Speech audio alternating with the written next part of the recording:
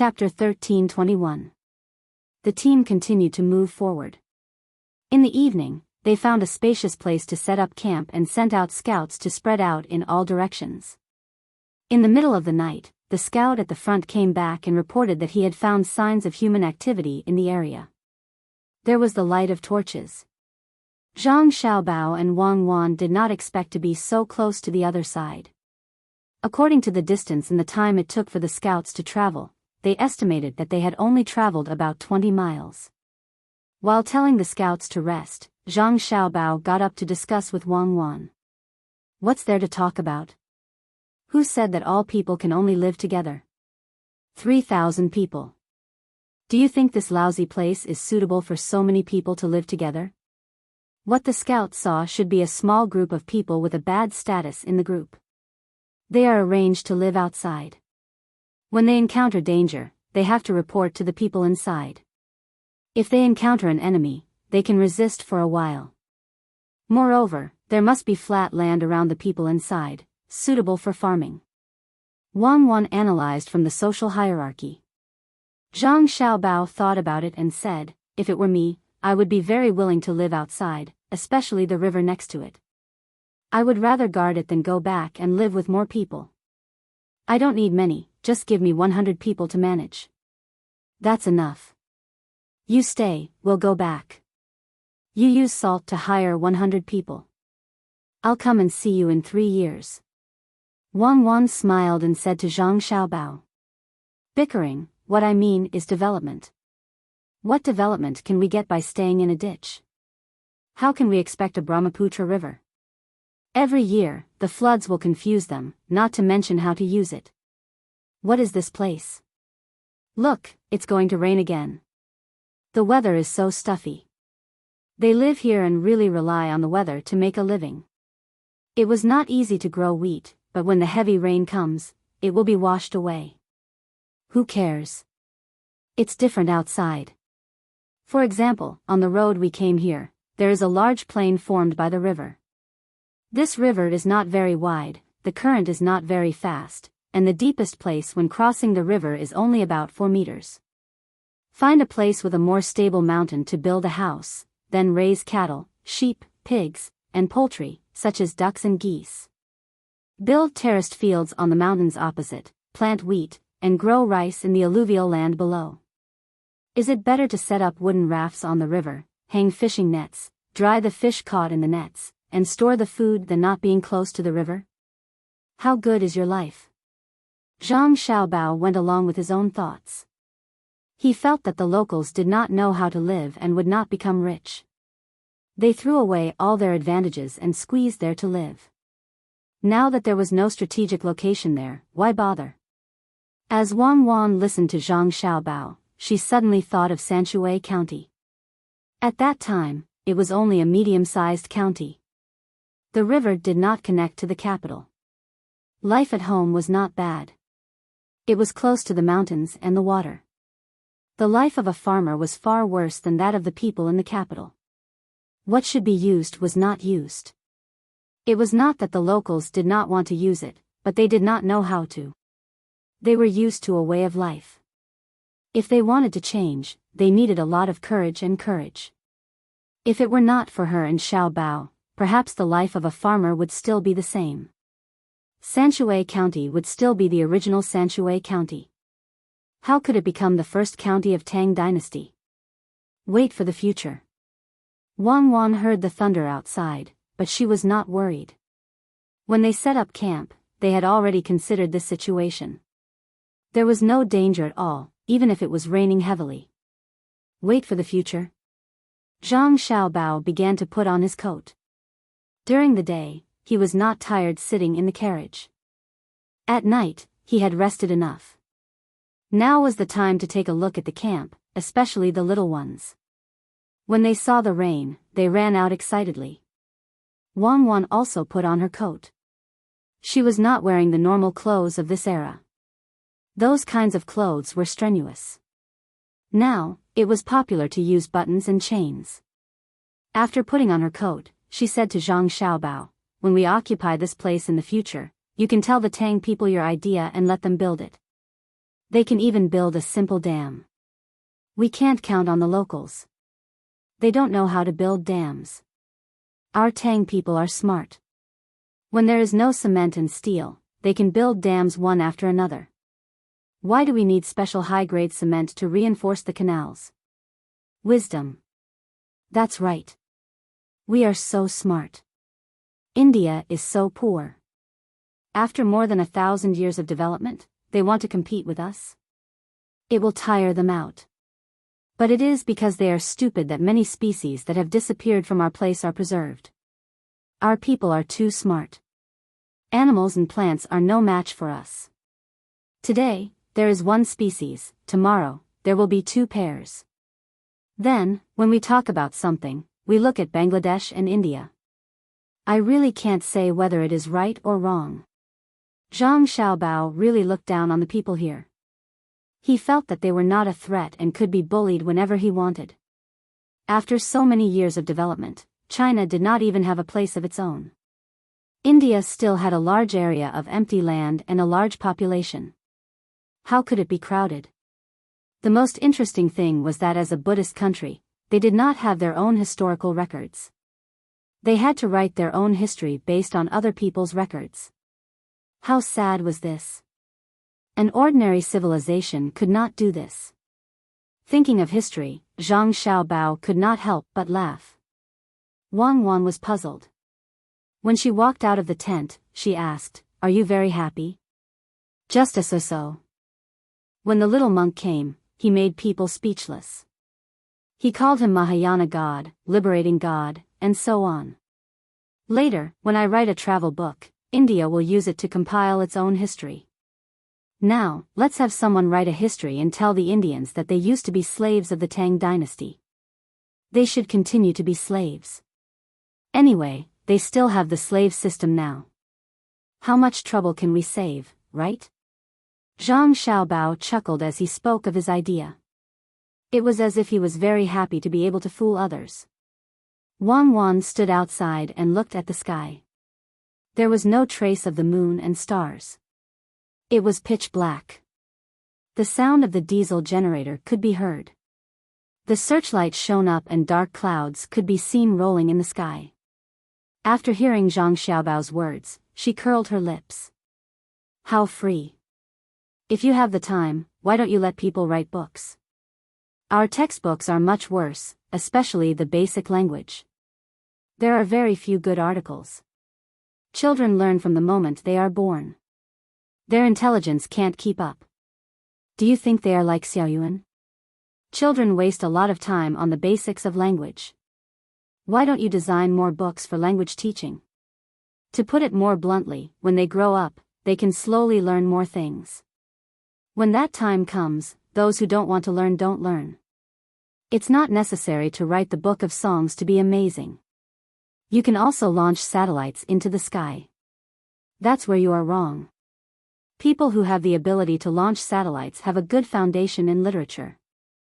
At the same time, they have a solid foundation in foreign languages.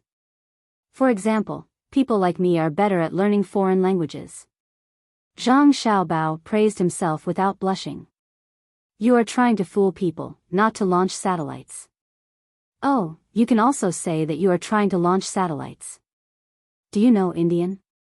The little monk came over and had a good communication. Wang Wan thought of a problem. Not to mention here, there were many dialects that she could not learn. How did Tang Seng speak to people in the past? One language could be used everywhere. Zhang Xiaobao puffed up his chest and said, I do know a little Indian language, and I can still use it now. The Indian language hasn't changed much, just like our Tang dynasty. Otherwise, I wouldn't be able to understand the poem at all. When I read it, I realized that the rhythm and other things are exactly the same. It's just that the pronunciation of the words needs to be read according to the poem. For example, slant can be read as xia, hui can be read as huan, and huai, and so on. It's much easier than memorizing words. Then when you meet the other party, you will be in charge of communicating. If you can't, get someone to find Chronicles of the Western regions and compare it to the situation. Wang Wan gave Zhang Xiaobao a task. Zhang Xiaobao shook his head and nodded. I can communicate with the other party, but I can't compare it to what the little monk wrote. It's too fake. After he translated it, I can't read it. It feels like the people here are like us and can speak classical Chinese casually. Who am I trying to fool? I took a few glances and then stopped. It's boring and I don't need it. I'm not here to have a normal cultural and technological exchange with them. As the two of them were talking, the rain poured down. The two of them put on their raincoats and rain boots and strolled around the tents. Xiaobei and the others woke up as expected. They also put on their raincoats and stood outside the big tent to look at the sky. Every time there was a flash of lightning in the sky, they would cover their ears and wait for the sound of thunder. The rumbling sound seemed very interesting to them. If you don't enter the tent, do you want to be struck by lightning? When Zhang Xiaobao and Wang Wan came over, the little guys didn't notice. They were startled by Zhang Xiaobao's shout. Oh, I thought there was a sudden thunder in our ears. We came out to take a look. It's stuffy inside the tent, so the lightning won't strike us. There are lightning rods set up higher up. In fact, we want to see how the lightning looks when it hits the lightning rods. Brother, you said that lightning is also electricity. If we can use it, then we don't need to use other things to generate electricity, right? Xiaobei stepped on the gathered water and jumped in front of Zhang Xiaobao. Zhang Xiaobao nodded first and then shook his head. Lightning is indeed electricity, and the voltage and current are not small. If the electricity of one lightning bolt can be stored, it will definitely be enough for more than 10,000 people to use for half a year. But because there is too much energy, we don't have a way to store it. It comes and goes quickly, unless there is a way to slow down the speed of the lightning when it disappears unnaturally. If there is such a technique, it is enough for us to collect more energy. Why do we have to focus on collecting lightning? Oh, is it because our technique is not good enough? Xiaobei said disappointedly. Yes, you're still far from it. It's not easy to conquer nature. Moreover, there are many masterpieces in nature. For example, in movies, under the circumstances of special topography and rock structure, as well as the current thunderstorm, some images and sounds can be recorded. When the next thunderstorm occurs, it can be reproduced. It is the same principle as the equipment we use to shoot movies. Humans learn a lot of things when they adapt and study nature. So, the subject of nature is not simple. Zhang Xiaobao explained to his younger siblings. We can already film, but we are here. I don't know if it will be screened. I want to film many movies in the future, Xiaobei said. Chapter 13:22. Due to the shape of the earth and the fact that he had nothing to do, the morning in Chang'an came earlier than where Zhang Xiaobao and Wang Wan were at. Li Longji woke up not long after Xiaobei said that she was looking forward to him making many movies. Last night, he slept with the Empress and concubine Wu. He didn't dare to let the ministers know about this.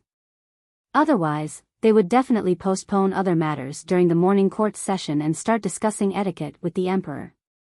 After all, the Empress had a high status and couldn't sleep with other women. If Li Longji wanted to sleep with a few more women, he could, but he had to get up and move to another place. It wouldn't be easy for him to sleep with 2 or more women. Not only did the ministers refuse, but the women also refused. Unless he didn't say that he was the emperor and went to a brothel, then there wouldn't be a problem. Of course, it wasn't just 2 women. Even if it was just 1 woman, it couldn't be during the day. Otherwise, the ministers would object and find many reasons to make the emperor lower his head. It wasn't that Li Longji hadn't been pointed at and scolded in the morning court session, but he hid his matters with women well. The palace maids and eunuchs wouldn't talk about it. Empress Wang and concubine Wu, who shouldn't have been able to spend the night with him, agreed to it now. The 2 of them also couldn't talk about sleeping with the emperor at night. Otherwise, the people who heard them would go crazy. Li Longji, who woke up early in the morning, was full of energy and didn't look weak at all. Previously, during the morning court session, the ministers said that the imperial physicians should be heavily rewarded. They were the ones who took good care of the emperor's body. Li Longji rewarded the imperial physicians according to the minister's words. The imperial physicians took the reward money and sent half of it to the savant's restaurant to be deposited in the donation box. First, it was to repay the kindness. Their medical skills were getting better and better because of the medical school. The medical school had two sets of profits. One was the normal profits of traditional Chinese medicine, and the other was the utilitarian profits. They would give eye drops when their eyes hurt, and not use the bees or detoxification pill to check if the patient was heady. The two theories could influence and promote each other, making the imperial physicians' medical skills even more exquisite. Sometimes, when they encountered an official who was ill, they would also give him anesthetic to perform surgery to save time. Otherwise, if they used acupuncture and ointment, the treatment would take several months. Secondly, the imperial physicians knew that the emperor's good complexion was not only due to their help in looking after him, but also because of the emperor's own judgment. The emperor was in a good mood, and his diet was good.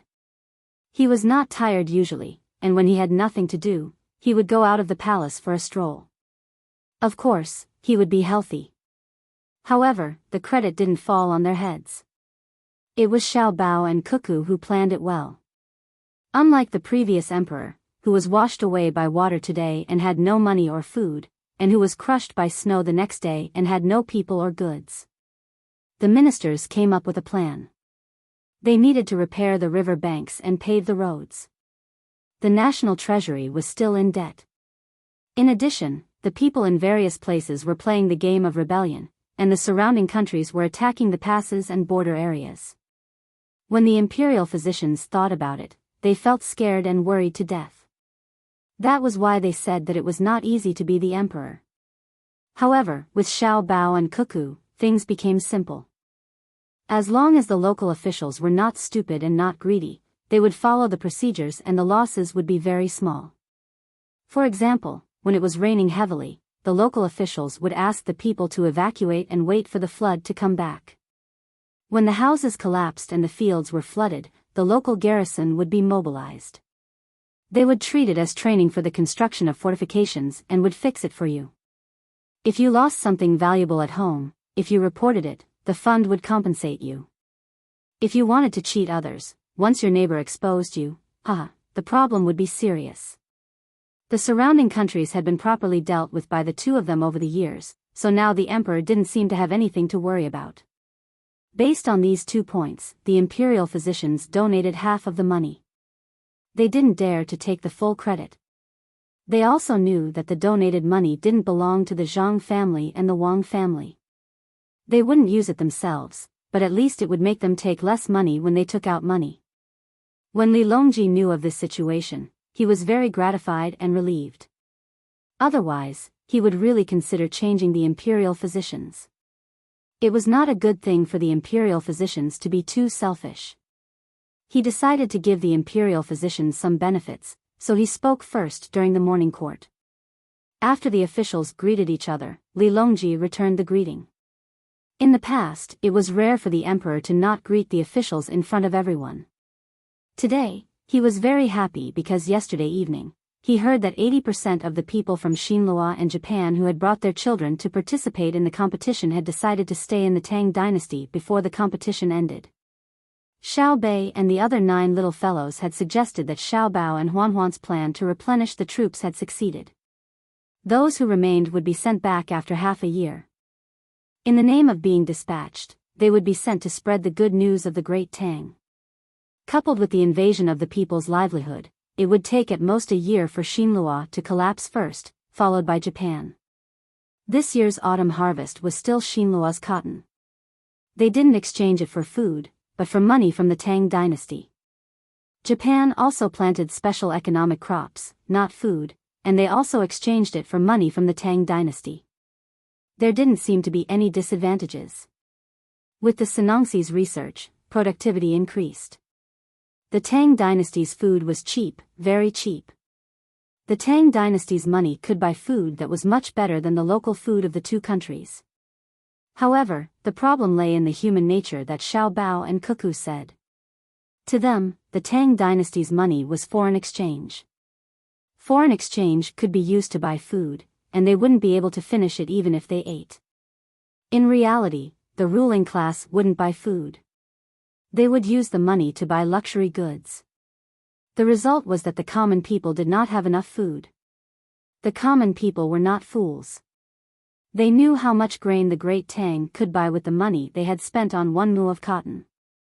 Normally, half a mu of cotton could buy as much grain as they could buy with the money they had spent on 1 mu of cotton.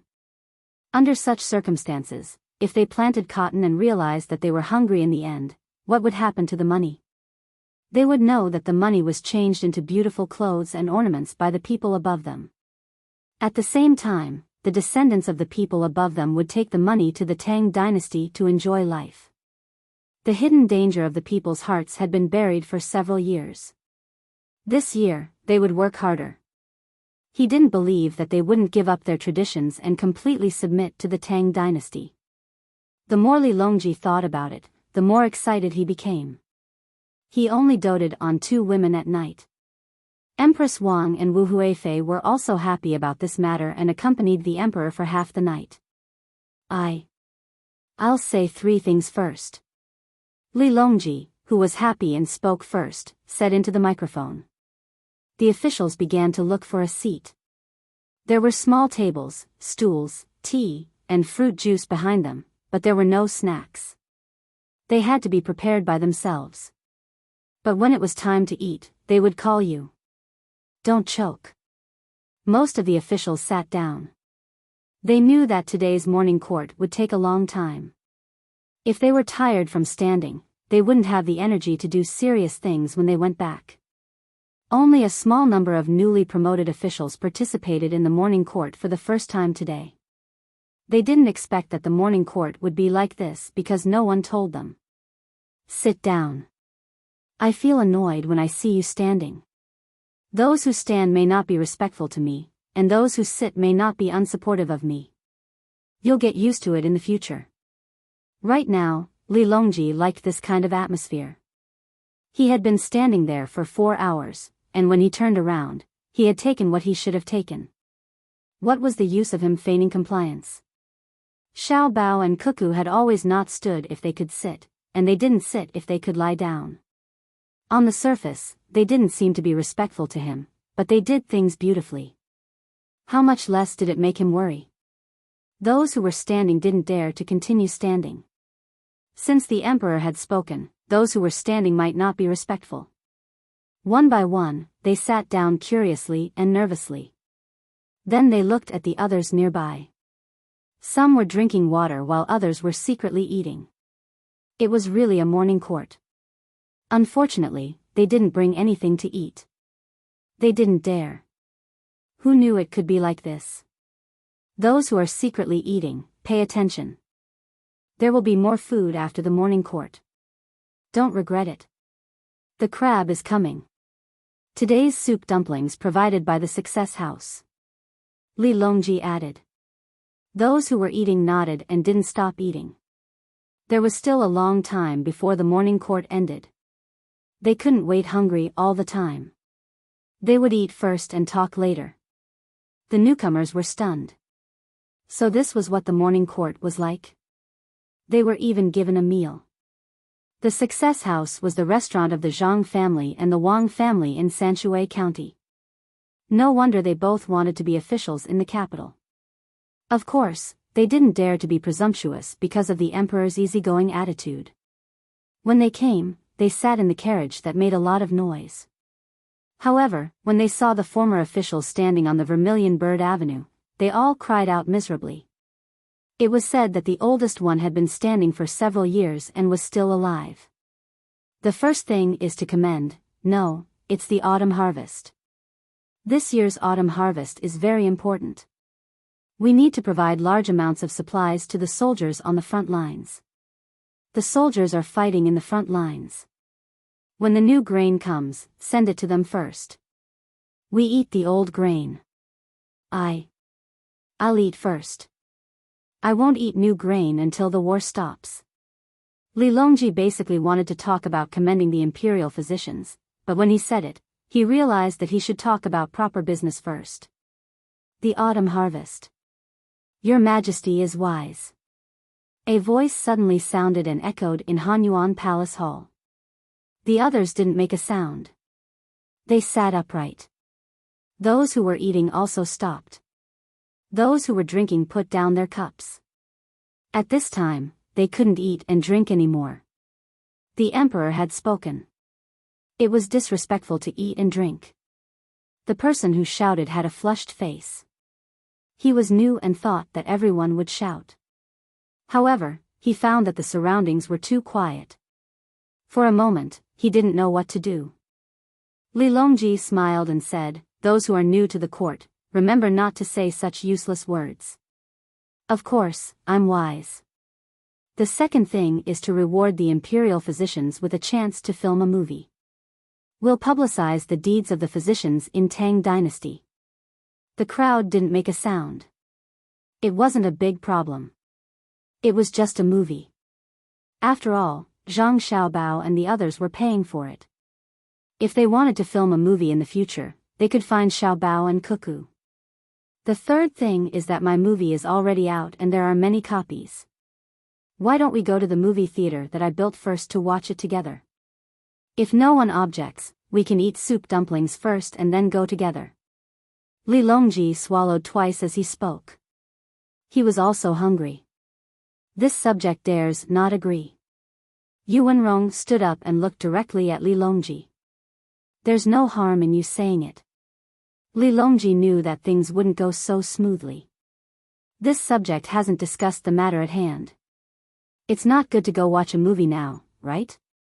This subject thinks that we can get off work early in the afternoon and then go watch a movie together. The autumn harvest is waiting. Yuan Rong changed his righteous attitude and spoke as if he was chatting. Chapter 13:23. Li Longji raised his head and looked at the sky. It was indeed morning, so he could only suppress the idea of asking everyone to watch his movie. For a moment, he seemed resentful. Until now, he still didn't know how much better a movie would be compared to a film made of glass. His subordinates had asked him if he could watch the movie while it was being produced. In order to give a surprise, he refused. It seemed that he still had to endure for a few more hours. Yuan Rong didn't seem to see the emperor's expression. After he finished speaking, he gave the Minister of Revenue, Wang Bei, a look. Wang Bei had the urge to curse. "Why did you ask me to speak first? I'm in the Ministry of Revenue, not the Agriculture Temple. If you want to know about the autumn harvest, you should ask the Ministry of Works. The Ministry of Revenue can be discussed later." Even though he was thinking this way, Wang Ke's hands did not slow down. He took the small microphone on the table, turned it on, and gently blew on it. A sound came from the loudspeaker hanging 5 meters behind him. He said into the microphone, "This year, according to the news from the Agriculture Temple of the Ministry of Works, there aren't many disasters. The output of rice in the north and wheat in the south should be much higher than in previous years. In order to avoid harming the farmers, the Ministry of Revenue has prepared 20 million strings of money for Changpingsang.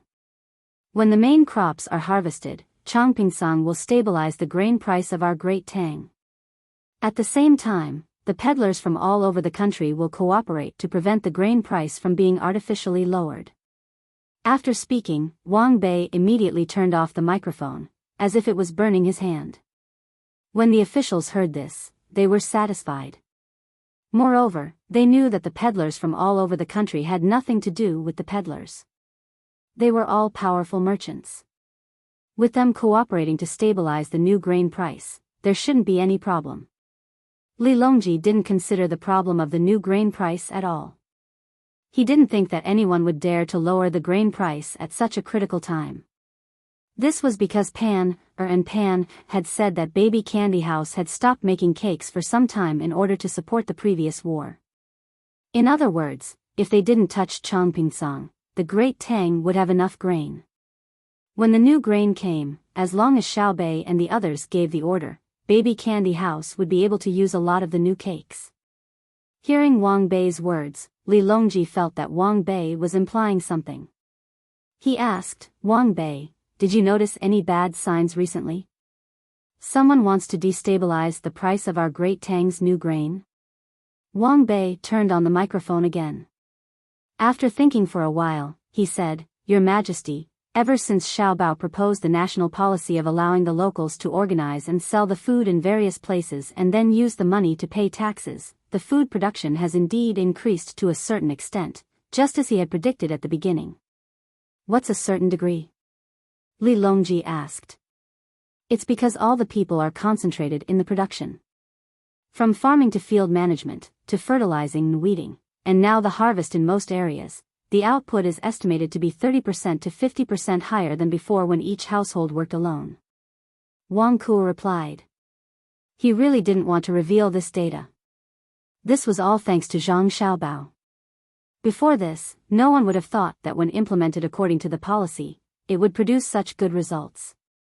Those who had taken over other people's land were very reasonable in the distribution of labor when working, and at the same time, the management of the fields was more perfect.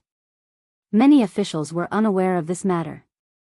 When they heard Wang Bei's words, they all widened their eyes in disbelief. 30% to 50%.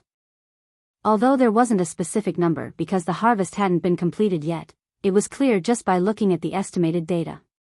At the very least, it would increase output by at least 30%. 30%. Last year's grain output was already high enough.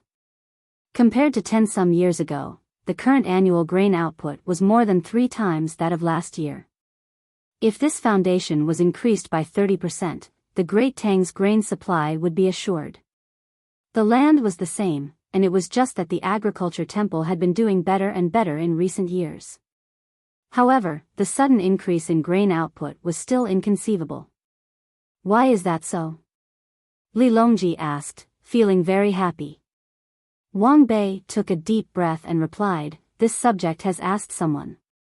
It's because those who rent other people's land and then centralize management are all very smart. Those who aren't capable wouldn't dare to rent other people's land. During the centralization of management, regardless of whether it was the effect of fertilization or the subsequent weeding, there would be people watching over the fields. Moreover, they could adjust the amount of water in the fields according to the changes in weather. If it didn't rain for a few days, there would be people watering the fields. If it rained continuously, there would be people letting the fields water. Compared to the management of the fields last year, the people who grow grain for the people who rent it only need to be responsible for the problems in the fields and don't need to worry about other matters. In the words of the Ministry of Works, it's a change from multiple jobs to a single job. This subject has to admit that Xiaobao's move is very effective. Not only did it reduce the number of people working in the fields and let them do other jobs, increasing the overall income of Great Tang, it also increased the efficiency of the people in the field. On the one hand, it increased the number of people working in other jobs, and on the other hand, it increased the production rate of the fields in the unit. This is something that this subject didn't expect before. With fewer people and centralized management, the grains grew better. This subject is impressed. As for the other matters, this subject feels that it's better for the Minister of Works, Zhang Zhong, to explain. He knows more than this subject. Wang Bei unwillingly used facts to praise Zhang Xiaobao, and then threw another matter to Zhang Zhong to see how Zhang Zhong would explain. A few other people who knew the inside story began to snicker. They felt that the battle between Wang Bei and Zhang Zhong was very interesting. Both of them used various methods to carry out a tacit exchange of interests. It was impossible to say that they were supporting each other, but it was impossible to say that they were undermining each other. It depended on the specific situation. Sometimes, they could even work together. This kind of battle would definitely be very annoying to ordinary people, but it was a scene to see in the court. It was just a game. In any case, it was impossible for one of them to really kill the other. If Wang Bei really had the opportunity to blacken Zhang Zhong through this kind of battle, and then the emperor ordered Zhang Zhong to be killed, it was likely that Wang Bei would first stand up to protect him. On the other hand, if it was Wang Bei, Zhang Zhong would also stand up to protect him. The two of them each had their own forces. They just liked to fight, but they didn't intend to kill each other. They didn't even want to fight each other to the point that the other party quit. How boring would that be? Now that Wang Bei had handed the troublesome matter to Zhang Zhong, a portion of people who knew the inside story watched the show. Zhang Zhong still had that simple and honest appearance of his that was wholeheartedly devoted to the country. In addition, he was still holding a pencil and moving it around in a notebook. At first glance, he gave people the impression that he was an honest person who worked seriously. After Wang Bei changed the topic, Zhang Zhong was still writing something. Li Longji coughed into the microphone, and Zhang Zhong continued to write. Minister Zhang, Yongcheng, it's your turn. Li Longji had no choice but to use a more serious tone. Zhang Zhong, who was writing something, raised his head as if he had just woken up. He looked at the emperor blankly.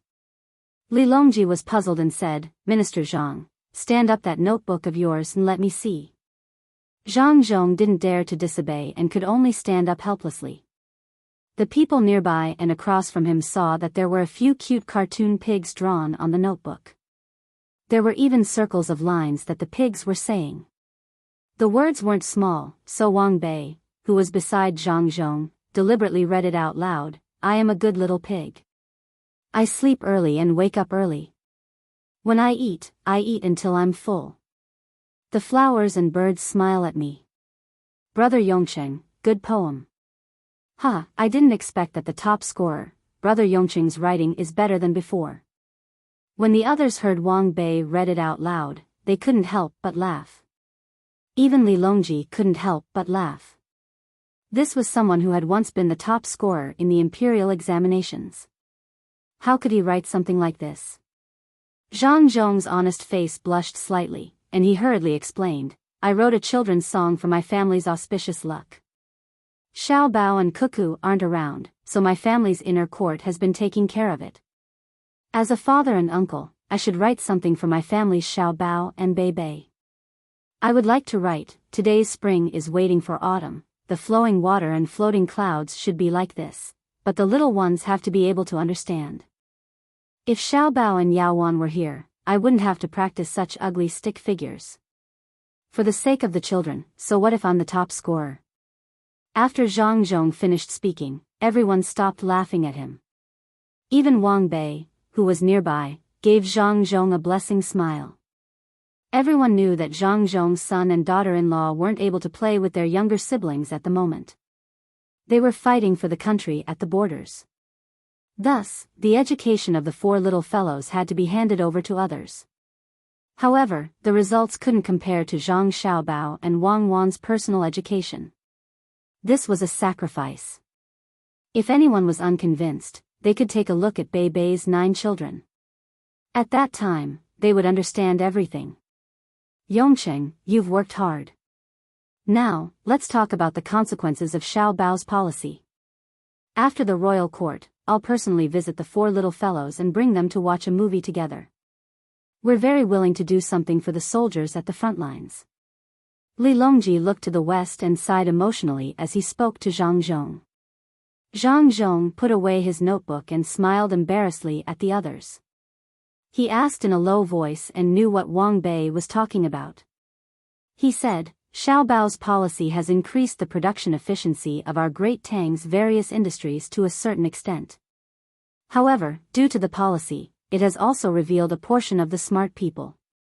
This portion of smart people not only have strong coordination and management skills, they also know how to maximize their own benefits. This subject has heard that a portion of them have already banded together to increase their income during the autumn harvest. They intend to not sell their grain and create a situation where there is a shortage of grain in the market. This will raise the price of the grain in their hands. This subject has already contacted Xiao Bao, but there hasn't been any news yet. I believe that it won't be long before Xiao Bao's countermeasure reaches this subject. At that time, this subject will follow the plan. At this moment, Zhang Zhong didn't deliberately distance himself from this matter. He directly said that he had sent news to his son. Li Longji and the other officials nodded. Just as they were about to speak, someone ran in and shouted, reporting, "The 6 edicts of submission have been delivered. The 6 edicts of submission have submitted." Chapter 13:24. The officials were confused. Li Longji stared at the newcomer. He knew him, Luo Bin, a eunuch who had been with him for a long time. He was now in charge of the emergency messaging between the Zhang family and the Wang family. As long as a telegram was sent to Luo Bin's department, it would be delivered to him whether he was sleeping or sleeping. Even if he was sick, as long as he was awake, the message would be delivered to him. What did he mean by saying that the 6 Zhao had submitted? The 6 Zhao didn't submit? Where did he get the news? Obviously, it wasn't something that Xiao Bao and Cuckoo could send. The officials also knew Luo Bin's identity. The eunuch from back then was now old, but he didn't have a wife. He said that he didn't want to harm other women, but he sent a lot of money to his family. It wasn't because he was greedy, but because he received benefits. What did his arrival have to do with the 6 Zhao submission? Many people looked at Zhang Zhong, but Zhang Zhong returned a look that said, "I don't know either." Yuan Xianyao turned on the microphone and coughed lightly. He asked, "The 6 Zhao have always belonged to the Tang Empire. Why would they submit?" Luo Bin looked at Yuan Xianyao, then at His Majesty. Seeing that His Majesty nodded, he wanted to shout at the top of his lungs. Suddenly, he reacted and ran to the nearest official, picked up the microphone on the table, and turned it on. "Your Majesty, it's true that the 6 Zhao have always belonged to the Tang Empire, but the 6 Zhao have their own territories. Although there are hostages in the capital, they resist the Tang Empire's orders. They don't pay taxes and only pay tributes. The value of their rewards is always more than the tributes they pay. Now, the people left behind by Xiao Bao and Cuckoo in Kuan province are helping them to send secret messages to the hostages in the capital. The hostages will write the submission letters on their behalf. Before I came, I went to find the 6 Zhao's hostages and waited for them to finish writing the submission letters before coming." Luo Bin raised his hand and shook the few submissions he was holding. The officials, including Li Longji, understood a little, but more were still puzzled. Xiao Bao and Cuckoo's last telegram said that they had left Yi province for Kuan province. They had probably arrived there, but they didn't understand the meaning of asking them to write another submission letter. "What else did the telegram say?" Li Longji asked. "Replying to your Majesty, it also said that when we saw the telegram, Xiao Bao and Cuckoo had already gone deep into the Indian region and were cooperating with our army on 3 fronts. We hope that the imperial court will take good care of the migration of the 6 Zhao people." Luo Bin replied respectfully. Zhang Zhong suddenly understood and said, "Xiao Bao and Cuckoo went to Yuzhou and left after seeing the people of the 6 Zhao. Did they leave some people behind?" "Yes, it was mentioned in the telegram." Luo Bin nodded towards where Zhang Zhong was and gave him a big smile. As for whether Zhang Zhong could see him from so far away, he didn't care. Li Longji waved his hand, and Luo Bin immediately trotted over and placed the 6 documents and a telegram on the table in front of His Majesty. Li Longji waved his hand again and waited for Luo Bin to retreat to the side. He picked up the telegram and looked at it. He nodded as he looked at it, and a smile appeared on his face. He then looked at the 6 submissions, and the contents were basically the same. It said that the great Tang had obtained the power of the heavens and was willing to lead its own tribes to submit. Li Longji put down the submissions and said to the anxiously waiting officials, "We will tell you all about the situation. It's like this." Xiao Bao and Cuckoo left Yizhou to scare Jinla. But before they reached Kuan province, Jinla was really scared and thought that they were going to continue south. Thus, he sent an envoy to hurry and send someone to the Annan Protectorate. Yes, Jinla was very anxious. They didn't care about the large number of troops stationed in the Protectorate, but they didn't dare to be unafraid of the 12,000 people led by Xiao Bao and Cuckoo. As for why, I believe all of you should know, hee. Li Longji then explained the situation of Jinla in detail. Hee. The officials also laughed. Of course, they knew that the combat power of the 10,000 people was not something that the tens of thousands of permanent border soldiers could compare to. Especially when their commander was Cuckoo. When they went to fight Tubo, they were temporarily recruited. Now, they had undergone many years of training. They could easily crush a small country like Shenla. Even if it was the 100,000 regular soldiers on their side, they wouldn't dare to fight against the 10,000 personal guards of the two of them. They weren't even on the same level. Li Longji heard the laughter of the officials and gulped down 2 mouthfuls of tea. He then picked up the teapot beside him to refill his tea. He put down the teapot and continued, thus, when Xiao Bao and Cuckoo realized that Jinla didn't send any more troops, they didn't care about them anymore. Instead, they stayed in Kuan Province's Dianxi Lake area and helped to point out the places that produced salt. They planned to transform Dianxi Lake in the future. At the same time, they discussed the issue of submission with the locals. They promised some benefits and left behind 200 people to help with the construction. When the people agreed, it was from the bottom of their hearts. They didn't use force to threaten them. Do you believe that? Do you? Yuan Xianyao said without much confidence. Furthermore, it was a question. I believe that with Xiao Bao around, there was no need to use force to deter them. Xiao Bao would give them good conditions. After that, the two of them continued to head north. When they passed by a few other places, they reached an agreement with a local person who was proficient in the affairs of the Great Tang. This person was jointly sent by the other few Zhao. When Xiao Bao and Cuckoo left again, they sent people to the vicinity of Dianxi Lake.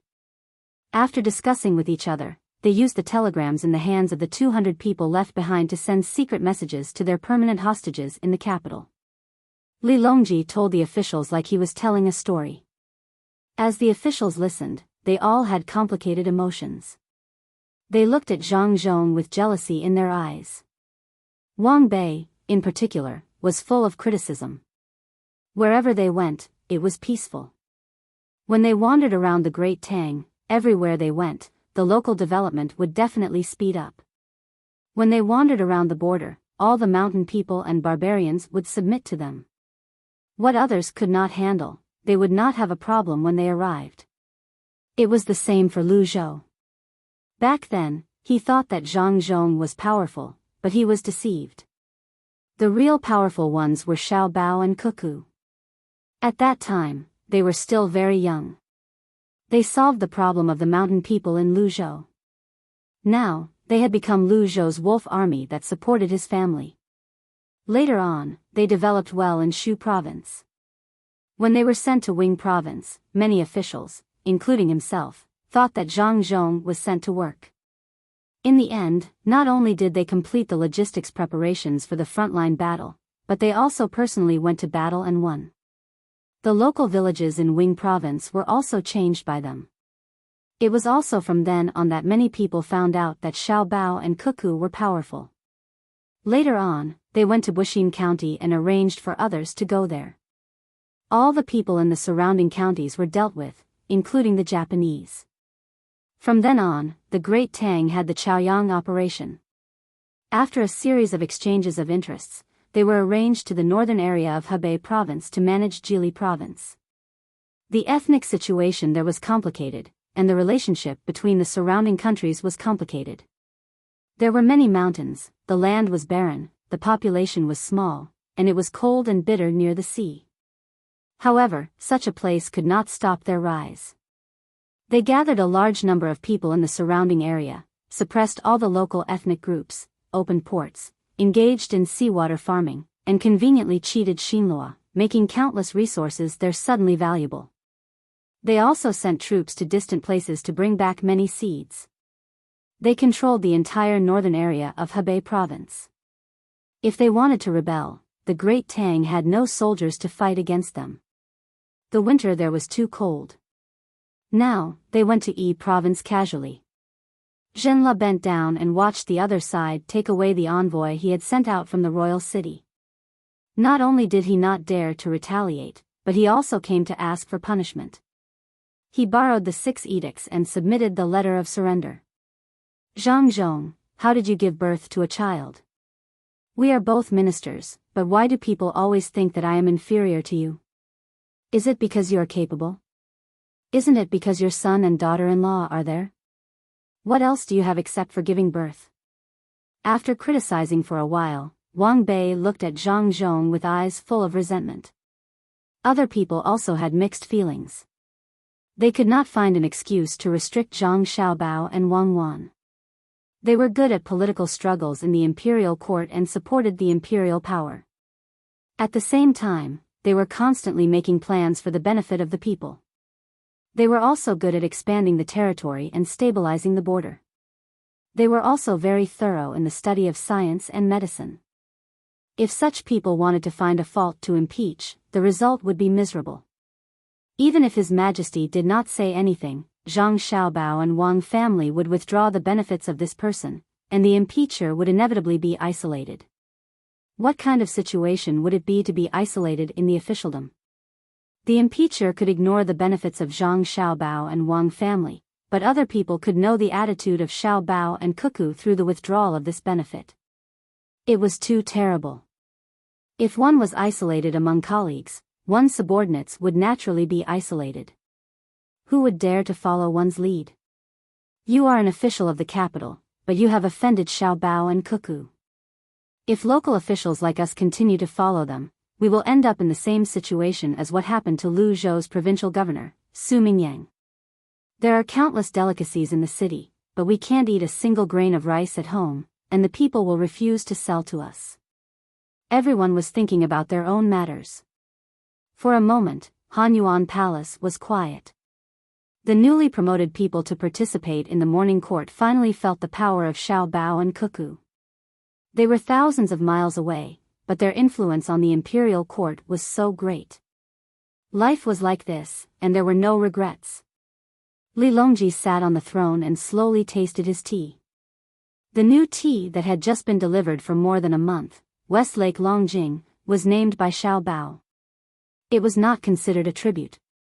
It was just that the people of Xiaobao and Cuckoo's families would send tea when they had it. If it was not a good year, it would not be available. It was not a rule that tributes had to be sent every year. At the same time, it had to reach the best standard. If that was the case, he would not be able to drink good tea. If the year was not good and the tributes did not produce good tea, the person who sent the tributes would be punished. Therefore, the tributes were usually not the best.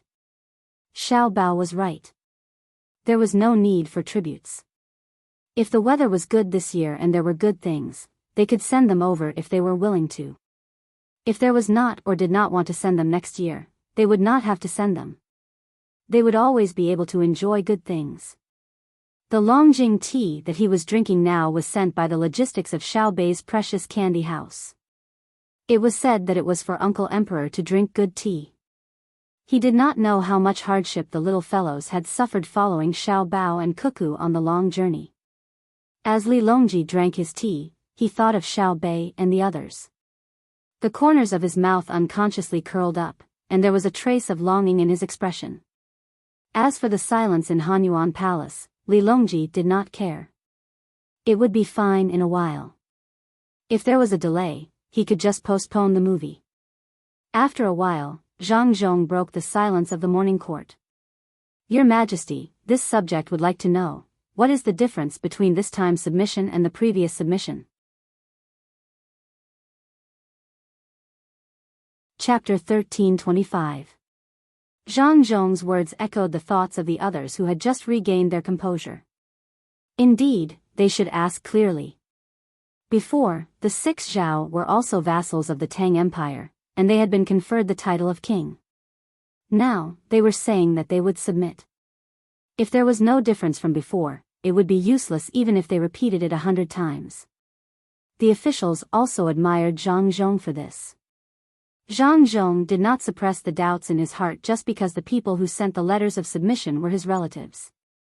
Instead, he treated it as a very important matter to ask. If the letters of submission sent by the 6 Zhao were the same as before, wouldn't Xiaobao and Cuckoo lose a lot of face? Li Longji also admired Zhang Zhong's character. Facing the questioning eyes of the officials, he casually said, "It's a little different. In the past, they were called subjects, sent tributes, and returned with more rewards. Now, they don't mention subjects, only submission.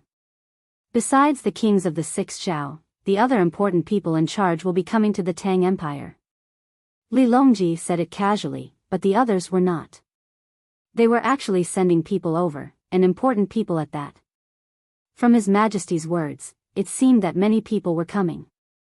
Then, didn't that mean that the kings of the sixth Zhao lacked capable people in management? How could they develop if they lacked capable people in management?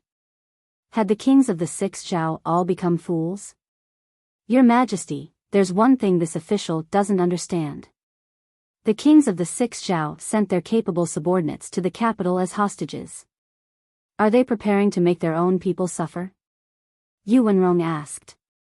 Li Longji shook his head, a look of disappointment in his eyes. He looked at the officials one by one and asked, "Do you think that Xiao Bao and Cuckoo went there just to make the lives of the sixth Zhao more difficult?" Jiang Tsun stood up and said, "This official absolutely does not believe it. Xiao Bao and Cuckoo are brilliant at scheming, especially Xiao Bao, who has the greatest ability in economy and people's livelihood. How could he go there and make people's lives worse? Xiao Bao must have given the Lord of the Sixth Zhao a generous offer that the Lord of the Sixth Zhao could not refuse. What's more, didn't they leave behind 200 people? I believe that there is no need for this official to say how capable the inner courtyards of the Zhang family and Wang family are. With them around, what difference does it make whether or not the Lord of the Sixth Zhao keeps his capable subordinates? 200 people are enough to support the administration of the entire Sixth Zhao region, and it might even be a waste. To be honest, if the inner courtyards of the Zhang clan and Wang clan participate in the imperial examination, countless outstanding high scholars of Great Tang will fail the examinations and return home. Placing them as local officials, countless local officials would be ashamed to meet people. The reason why the imperial court dares to implement the policy of taking land from local officials with salaries is precisely because of this. Li Longji was delighted. His eyes narrowed into a smile as he said to Jiang Tsun, "That's right. Since we've taken over the land, then so be it. If the local officials dare to collectively resign, then I'll have the inner courtyard of the Zhang family and Wang family take over. Perhaps it'll be even better than before they were dismissed. Your Majesty's praise is wrong. My family's servants don't have this kind of ability. I'm afraid." Zhang Zhong hurriedly explained. "After more than a decade of teaching and nurturing, do you think I don't know what they're capable of? Even before that, when you were appointed as the provincial governor of Luzhou, you didn't train so many people, right? Your family's inner courtyard is already supporting Luzhou's administration and military affairs. Am I wrong?" Li Longji said bluntly, not giving Zhang Zhong a chance to explain himself. For a moment, Zhang Zhong did not know how to respond. Gao Lisher agreed with Li Longji and said, "Later on, we found out that during the disaster relief, Xiao Bao and Cuckoo were the ones who gave the orders. The two of them arranged the resources and manpower in an orderly manner. Unfortunately, apart from them, we can't find another child like them in Great Tang. It's just a fluke." Zhang Zhong could not find anything else to say. As for whether it's a fluke or not, we'll know by looking at the Sixth Zhao's submission. I'll continue to tell you. Apart from the capable subordinates of the Sixth Zhao's master, there are also children under the age of 14, most of them are elderly, and unmarried women. Those who stayed behind are experienced old men, strong young men, and married women. They're staying behind to build the place. It's written in the letter of submission that they only brought a small amount of food with them. They've already set off and passed through Yi province. From there, they'll come to the capital to let me take a look at them before we make other arrangements. They don't have money, and they can't offer anything else in exchange. We'll have to arrange for their food, clothing, shelter, and transportation along the way. Also, they'll have to receive medical treatment. The people who stayed behind by Xiao Bao and Cuckoo sent a message saying that they'll take care of all the expenses. However, I don't think that's a good idea. Xiao Bao and Cuckoo have done enough. I'll pay for it. Now, I'll need you to make the arrangements. Li Longji explained the specific actions of the 6 Zhao's submission and then swept his gaze over the crowd with a meaningful smile. The officials were all dumbfounded. Even Zhang Zhong knew that Xiao Bao and Cuckoo were powerful, but they had never imagined that they were this powerful. In just 2 days, they'd passed by, and all the people from the 6 Zhao, including the unmarried women and future children, had migrated to the Great Tang. This truly was submission. This was true submission. Apart from a few strong young men to work and women to accompany and do housework, the entire tribe had come. What had the 2 of them been doing there? Yes, their army of more than 10,000 people was strong enough, but could they just stroll around and cause all the surrounding countries and tribes to kneel down? Wasn't their strength boundless? Li Longji liked to see the surprised expressions of his officials. He felt very satisfied. Usually, when he protected Xiao Bao and Cuckoo, there would always be people who didn't show it on the surface but were unconvinced. Now, were they convinced? This was called ability. All of them were surprised because they didn't think they could do it. Now, Xiao Bao and Cuckoo had done it. Next time, if anyone was unconvinced, he would send them to a remote tribe that had not yet submitted. I don't need you to go over a few days to solve the problem and make them submit. I'll give you half a year to see if you can do it. If you can do it in half a year, I'll protect you when you come back. If you can't do it, you can continue to stay there. I don't need you to hang around in front of me. Who wants to take charge of this? Now, give me a plan and budget. I'll listen to it, Li Longji said calmly. The officials were silent. Zhang Zhong hesitated for a moment and reached for the microphone. Before he could touch it, His Majesty's voice sounded, "Yongqing, take care of the Ministry of Works. I don't need you for other things." Zhang Zhong retracted his hand and sat there obediently. "Speak. It's time to need you all. Who can tell me a plan and how much budget is needed? I'll pay." Li Longji continued to press. "Your Majesty, there's not enough time. Why don't we discuss it in a few days? We can make arrangements after that." An official sitting in a lower position felt that His Majesty was forcing them, so he mustered up his courage to speak. Li Longji sneered and said, "Not enough time? Do you dare to say this in front of Xiao Bao and Cuckoo? When I asked the 2 of them for a plan, I never received such an answer. They always immediately came up with a plan for me. Moreover, it was a complete set of plans. Li Shi knows best. As long as Xiao Bao and Cuckoo are by my side, regardless of whether it's me, Li Shi, the Empress, or concubine Hui who ask, have they ever hesitated? Yongqing, what about when you ask? Replying to Your Majesty, this subject doesn't need to ask. Xiao Bao and Cuckoo only need to look at this subject's complexion and ask the servants about this subject's general itinerary and the people I've met today. They will know why this subject is distressed, so they will tell this subject how to deal with it. Furthermore, the 2 of them will complete the plan one by one." Zhang Zhong said proudly. "Did you hear that?" Li Longji asked. All the officials were silent and had nothing to say. His Majesty was comparing Xiao Bao and Cuckoo to them. What else could they say? Were the 2 of them even human? The 2 of them were doing things that defied the heavens and couldn't be measured with common sense. Li Longji leaned back and said, "No one said anything.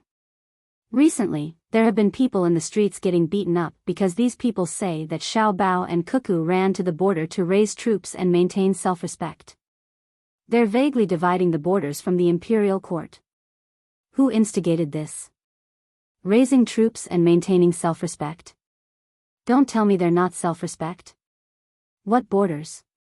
My country is counting on the 2 of them to properly govern it. There's no need to divide. If anyone has the ability to make the 2 of them rebel, I'll give the dragon chair under my butt to that person." With a crash, all the officials stood up and returned to their seats. One by one, they knelt on the ground. At this time, if they didn't express their attitude, it would be very easy for them to be shot dead by the hidden snipers. Your Majesty, this subject believes that our colleagues in the imperial court won't do such a wrong thing.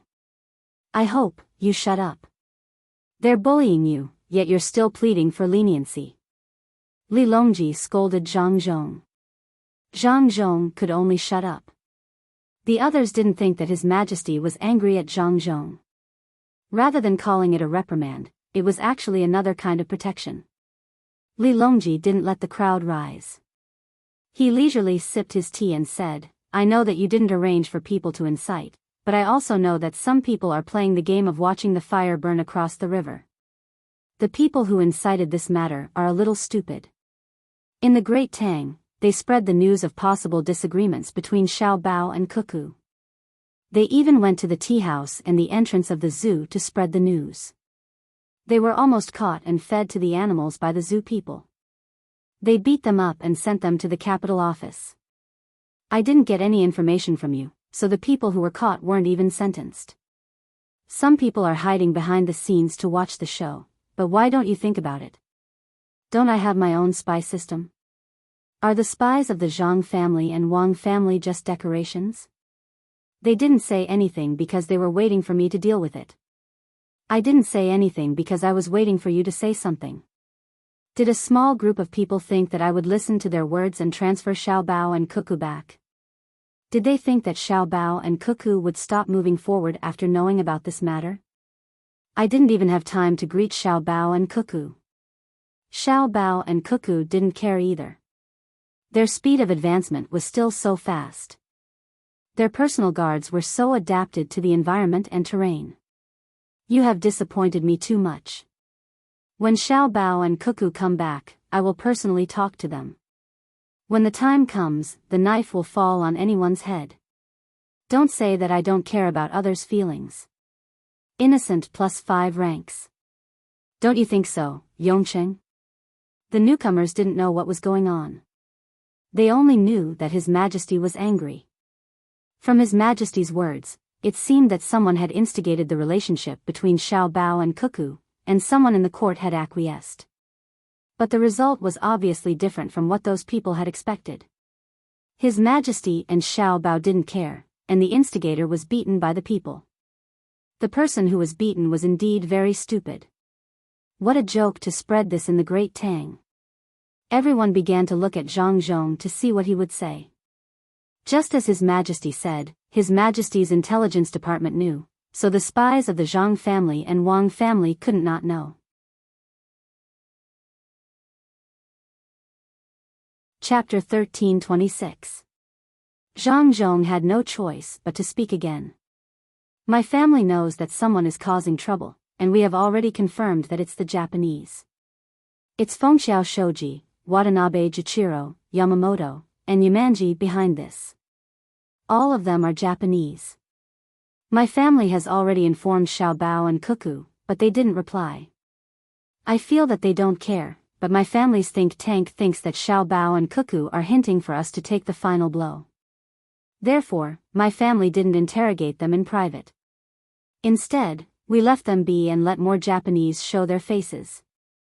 When we finally catch all of them in one fell swoop, no one in Japan will be able to resist. We have already kept an eye on Fengxiao and the others. After Zhang Zhong finished speaking, he paused for a moment before adding, as for why my colleagues didn't do anything, perhaps they thought the same as my family's think tank. Did you hear that? Zhang Zhong is putting in a good word for you. Li Longji glared at Zhang Zhong. I'm condemning you, yet you're still helping others explain. After glaring at him, Li Longji said again, if you think that Zhang Zhong is honest and a good person, when Xiao Bao and Cuckoo come back, perhaps they won't say anything, but Xiao Bei and the other 9. Haha. Your Majesty, you can't scare me. I do know about this matter, but I don't want to interfere. It's not that I have a problem with the Zhang family and the Wang family, but I feel that it's a good thing to have a different opinion occasionally. This means that our dynasty is still in turmoil and might not be as stable as it seems. Small problems from time to time can remind us to continue working hard. Yuan Xianyao, who wasn't young anymore, spoke up. He wasn't putting on an act. He was really worried about Xiao Bei and the other 9. This was because he had a few children at home. Their usual benefits were provided by Darling Candy House. If Xiao Bei and the other 9 came back and heard about this matter, the children would impulsively stop the benefits. That would be a huge blow to the children at home. Yuan Xianyao already understood that a child's heart was very fragile and tenacious. They were tenacious in the face of disaster, but in times of peace, a child's heart couldn't withstand such an impact. Once the benefits from the precious candy house were stopped, the other ministers' benefits didn't stop. The children would lose their playmates. Xiao Bei and the others were originally 4 people. Why did Xiao Bao and Cuckoo find another 5 people for them? Other than the political purpose, it was to let them have someone to play with. Moreover, when they went out, they would always be in contact with the local children. She was worried that Xiao Bei and the others would not interact with their peers. Even adults were afraid of loneliness, let alone children. If Xiao Bao and Cuckoo were angry, he could communicate with them. All he had to do was talk things out. If Xiao Bei and the others were angry, how could he communicate with them? Children can be unreasonable sometimes. As soon as Yuan Xianyao, who was on tenterhooks, finished speaking, Wang Bei immediately followed suit. He still remembered that after hearing about his family's benefits, Xiao Bei and the others had specially provided a portion of benefits for his daughter-in-law because she had a child. Nutrition and supporting measures were also included. If he didn't say anything, when Xiao Bei and the others came back and found out about this matter, they would report it in the Precious Candy House's storytelling newspaper. How could he live? Wang Bei could imagine Xiao Bei and the others first saying that he had attacked their father and then stopped the benefits. Then, they said that their daughter-in-law was pregnant, so Xiao Bei and the others gave them benefits. Then, they would continue to say that when they weren't in the capital, he would stab them in the back. Heavens! Once this report was out, he would probably starve to death in the bustling capital. This wasn't a political issue, but a moral one.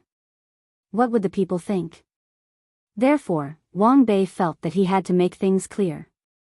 Otherwise, being condemned by the public could kill. Your Majesty, Brother Yongcheng, to be honest, at first, I didn't know about this matter. When I found out later, I was happy for a while. I'm not afraid of you laughing at me. I've always wanted to find trouble with Xiao Bao and Cuckoo. To be precise, it's Brother Yongcheng. Why? It's because I'm jealous. If Brother Yongcheng falls, I can be happy for the whole day. But that's all I have. If Brother Yongcheng falls and injures his head and catches a fever, I really don't want that. If Brother Yongcheng falls to his death, I will be very sad. I won't even know what to do. I will regret it very much. I shouldn't have gone against Brother Yongcheng back then. I don't have a life and death feud with Brother Yongcheng. I just have a little thought. I even went to see the people who were arrested. I didn't care. It doesn't matter. If they say that they want to assassinate the people from the Zhang family and Wang family, I will be anxious. They just want to stir up trouble. Others don't understand the background of the Zhang family and Wang family, but how can I, who always want to bring trouble for them, not understand? So, I'm not watching from the sidelines, nor am I sitting on the mountain to watch the tigers fight. I'm just watching the show. I never thought that the Japanese could cause any trouble. I just want to see how Brother Yongcheng's family will deal with it, okay? When Wang Bei spoke, he didn't hold back at all. He even said his own thoughts and analyzed them. I believe Brother Wang's words. Zhang Zhong proved that he understood Wang Bei. If you said that he was a good person, he had a little dirty thoughts.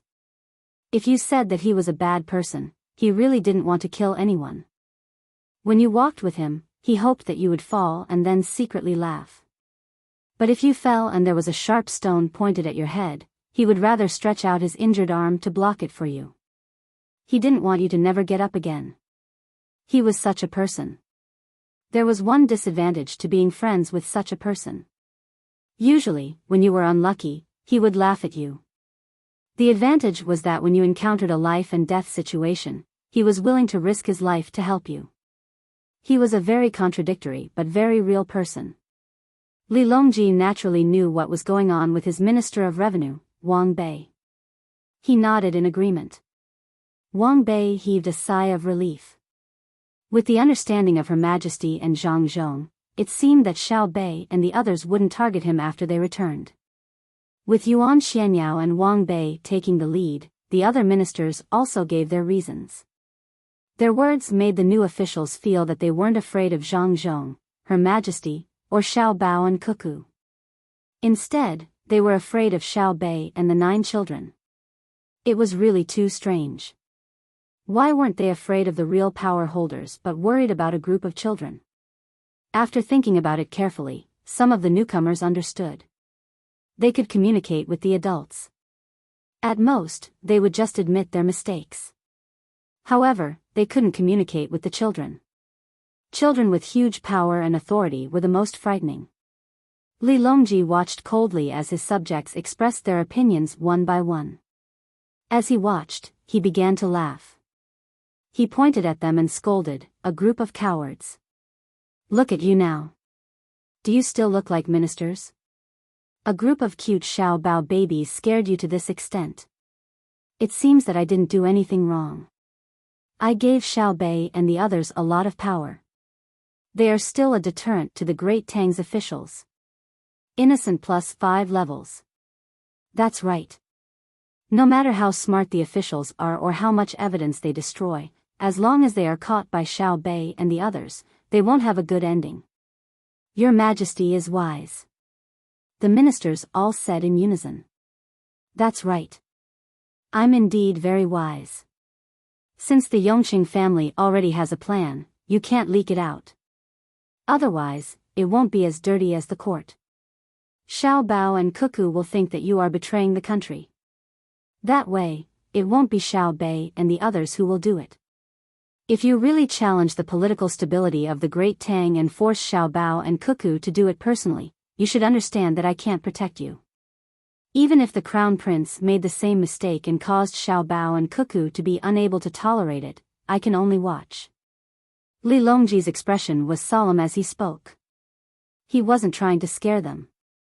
He knew that Xiao Bao and Cuckoo had a bottom line, and as a citizen of the Great Tang, if they didn't touch this bottom line, everything could be discussed.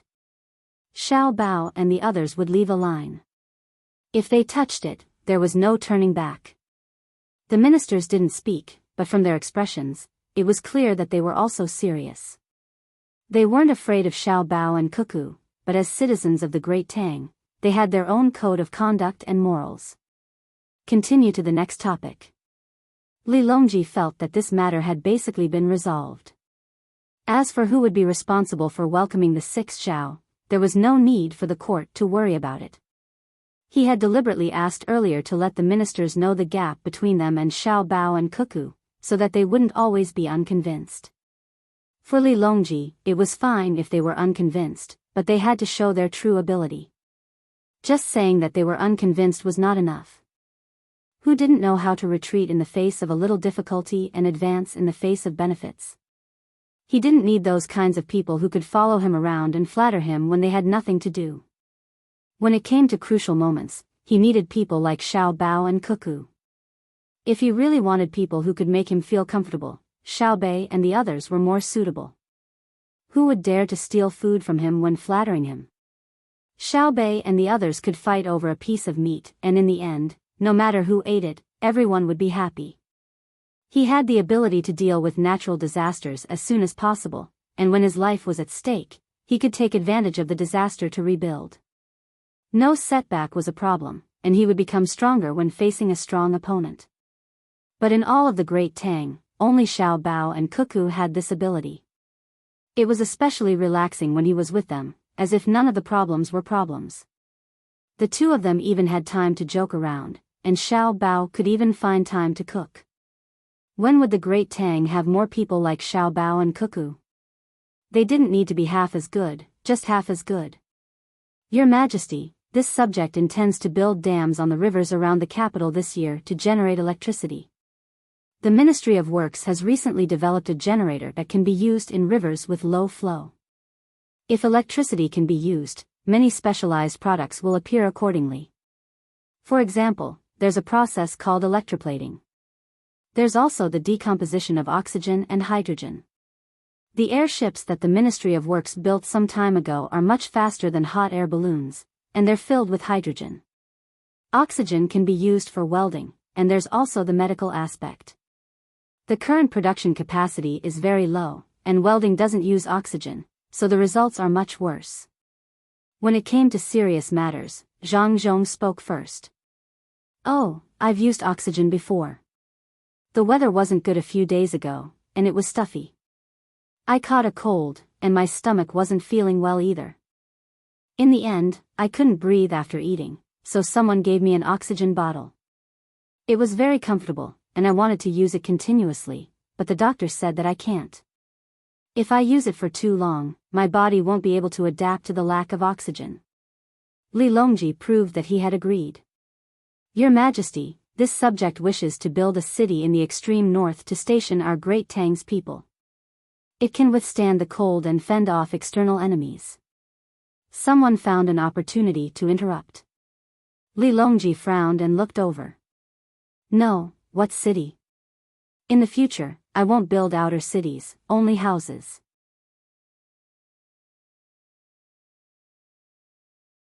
Chapter 1327.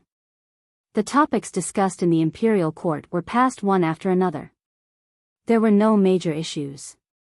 The only thing that needed to be resolved was that some of the people who had rented the land did not want to buy it.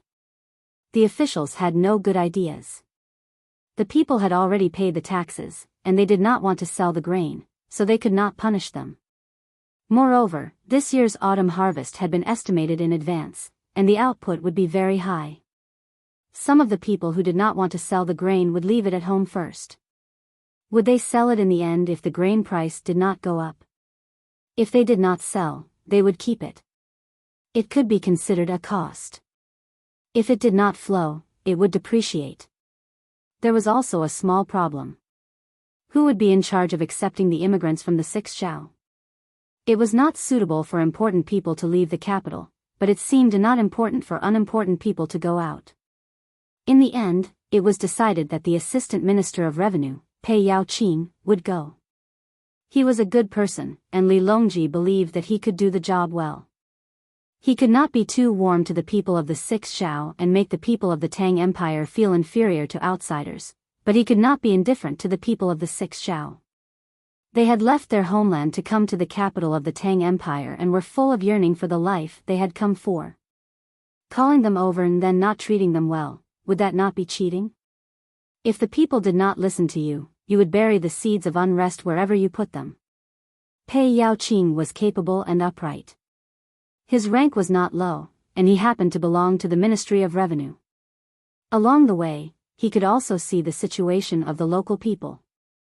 Li Longji specially allocated 2 million strings of coins from the national treasury for him to act on his convenience if he encountered any problems along the way. If the road was not good or the bridge was damaged, he could withdraw the money from the local bank and hire someone to fix it. After the matter was decided, Pei Yaoqing did not stay to watch the movie. He hurriedly left the Hanyuan Palace and went home to prepare for departure that night. At this time, the morning court was over. Li Longji looked to the side and saw a clock with the hands pointing to the 10:40 position. Touching his stomach, Li Longji said, "Let's eat breakfast." The buns were sent. They were not cold and had been kept warm, but some had collapsed after a long time. The officials were not in the mood to care about this and began to eat in the Hanyuan Palace. The entire morning court was filled with the smell of crab meat buns. In addition to the buns, there was also cucumber and egg soup, as well as 2 small pickles. Those who liked to dip it in vinegar would dip it in vinegar, and those who liked it would dip it in soy sauce. After this breakfast, there was probably no need to eat lunch. In the evening, they could get off work early and watch a movie with His Majesty. This was the first official movie in the Great Tang, and the officials were going to watch it. It was a political mission. Li Longji ate 2 steamed buns and drank a mouthful of soup. When he saw Gao Lisher standing by the side serving him, He pointed at the steamed buns in front of him with his chopsticks. Gao Lisher shook his head. The palace maids and eunuchs hadn't eaten yet, so it was better for him to wait for a while and eat together. Has the fat clam from Geely State also come down? In a few days, the hairy crabs in Lake Tai can also be eaten.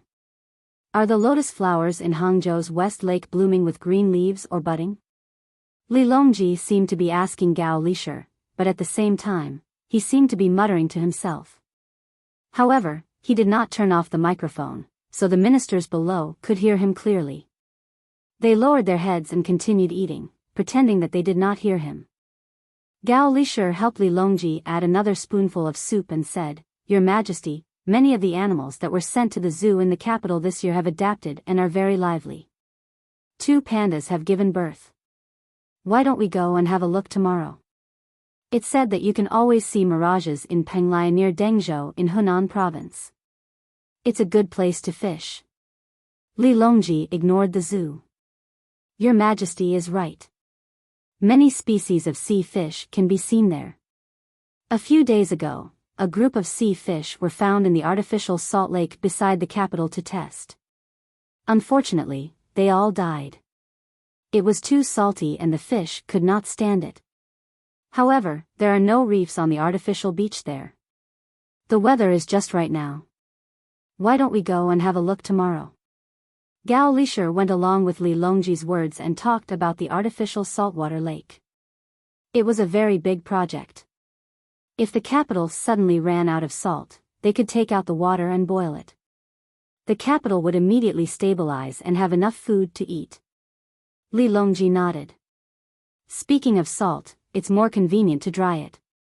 The output of salt at the estuary of the Yangtze River is relatively low. The river water is not so salty. The Yangtze River's swordfish have to be desalinated when they swim upstream from the sea. I still remember that Xiao Bei and the others encountered danger on their way to Xuanyang. Later on, Xiao Bao came up with an idea to specialize in processing all kinds of things. Moreover, there's a section of the railway there. I really want to see how prosperous it is. The fish in Penglai Lake is also delicious. You can even climb Mount Lu behind it. Your Majesty, speaking of scenery, the hot springs in Jiangxi province are also very good. When the weather is hot, soak in the hot water and relax. It's good for the body." Gao Lisher mentioned another fun place. Li Longji sighed and said, Okay, I won't be going on a trip. If only Xiao Bao and Cuckoo were here. They could always find a good excuse for me to go on a trip to various places." After Li Longji said that he would eat, his subordinates also breathed a sigh of relief. It was good that he didn't go out, otherwise he would delay things. Moreover, the most important thing was who would accompany him. If Xiao Bao and Cuckoo were here, they could really take His Majesty to other places to play. After all, they didn't have a proper place to be officials. Zhang Xiaobao and Wang Wan, who were missed by Li Longji who wanted to go on a trip, had already contacted the locals. With the help of the translators, everyone could communicate. There were not many locals living in the periphery, only about 130 people. They were dark and thin, and all of them looked at the approaching Tang people with vigilant eyes. They already knew that the Tang people had weapons that didn't look as powerful as spears, which could kill people from a long distance. At the same time, they also knew that the Tang people had good things. "Someone in charge, come here." Zhang Xiaobao saw that the other party didn't have a weapon and shouted. The translators also shouted. A person walked out from the crowd. His hair and beard were very long, and they were stuck together in strands. No one knew how long it had been since he last washed. It had just rained, so it was convenient to stand in the rain and wash. "How lazy," Zhang Xiaobao commented. Then he said to the other party, "My name is Zhang Xiaobao. I'm a good person. What's wrong with your eyes? I haven't translated yet. I can understand you. My name is Duo Lake Duo. Alright, Duo is enough. How can you speak our language?" Zhang Xiaobao knew why the other party had such an expression when he said that he was a good person. Was he really that bad?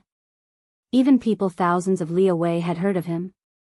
His reputation was spread far and wide. Wang Wan didn't say anything. She pursed her lips and smiled. Xiao Bei and the others also smiled like little foxes who had secretly eaten chicken. They were smiling like thieves. Duo had been sizing up the group of people in front of him. When he found that none of them looked fierce, and there was no ridicule in their eyes, he relaxed a little and replied, "In the past, I saved your people." "No, I was saved by your people. In a mountain very far away, I was bitten by a snake and fell ill. I met a Tang merchant passing by and was saved. I followed the group for a period of time and learned your language. When I left, they gave me 2 beautiful jars. One of them accidentally broke." In order to prove what he said, Duo asked someone to bring the jars over. While waiting, Zhang Xiaobao sized up the living environment of the other party. They were really poor. Shacks made of wood and branches, houses without bricks, basins and bowls made of wood, and children were naked. Whether it was men or women, they only had a simple woven cloth and animal skin around their waists. There were even knives made of stone and sharp pieces of stone used to tie the front end of wooden spears. Only Duo in front of him was tied with a rope and carried a metal knife in front of him. Its shape was very strange. It was longer than a kitchen knife, narrower than a kitchen knife, straighter than a watermelon knife, and sharper than a watermelon knife. It probably had many functions. It could cut, and stab. However, judging from the color, the quality of the knife was not very good. It was unlike the current Tang Dynasty, where a random family had several knives and metal pots. It was not like in the past where 2 or 3 families used one knife. This showed that the living standards of the Tang Dynasty people had improved. Zhang Xiaobao thought and felt proud. He felt that he had contributed a lot. After sizing up the other party and being sized up by the other party, the people who went to get the things came back with 2 jars each. When Zhang Xiaobao saw the jars, he felt that the Tang people who had saved Duo were evil and did not have good intentions. One jar could weigh 30 caddies. The pottery ones weighed about 20 to 60 caddies. It was not easy to carry. He really did not know how Duo had brought 2 jars back. The 2 jars were filled with things. One was meat jerky, and the other was whip? A dried animal penis? Indeed, one of the jars was missing a corner. It did not look very harmonious, and there was a whip in it. Zhang Xiaobao walked forward and touched the gap. He said, "Actually, you can add jars, and bowls. Unfortunately, you don't know how to do this. Your Tang Dynasty jars are all good when they are broken?" Duo asked with yearning. Zhang Xiaobao shook his head. "Who has the time? If they are broken, just throw them away. In the past, they were easy to produce. No one will spend money to add them. It is not worth it, unless they have been used for hundreds of years and are reluctant to throw them away." Duo listened and looked forward to it. He even turned his head and translated to his people. So, his people's eyes lit up. They looked expectantly at the people who suddenly appeared. Xiaobao was embarrassed by the stare and quickly said to Duo, "I can lend you a batch of ceramic utensils. To be honest, I don't have a lot. They're all made of metal, just like your knife, but better." "Lend? What if they are broken?" Duo wanted to lend, but he had his own worries. "If they are broken, just throw them away. Even if there is a hole as big as a grain of wheat on the bowl, you don't have to give them to me. It is easy for children to cut their mouths when eating." Zhang Xiaobao measured the size of a grain of wheat. Duo was surprised and followed suit. Then, he lowered his head and sighed. Obviously, he understood that his people were not as good as the Tang people. For him, if he had a beautiful bowl, he would still use it even if it was broken. It was very precious, but the Tang people threw it away.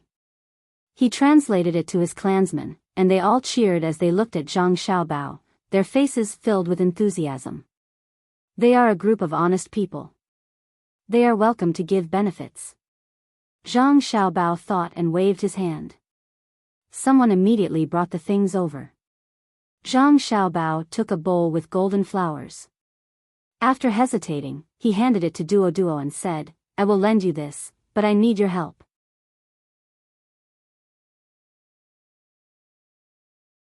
Chapter 13:28. As the leader of this small group, Duo had only seen a beautiful bowl once. When the tribes held a grand Buddhist meeting, he participated. The small golden bowl was displayed. At that time, it shone brightly under the sunlight. The whole bowl was golden, and the pattern on it made people not dare to look directly at it. The bowl in his hand at this time was different from the one he saw at that time. It was not completely made of gold, but a kind of porcelain of the Tang Dynasty. There were red, yellow, and green flowers on it, and a special white background. It felt cool in his hand. When he touched it, the white part was delicate and smooth, and the part with the pattern was prominent. No matter how he looked at it, it did not look like something used to eat. It was placed in the most important place in the house for others to see. Duo looked at the bowl in his hand and then looked at the other bowls and plates that were not sent over. They were the same kind as the one in his hand, so he could not help but swallow his saliva. He asked Zhang Xiaobao with uncertainty, Are you really giving it to us?" "Yes, it's just food. It's easy to break after a long journey. You can keep it. We still have some, and the rest will be solid iron bowls." Zhang Xiaobao was really hesitant. It was not that he was reluctant to give it to Duo. The bowls used at home were very beautiful. He was worried that if he gave it to Duo would be remembered by others. If that was the case, giving something to others would harm them. Duo did not think about this for a while. He carefully put the bowl in his hand in the arms of the person next to him, picked up a plate, and stroked the pattern with his hand. Xiaobei said, "This is the peony fighting beauty pattern. They are red peony, yellow peony, and white peony. In the Tang Dynasty, it is worth more than 30 strings of coins. You can buy a lot of salt. If you eat as much as you want, it will be enough for you to eat for 20 years. Xiaobei now learned to use salt to show the value of things. Who asked the local people to lack salt? Saying that money was not intuitive enough. Duo's hand trembled and he almost threw the plate to the ground. He did not doubt the words of the little girl next to him. The plate was really beautiful. Behind him, a young man came over and said a few words to Duo. Duo listened, took a deep breath, put the plate back, and said to Zhang Xiaobao, "We only need 2 bowls." Zhang Xiaobao heard some of the content. That person asked Duo what was going on, and Duo told him that it was a gift from the great Tang and that it could be used to eat. That person was very happy and said that they had good things. Even the king of the tribe would feel that they had a high status. Duo thought about what Zhang Xiaobao was worried about and decided not to take so many things. He only kept 2 bowls. If people didn't care about him and forced him to take them, he would keep them as treasures. If people threatened him, he would give them to them. He then turned his head and spoke to the people on his side. His meaning was that the item was too expensive, and they were unable to pay for it. They could only leave behind 2 bowls and help the great Tang. His people couldn't understand the language of the great Tang, so they all believed it to be true. No one objected to the offer of help. In their eyes, the 2 bowls were very precious. Even if they added up all the things in the tribe, they still wouldn't be able to exchange for them. Do you see? They live on the outskirts of the large tribes and are looked down upon by the tribes. But they don't dare to leave behind everything we give them. They are worried that the leaders of the tribes will find out and steal it. If you don't have strength, don't even think about having it, even if it clearly belongs to you, Zhang Xiaobao said to his brothers and sisters as he handed over another bowl. The 9 little ones nodded. They had seen too many things along the way, things that they couldn't understand just by reading books, and things that they didn't personally experience in the stories told by their brothers and sisters. They knew that they were respected and loved by the great Tang because of their brothers and sisters. They gave the great Tang people a good life and a stable environment to live in. When they arrived at the sixth Zhao, it was because of their brothers and sisters' reputation. Now, it was because of the strength of their own large army. It had nothing to do with the good bowls and plates they had. If they didn't have the company of more than 10,000 elites, the better the things they had, the more dangerous it would be. So that's why my brothers and sisters have always valued technology to strengthen the army, right? Peace without being able to contend against the enemy's strength comes from the enemy's charity. The peace of the strong to the weak is compassion and tolerance. We don't want to be the former. We don't need the charity of others.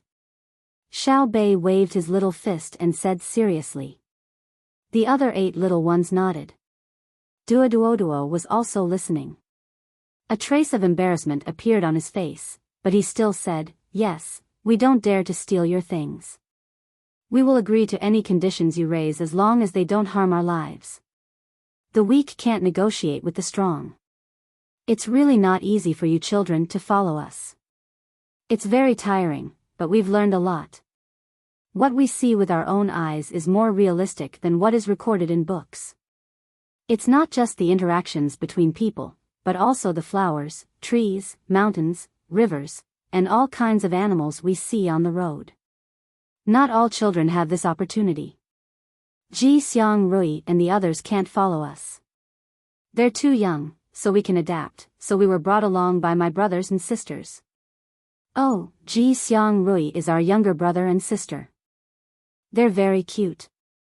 Xiao Bei said to Duo while giving his brothers and sisters a sweet smile. When Xiao Yuan and the others heard Xiao Bei's words, they felt that the hardships along the way were nothing. Just as Xiao Bei had said, not all children had such an opportunity. Moreover, other children might have had it worse in the past. They had to go up the mountain to collect firewood and cut grass to feed the cattle and sheep. If they were the village children who worked for the master, not to mention studying, after returning from releasing the cattle to eat something, they would find some hay and sleep with the cattle outside the house. Duo looked at the 9 children enviously. He then looked back at the naked children on his side and shook his head. The difference was too big. Tell us, what do you need us to do? Actually, if you don't give us anything, we won't dare to resist, Duo sighed and said to Zhang Xiaobao. At this time, Wang Wan said, you have to follow us wherever we go. Also, you have to be responsible for hunting and picking vegetables. We can't use the things we carry too much. As Wang Wan spoke, she finally understood why other expeditions had to bring a large number of non-combatants, such as craftsmen and the like. Then, they had to defeat the enemy and be captured. The expeditionary army had no supplies behind them, and they probably wouldn't be able to keep up.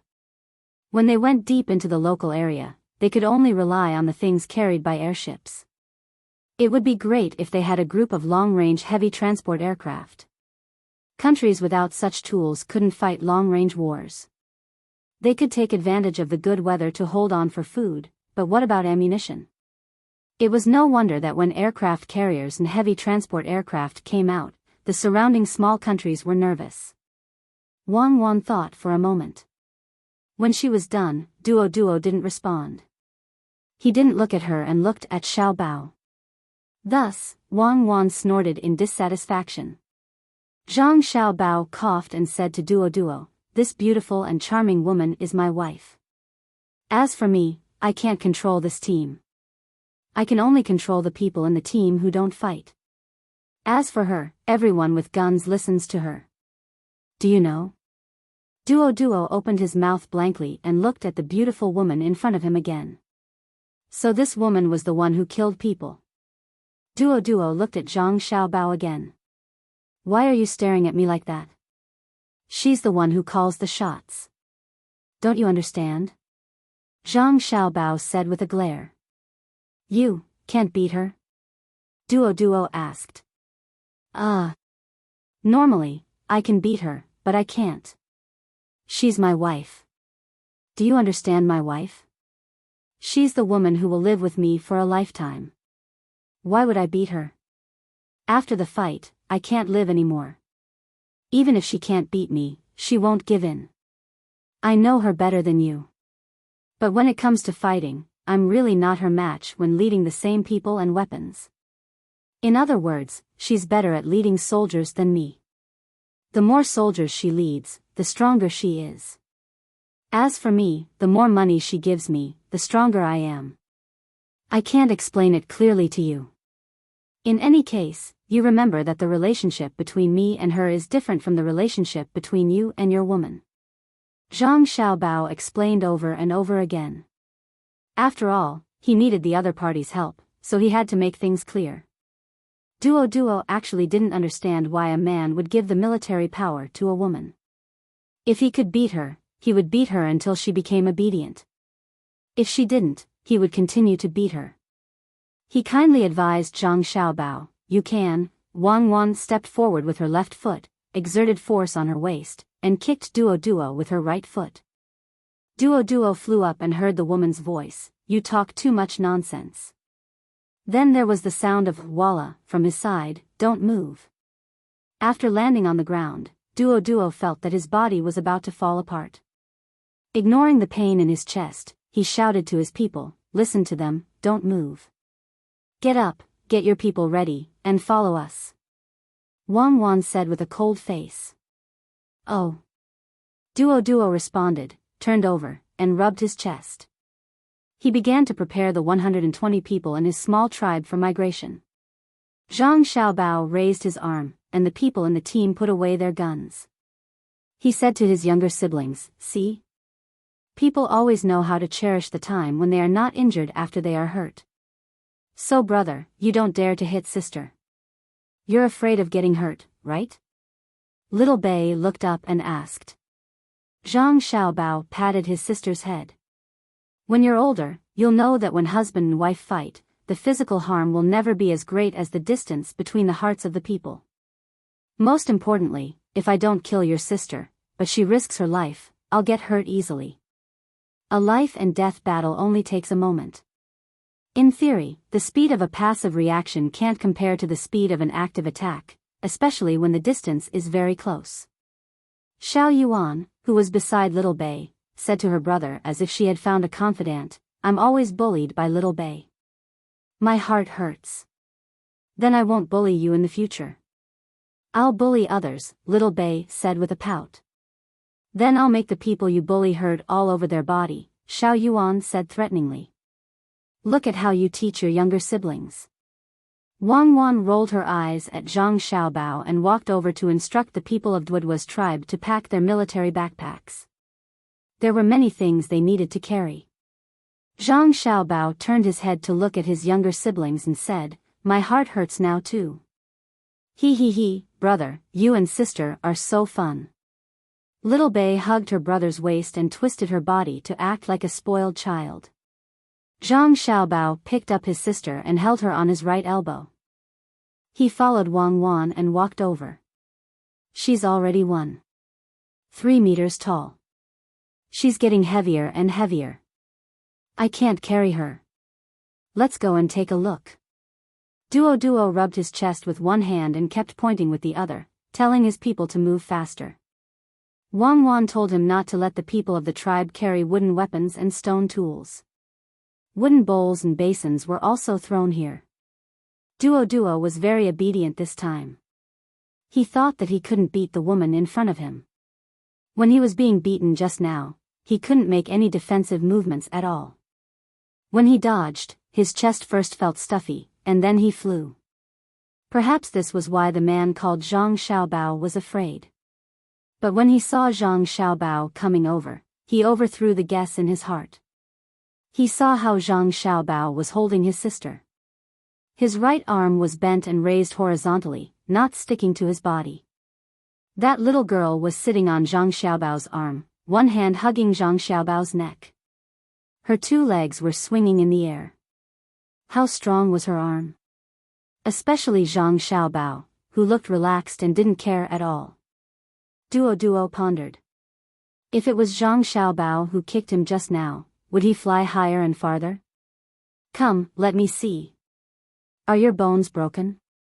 Zhang Xiaobao walked to Duo and stretched out his left hand to press on the place where Duo was kicked. He nodded. It's okay. You kicked very well. At the end, you used force, not vibration force. Otherwise, you would have died. It seems that my wife knows how to control her strength. Duo nodded. I finally know that women are not to be trifled with.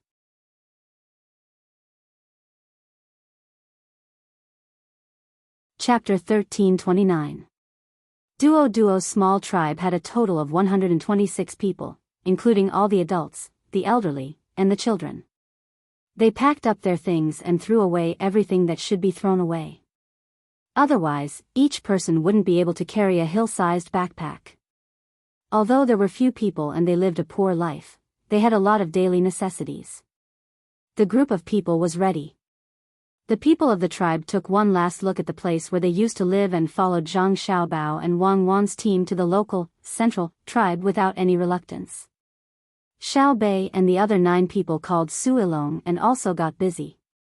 There were 2 children in the tribe that they couldn't take care of, so they were carried by the adults. The other small, dark, and thin children were their responsibility. They called the interpreters to give gifts to the children. There were a total of 15 children, 6 girls and 9 boys. After asking, they found out that the oldest was 8 years old and the youngest was 3 years old. As for the 9-year-old, they were considered adults and needed help to do a lot of things. The gifts were very simple. They were candy placed inside a toy, a bamboo toy. When the candy was placed inside, it would be poured out when it was eaten. When it wasn't eaten, it would be played with. It was a toy that Xiao Bei and the others didn't play with at all, but it was very attractive to the local children. Xiao He grabbed them one by one and made a few strange sounds from his mouth from time to time. He played very happily. There were also people who measured everyone in the tribe. When they were resting, there would be people who specially made clothes and shoes for them, just like what Xiao Bei and the others wore. The team carried a lot of cooked cowhide. No matter how hot it was, everyone had to wear high leather boots. Otherwise, they would hurt their feet. The other people in the tribe were carrying various tools that Zhang Xiaobao and Wang Wan gave them. The new tools were much better than the old ones, so they were very happy. Zhang Xiaobao's team reduced the burden of transportation. Since they were given out, they naturally wouldn't continue to help carry. Duo carried things on his back and a set of knives in front of him. There were a total of 9 knives inserted into a wooden box and locked with a chain. From time to time, Duo would touch the handles of the knives. Only then did he feel relieved that the things were not lost, and he didn't feel the pain in his chest from being kicked. These knives are very valuable, right? Duo once again touched the handles of the knives one by one and asked Zhang Xiaobao. It's all right. We all brought good steel knives with us when we came out. They're much better than the scrap metal you're using. Zhang Xiaobao said that Duo had already been solemnly handed over to another strong man in the tribe. Duo nodded and walked a few steps before asking, why didn't you bring more inferior items? Your inferior items are also very valuable here. The difference between a beautiful bowl and an ugly bowl won't be much worse. We can flip through so many things, but you must have flipped through many times. Since I'm going out, I naturally have to bring good things. Zhang Xiaobao explained and then looked at Todo Duo. For some reason, he felt that Todo Duo was just trying to find something to talk about, as if he wanted to achieve some sort of goal. Duo nodded and didn't say anything this time. Until noon, when they needed to stop and rest, they chose a relatively flat place for Zhang Xiaobao's family to eat. The other places were randomly chosen. Of course, the flattest place was reserved for the people who made the clothes and shoes. Today's lunch was still stewed. A large pot was placed on the rack with a fire under it. They threw in all the jerky that the tribe had saved with great difficulty to stew. This was not enough, so they also threw in some of the things they had hunted on the road and some wild vegetables. When they were cooked, they poured the noodles into it to make soup. Each person had a bowl to eat. Such a simple meal was sumptuous for the people of the tribe. They carefully held the iron bowl with one hand and reached in with the other hand to grab the food. However, they felt that it was too hot, so they gave each person a spoon, which was very strenuous to use. The food of the 9 children was better than the others. There was a small plate of kimchi. Seeing that the children of the tribe were staring at it and wanted to grab it with their hands, Xiao Bei had no choice but to put some into their bowls. She didn't want to eat the food that Xiao He had grabbed. There was a limit to how approachable she could be. The children of the tribe didn't see that she didn't want them to grab the food and happily ate a mouthful of the kimchi. It was sour and sweet, and their faces showed a happy expression. They were very satisfied. Xiao Bei looked and carefully tasted the food in her bowl. After swallowing it, she said, "It's really delicious. I also think it's a blessing. Do we still need to talk about our cook skills? Of course it's delicious. Do you think you have a hard life?" Xiao Yuan said and lowered his head to eat, pretending that he didn't see Xiao Bei's glare. A normal adult would be full after eating a big bowl, but the people of Duo finished a bowl and looked at the pot. They found that there was still some left, so they made do and ate half a bowl each. After eating, they were panting, not knowing whether it was because they were too full or because it was too hot. The team continued on their journey, but the clothes and boots were still not ready. Duo touched the hilt of the knife in front of her chest again. Suddenly, she turned her head and asked Zhang Xiaobao, "Do you know how to grow food? Do you know how to raise cattle and sheep?" Zhang Xiaobao looked over and nodded. "It's okay. My family has zhuangzi, which is specially used to grow food and raise livestock. Moreover, the yield is very high. If you want to raise livestock, I think chickens are good. Catch a wild chicken, cut off its wings, tie a rope between its legs, and encircle an area with a fence. You can eat eggs and chicken. If you can pay enough, I can even get people to send you good breeding chickens and pigs. I'll tell you how to take care of them. What's the price?" Duo asked anxiously. Zhang Xiaobao paused for a moment, smacked his lips, and shook his head. "Let's not talk about the price first. You don't have anything. Other than more than 120 people, you can't take out anything else. I'll tell you how to raise wild chickens and pigs first. I'll find a few people to introduce them to you." "All right." Duo felt very helpless. He really couldn't take out enough things to exchange with the other party. After hesitating for a while, he took a deep breath and mustered up his courage. He said to Zhang Xiaobao, "I've thought about it.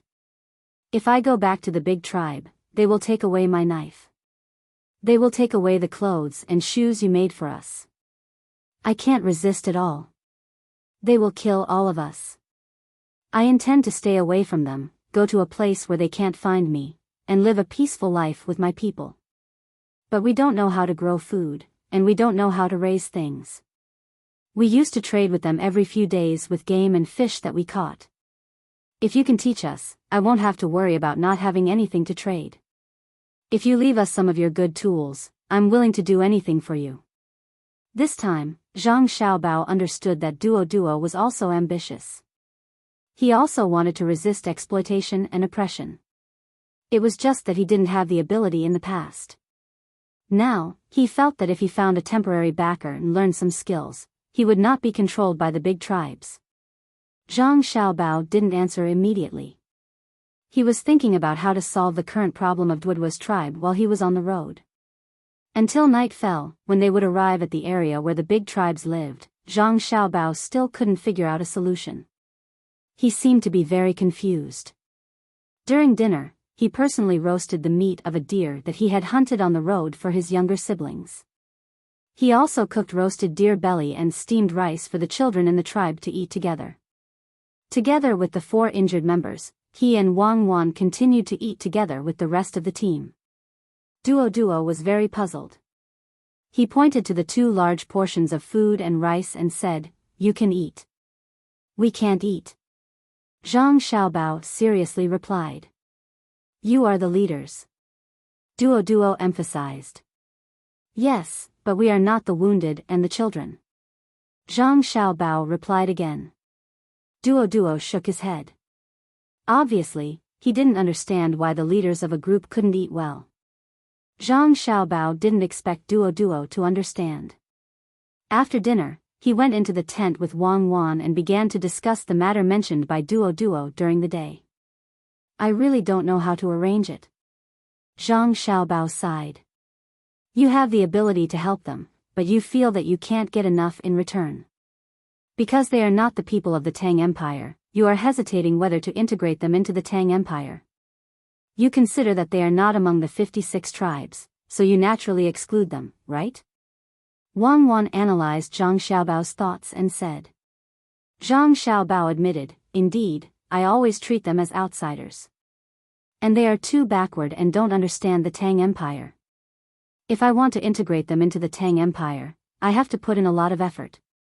Where to arrange them is the problem. Put them at the border?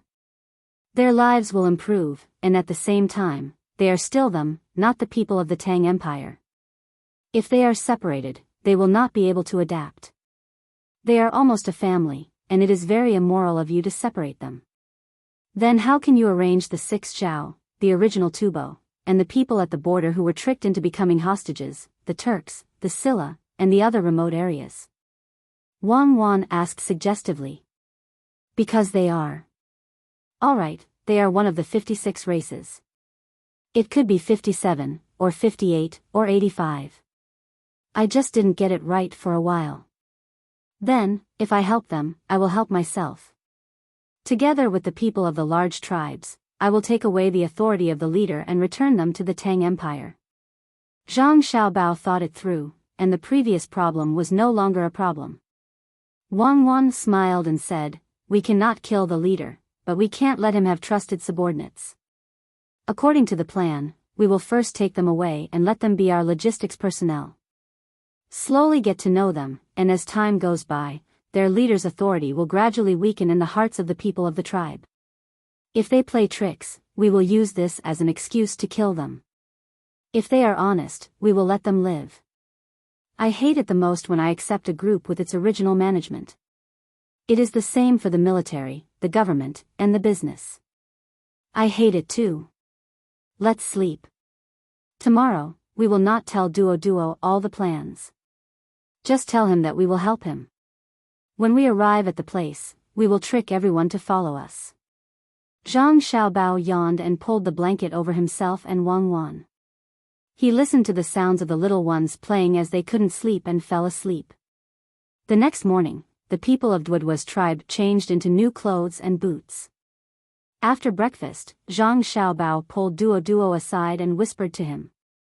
Duo's face finally showed a look of relief and excitement.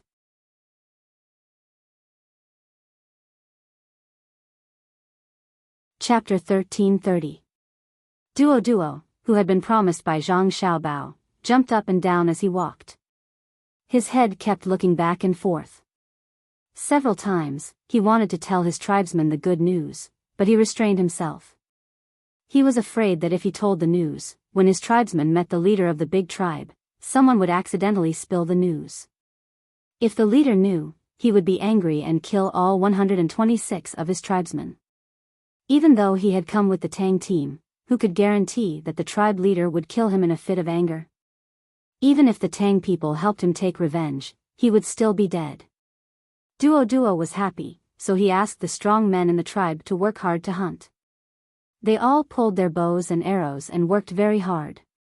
It was a pity that there were no metal arrowheads. Zhang Xiaobao's tribesmen had metal arrowheads, but they were not suitable for the shafts of bows and arrows. They carried crossbows, which were shorter than bows and arrows, but they saved strength, had a long range, and had high accuracy. There were 2 ways to load the crossbows. One was to kick the crossbows directly, the other was to shake the handle beside it. Crossbows were more convenient for assassination than guns. They were less noisy, and the most important thing was that the arrows could be retrieved. Duo looked at them with envy. At the same time, he was surprised by their ability to adapt to the terrain. Every time he saw someone with a crossbow, he would take a second look. However, he did not ask for it. He knew that the crossbow and the set of arrows were dozens or even hundreds of times more valuable than the set of knives he just got. Fortunately, Zhang Xiaobao gave him another set of knives. They were not for cooking, but for carpentry. The bows and arrows they used were made from tree branches. With a good knife, it would be easier to cut them, and it would be more accurate. The tail feathers used to balance the arrows would also be easier to find. The tribesmen could make bows and arrows as they walked. The workmanship was rough, but the effect was good when they hit animals. Zhang Xiaobao and Wang Wan also understood this, so they always asked the Tang army to be very careful. With traps and long-range weapons, they could teach the enemy a lesson. Duo didn't know that the bows and arrows used by his tribe would make Zhang Xiaobao and Wang Wan nervous. He always felt that the Tang people's weapons called guns were more powerful. He wasn't wrong in his thinking. It was indeed powerful. However, Zhang Xiaobao and Wang Wan had requested for 0 casualties, and they really did it. They didn't die directly from the other party's offensive weapons during the course of the battle. As a result, the pressure on the logistics team increased, and they had to exchange money for lives. Duo didn't know how valuable the lives of the Tang people were. He was looking forward to seeing how the thing called a gun attacked. Seeing that Zhang Xiaobao didn't use it, he couldn't help but ask, "Gun, let's have a shot." Zhang Xiaobao hesitated for a moment and nodded. "It's just one shot. It's not easy to reload the bullets. It's like a bow. An arrow can be retracted after it's shot, but a bullet can't be used immediately after it's shot. If the shape changes, it has to be reloaded. It's very troublesome." "You don't have enough bullets?" Duo asked. "It's enough to kill you 10,000 times over," Zhang Xiaobao threatened. Duo waved his hand. "That's not what I meant. Let me have a look." Zhang Xiaobao stretched out his hand, and someone handed over a sniper rifle. After receiving it, Zhang Xiaobao took it apart and reassembled it. His hand gently stroked the body of the gun, and his face was also attached to the gun, feeling the trace of coolness. Duo, who was watching from the side, felt that it was very strange. It turned out that the gun could be taken apart, but why did it feel that Zhang Xiaobao wasn't holding a weapon to kill people, but a beautiful woman? Looking at Zhang Xiaobao's woman, Wang Wan, her eyes were so gentle when she looked at the gun. What's going on with these two people? When we pick up a weapon, we are one with the weapon. It's like you have a good bow. The chef's knife and the weaving girl's needle are all like this. Let's go to the front. Zhang Xiaobao said and called Duo to rush forward. Behind them, there was the sound of messy footsteps. The 9 little guys and Suilong also followed, wanting to see the fun. There were many wild beasts in places that had not been extensively destroyed by humans. Soon, the group found a deer. It was an adult male deer with 10 forked antlers on its head. It was leisurely eating grass about 300 meters away from the group. In fact, there were people on the other side of the deer, but it didn't meet them.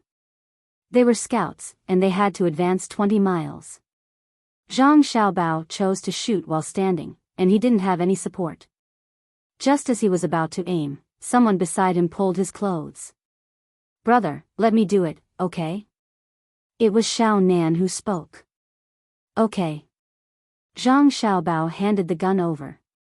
Xiao Nan stretched out her hands and caught it. Looking at the deer, she took off the scope and found a place to lie on the ground. She patted her right shoulder with her left hand and put her right hand on the trigger. She aimed with her eyes and began to adjust her breathing. Waiting, Duo didn't understand what a little girl was waiting for. Just as he was about to speak, a sudden gunshot sounded, startling him. The deer had fallen to the ground, and only its 4 limbs were still moving slightly. Rub it. Xiao Bei shouted and ran to Xiao Nan's side, squatting down and rubbing Xiao Nan's shoulders. Xiao Nan was very shy and stood up. "It's okay. I'll be fine after a while. It doesn't hurt." After saying that, she still shook her arm. It was obvious that the recoil just now made her feel uncomfortable. Usually, she didn't use a sniper rifle to practice. Her pistol was also the most accurate among the 9 of them. Her firing speed was also fast, and she could hit anything within 35 meters. Duo looked at the fallen deer, and then looked at the girl who had just used the gun in disbelief. He ran toward the deer. When Zhang Xiaobao and others came near, he was still observing. There were no other wounds on the deer's body. Only its eyes were messy. When he lifted the deer's head, the other eye was also the same. Needless to say, it must have gone in from one eye and come out from the other. Duo looked back at the place where he was standing before and looked at Xiao Nan again. He asked in surprise, "You can hit the eyes from so far away?" I didn't aim at the eyes. I aimed at the head. It was so far away, and I didn't use the scope. I couldn't see the deer's eyes. Xiao Nan was still shy and didn't show any pride. She knew that her brother and sister were better than her. She needed to continue practicing. "Why didn't you use the scope?" Duo didn't understand. "My brother and sister said that before a person with a good sense of shooting, using too many auxiliary tools will suppress his talent. I have to shoot by feeling. I want to be one with the gun. My brother and sister said that many snipers are good at shooting and can carry out tasks easily. However, one day, when they are fighting with a talented sniper, the gap will be revealed. One is a gunsmith, and the other is a god of shooting. A gunsmith is for the task and planning the target, while a god of shooting is for the control of the field. A god of shooting who doesn't waste his talent and works hard can sometimes even control the shooting range by intuition. Within that range, he is a god of shooting," Xiao Nan said with yearning. She was still holding the sniper rifle. Duo couldn't understand how powerful a god of shooting was, but he knew how powerful the little girl in front of him was. At such a far distance, where the arrow couldn't reach, she could hit the head as she wished. If it was a normal person, he would probably die. No wonder the tribal leaders were so scared when they talked about the weapons of Tang. Even children could kill people easily. It was said that there were countless people in Tang. If everyone had a gun, Duo didn't dare to think about it anymore. He used to admit that Tang was powerful, but it was just an impression. When he saw the team of Zhang Xiaobao and Wang Wan, he felt that Tang had countless good things. Now, he really admitted that Tang was unimaginably powerful. While he was thinking, Zhang Xiaobao had already skinned the deer. This deer's skin was too complete, and the deer was not small. He could make something for his brothers and sisters. After thinking about it, Duo found that a large part of the deer's skin had been skinned very well, even better than his. He was too embarrassed to help, so he squatted aside and watched. Then he said to Zhang Xiaobao, "The deer head should be given to your sister." "No." Zhang Xiaobao replied casually. "It is the symbol of a warrior. When our children hunt for the first time, they will leave a part of the beast for their children." Duo thought that Zhang Xiaobao was greedy for the deer head, so his tone was a little different when he persuaded. Zhang Xiaobao didn't stop. "Can I leave it? She has killed too many animals. The purpose of killing animals is to eat and use, not to show off. Otherwise, it is disrespect to life and blasphemy to humanity. When you leave the head of an animal on the wall, you want to show others how good you are at killing animals and how powerful you are. My wife and I don't need to put any head on the wall, but where we are standing, who dares to say that we are not powerful? Yes, I don't want the deer head. That thing takes up space. Thousands of people have died in the hands of my brother and sister, but the paintings on the wall of my brother and sister's house are mountains and rivers. When you show your courage by using other animals' bodies, it is because you are not confident enough." Xiao Nan stood over with a gun and watched the deerskin. His words supported her brother. Although she already knew that her brother was not her biological brother, she didn't understand the difference between a biological brother and a biological brother. Moreover, she had forgotten the things when she was younger, but she always remembered when Xiao Bei gave her candy. So every time someone questioned her brother, she opposed it. Duo was speechless for a while. There were indeed several heads of beasts in his original home. There were bear heads, tiger heads, and many wolf teeth. He even had a chain of bear teeth around his neck. Just like what Xiao Nan said, he used these heads to show the power of his tribe.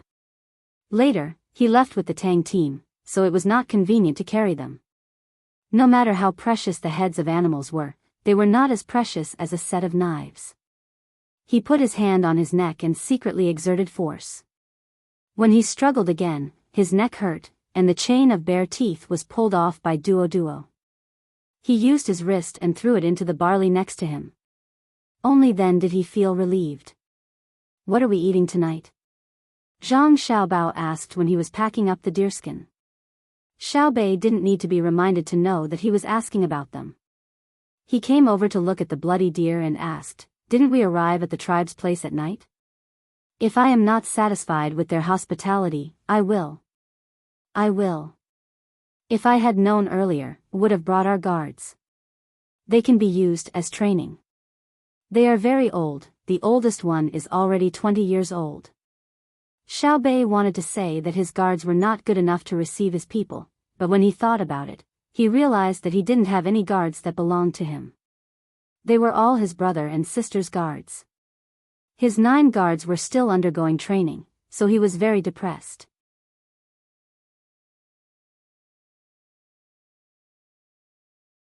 Chapter 1331. Duo had been listening the whole time. When he heard what Xiaobei said about his guards, he began to guess who this Zhang Xiaobao from Tang Dynasty was. From what they said, the ones following them were not the Tang Dynasty's army, but their own slaves. Oh, they called servants. There were also children, but they didn't come. What did their family do? Also, the little girl with the spear said that thousands of people had died at the hands of Zhang Xiaobao and his woman. Were they not afraid of Tang Dynasty's laws? It was said that killing was not allowed in Tang Dynasty. After hesitating for a while, Duo mustered up his courage and asked Zhang Xiaobao, "What is your status in Tang Dynasty? You killed many people and you are not guilty?" "I am Zhang Xiaobao said. "I know. I heard you say that you are a good person. Then what is your status?" Duo was very nervous. Zhang Xiaobao finally stopped what he was doing and looked at Duo in shock. Wang covered her mouth and laughed. Xiaobei said, "Ha ha ha, I'm dying of laughter. Uncle Duo, you are really interesting. Brother, you are also interesting." Zhang Xiaobao also laughed and patted Xiaobei's head. He said to Duo, "Since you don't know my name, it's useless to talk about the official position. This war against the Duo was planned by my wife. As for me, I am responsible for mobilizing people to help transport things. You understand now, right?" Duo looked at Zhang Xiaobao in shock and then quickly turned to look at Wang. He moved his feet and took 5 steps back. Not only did he understand, but he was also frightened. You are heartless Xiaobao, and you are demoness cuckoo? You are Xiaobei?" Duo asked in a trembling voice. Xiaobei patted his head and sighed. "Ah. Uncle, it's not that I want to belittle you, but how do you think you can lead the tribe to greater heights? Come, let me introduce you. This is Xiao Hai, and this is Xiao Nan. Her sister is Danan. Don't they look alike? There's also Xiao Gang, Xiao Chang, Xiao Zhu, Xiao Fang, and so on. My name is Xiao Yuan. If you're not, wait a minute. Brother, look, Xiaobei is bullying me in front of outsiders." Xiao Yuan could not take it anymore. "No, I'm not bullying you. You don't need me to introduce you, right, Uncle Duo? Xiaobei hurriedly asked Duo. Duo kept nodding. Yes, Xiao Yuan will be Xiaobei's man in the future. It's just that he's always bullied by Xiaobei. He doesn't act like a man." "What are you talking about?" "Little Yuan is giving in to me. Uncle, you only know how to bully women. Right, big brother Yuan. Little Bei pouted and said to Toto before smiling sweetly at little Yuan. I'm so worried. Little Yuan also slapped his forehead. What do you want to eat tonight? Zhang Xiaobao asked again, ignoring the little one's playfulness. Xiao Bei smiled at little Yuan again. He observed the deer and said, let's eat the venison hot pot. Everyone has a small pot in front of them. Little Yuan and I will share one. There must be chili in the seasoning. Zhang Xiaobao nodded and agreed. He began to ask people to prepare enough portions, and it had to be the best part of the meat. He knew that Xiao Bei was still unwilling to eat in the same pot as the children in the tribe. Even though he had washed his new clothes when he changed, he was still tanned. Moreover, he did not undergo hygiene inspection, so Xiao Bei was afraid of getting sick. Duo could tell that the children did not like to eat in the same pot as his children, so he could not help but feel a little uncomfortable. However, when he thought about how this person directly started a war against the cannibals, his status was naturally very, very high. So high that he would not have come into contact with him if he did not meet him by chance. Then, he suddenly saw Zhang Xiaobao promise the children to make some hot pot, so he used this as a topic. Zhang Xiaobao, can I call you guys like this? You guys, okay? Xiao Bei, do they like to eat meat? You can call me whatever you want, but you can't call me you guys. It sounds awkward to me. You don't have to care too much. My wife and I are actually, very kind. Really, okay, I won't say that we are kind. I'll just say that we won't kill you guys. You should believe me, right? When Zhang Xiaobao spoke, he saw the look in Duoduo's eyes again. Wang Wan was still smiling. She remembered how Xiaobao looked when he said that he was a good person yesterday. When she saw Duo looking over, she quickly tried to become serious and said, Xiao Bei and the others like to eat everything. They are not picky about food. You see that they don't eat in the same bowl as your children, right? Wang Wan immediately thought of this question. Duo nodded embarrassedly. Zhang Xiaobao smiled at him to show that he understood, but he still explained, actually, Xiao Bei and the others don't like to eat in the same bowl as other children. It's not that they dislike it, but that they are afraid. We walk around the capital, and every place is different. To put it in a more profound way, it's different from bacteria. It's something that can make people sick. You locals are already used to it. Xiao Bei and the others are children. If they get sick from eating together, it won't be easy to treat them. In fact, we put medicine in the food you eat, including the clothes you change. The purpose is to let you take a bath first. Otherwise, why would we be in a hurry to make new clothes for you? We are all afraid that we will get sick before we can fully adapt to your place. Once the words were said, Duo didn't feel uncomfortable anymore. Who asked them to not be clean enough? It wasn't enough to be looked down upon from the bottom of their hearts. They could wash off the dirt, but they didn't know what to do when they were looked down upon. After feeling comfortable, Duo said to Zhang Xiaobao, just now, when you said that they were in a dilemma about what to eat, why don't I give you an idea? Let them roast it. Roasted venison is very fragrant. Thank you, but they said that they want to eat hot pot. I'm not in a dilemma. I have to think about how to make them feel comfortable eating it. I'll do it according to the current deer. If the fiber of the meat is thick, I need to cut it thicker and let them cook it slowly in the hot pot. If the fiber of the meat is thin, I need to cut it into very thin slices and let them cook it. Also, what should we put in the soup? We can't use the pheasant that we just hunted here to make the soup, nor can we use the fish in the river. It's good to use beef bones and pig bones to make the soup, but we didn't bring them. So, I just thought about it. It's best to use the local mushrooms to make the soup. Previously, we had the throat mushrooms. Together with the mushrooms here, it'll be enough. It can also let them adapt to the local bacterial environment. Add 2 dried abalones. Alright, that's it. Zhang Xiaobao patiently analyzed Duo. As he analyzed, he counted with his fingers like a child, calculating the counteracting and compatibility of the food. Duo was dumbfounded. Was this still cooking? This wouldn't do. His clansmen also had to consider the food they ate. They would have starved to death long ago. However, listening to it, he felt that it would definitely taste good. It was a pity that he couldn't compete with the children and the injured. Duo looked a little disappointed, not because he couldn't eat it, but because he thought about the lives of the Tang people. After comparing them, he felt inferior. He asked tentatively, "Do the Tang people all eat the same? How is that possible?"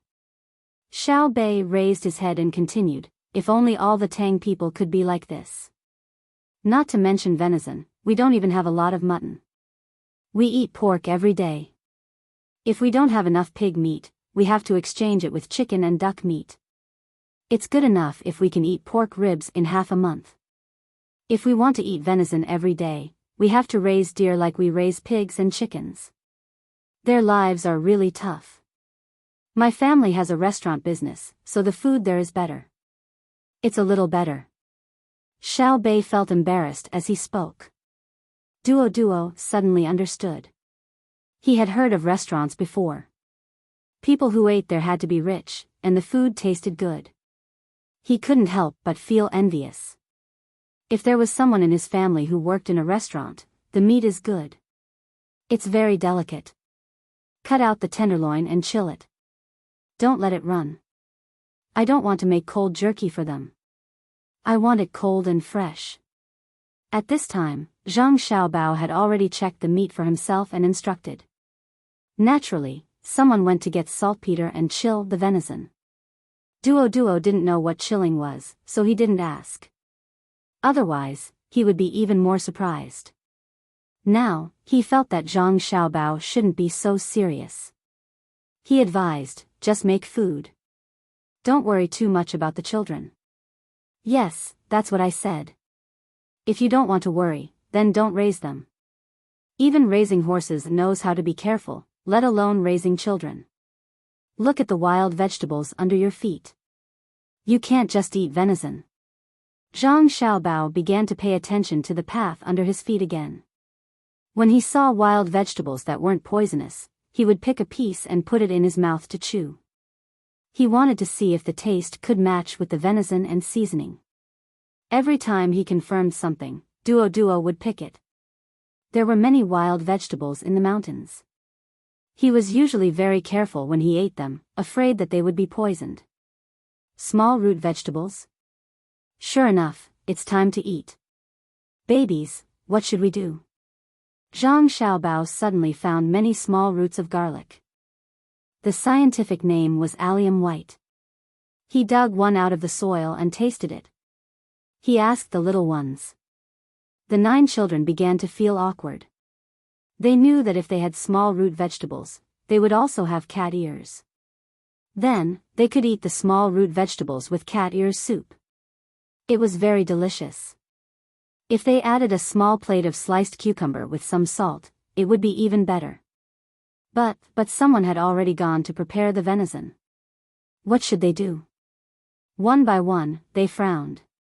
Duo was puzzled. Your family is full of foodies. You frown when you're cooking, and you also frown when you're eating.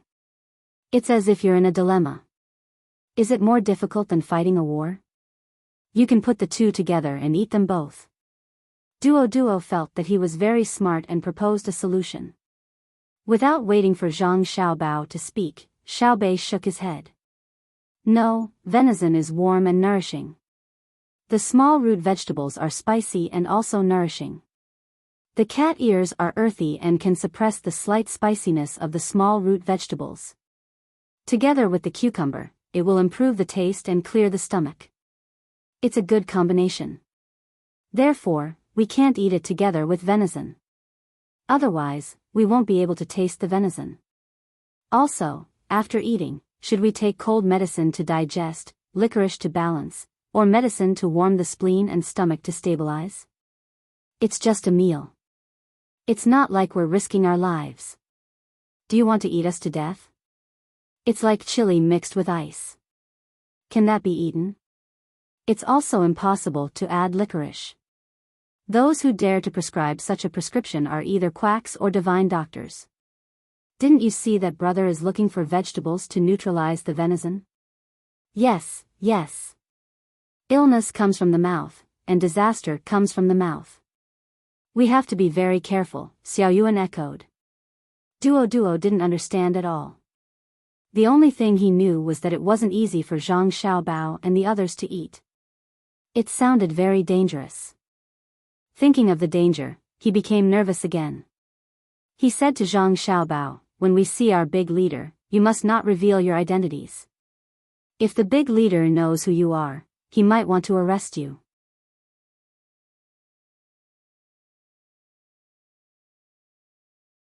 Chapter 1332. Duo spoke very sincerely. After knowing who Zhang Xiaobao and Wang Wan were, he knew the difference between them. They were actually the leaders who started the war against the cannibals. However, he was also worried. This time, the leader of his tribe helped the cannibals once. He thought that the cannibals would succeed, but who knew that the great Tang would be so prepared? Not only did the sneak attack plan fail, but the cannibals were also beaten up. The cannibals did not resist at all and ran away without a trace. Thus, the great Tang troops ran to the tribe and searched. The leader did not dare to resist, but he also searched his small tribe again. If the leader knew the identity of Zhang Xiaobao and Wang Wan, would he play tricks behind their backs and capture them? The two of them were very important to the great Tang. At that time, they could exchange for more compensation from the great Tang. What should he do then?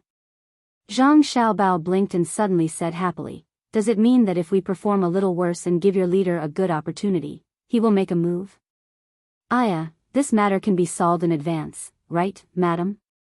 Wang Wan's eyes also brightened. She also looked at Duo and asked, "Can we really let your leader make a move?" "Not necessarily, right?" Duo began to lose confidence. He could see that Zhang Xiaobao and Wang Wan were looking for an opportunity to make a move on the leader of his tribe. Looking at the people from the great Tang, Duo began to think.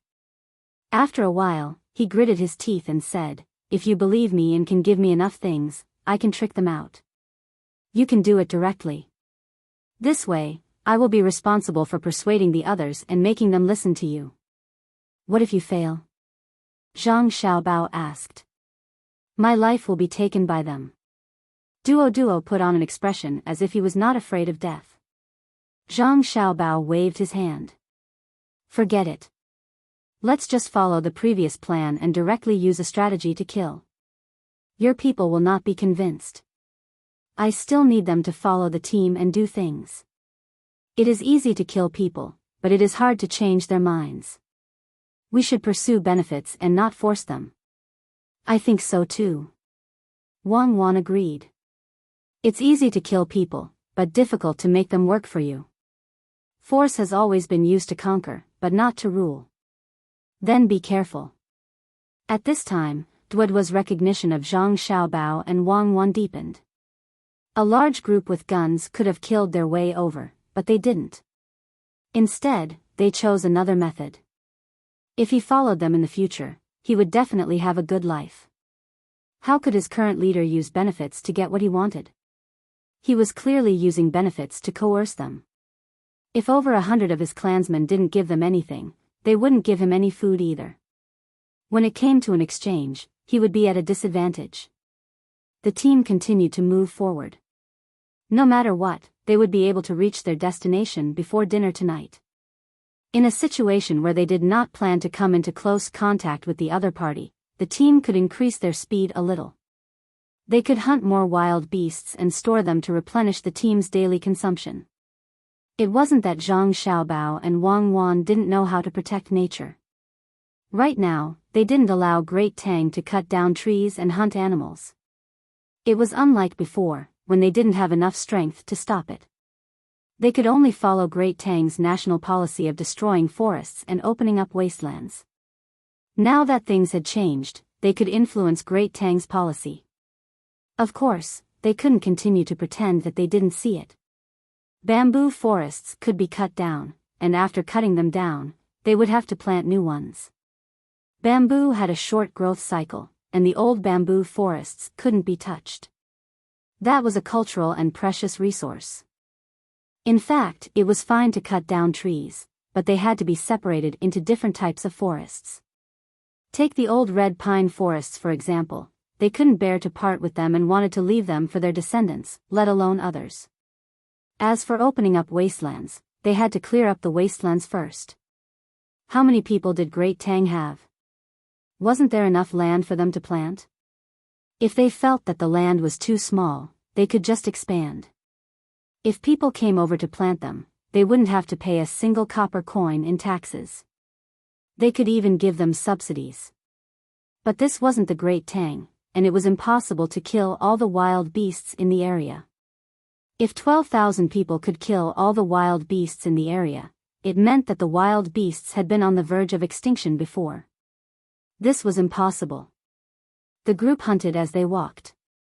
When the scout at the front reported that they were only 5 li away from the other party's settlement, the group stopped to set up camp, cut down trees, dig trenches, set up tents, and start a fire. Duoduo's tribesmen couldn't help with this kind of thing. They could only watch. They saw that the Great Tang's group was very fast and that the camp was built well. You guys seem to be building camp faster than the Great Tang army. After 2 days of observation, Duo finally found this problem. He had seen it once when he was delivering things to the tribe, so he pulled Xiao Bei aside and asked. Xiao Bei and the other 9 people, including Su Ilong, were helping to measure the depth and width of the trenches, as well as the sturdiness of the stag trenches. Especially the trenches, the depth and width were not fixed. They had to look at the terrain. If there was a run-up, the trenches had to be widened. If there was something in the surroundings that could be filled in, the trenches had to be deepened. When Xiao Bei was pulled back by Duo, he was on a small mound more than 160 meters away from the trenches. He was holding a Luoyang shovel and kicking down hard to see the structure of the soil. He was sweating profusely. When he heard Duoduo's question, he stopped and said to the people beside him, "Let the artillery calibrate this position. Even I can kick down, let alone you. What if they dig to fill in the trenches? 1 small cannon and 3 grenade launchers are enough. Let's see who dares to come over and dig." Then he turned around and asked, "What are you doing, uncle? I mean, compared to the Great Tang army that came before, you guys look more, it's faster to follow Yan Jin, right?" Xiao Bei helped Duo say. Duo nodded, "Yes, more rigorous. I've heard of this before." "That's right. They are the army of the imperial court, and we are the private army. What you saw should be the army led by Zhang Shogui and army supervisor Yang Xishuan. The 2 of them are still passable, and they have the help of 2 third-generation graduates from my family. Don't compare their fighting strength to ours. If we were to fight the 2 of them, even if 10 of them were tied together, it would be like a game for Big Sis. In other words, our 12,000 people can easily defeat 120,000 of theirs. The individual qualities of soldiers are different. Even if I explained it to you, you probably wouldn't understand." Xiao Bei took advantage of the time while speaking to take a break. Then, he picked up his Luoyang shovel and kicked elsewhere. Duo stood in place for a while, stunned. Then he muttered, "In other words, your 10,000 people are more terrifying than their 100,000 people." Back then, they chased less than 6,000 people to the tribe. They clearly knew that there wouldn't be a battle, but they still built the camp like this. It's a waste of effort. Because this is tradition. You can't wait until you think there's danger. If you die on the battlefield because of this, no one will sympathize with you. They will only praise the victor. Zhang Xiaobao's voice suddenly rang out in Duoduo's ear. Duo jumped in fright. Turning back to Zhang Xiaobao, he exhaled and said, "You didn't make any noise when you walked. There's no danger here. Who would dare attack you?"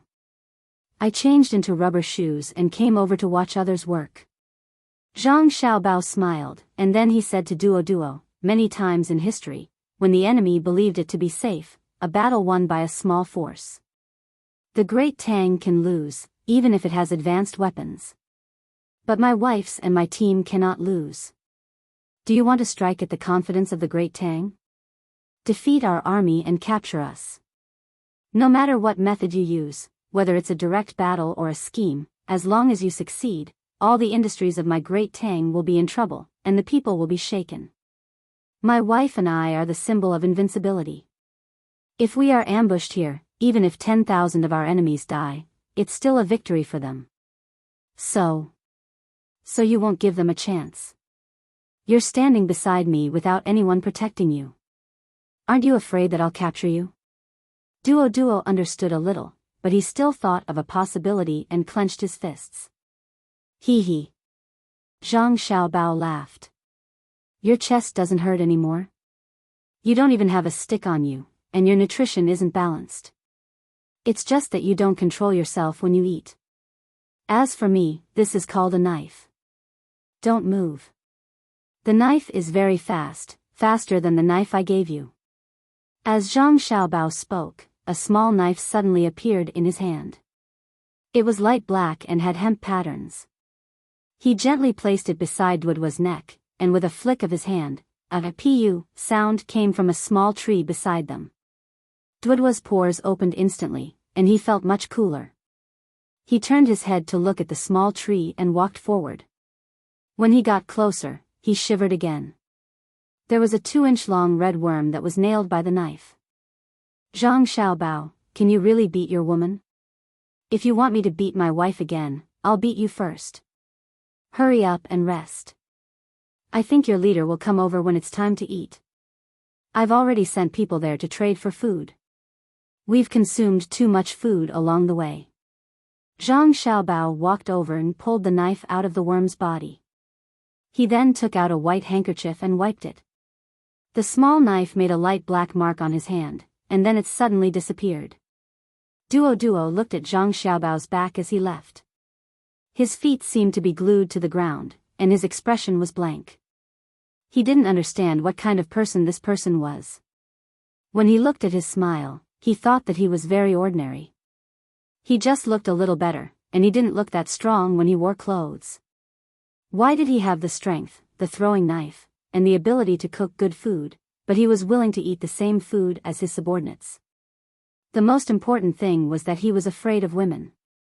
As long as his woman, Wang, looked at him that way, he would smile. If I smile with my women, what will it be like? He's not like a man. He's so powerful, but he's afraid of women. Maybe only his women can understand him. Duo muttered to himself. He found that he really couldn't evaluate Zhang Xiaobao with what he knew.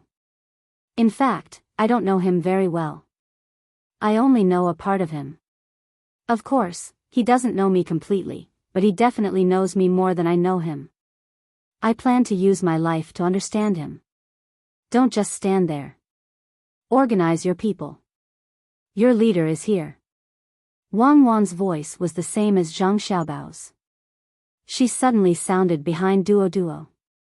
Then she caught up with Zhang Xiaobao, who was holding a stick, and said to him, Brother Simo Domo he luo fo che ho mo wu has come in person. He only brought 25 people with no weapons. It's really strong. Zhang Xiaobao swung it a few times, but it didn't break.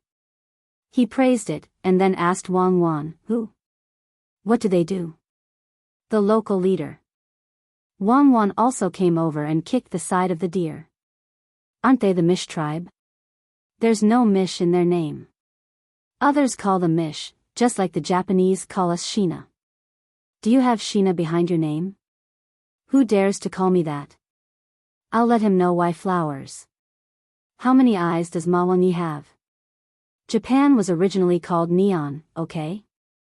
Later, our Chinese people were magnanimous and thought that their sun rose first, so they called it Neon. Unfortunately, this Neon name became derogatory in our time.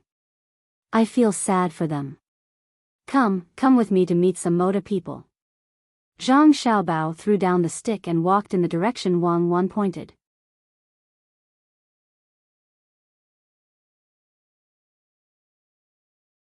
Chapter 1333. Zhang Xiaobao and the leader of the local tribe, Seymour Domohi. Luofach. When the two of them met, they didn't shake hands or hug each other. They didn't even get close to each other. The two of them were 10 meters apart. Zhang Xiaobao sat on a chair with his back facing the south.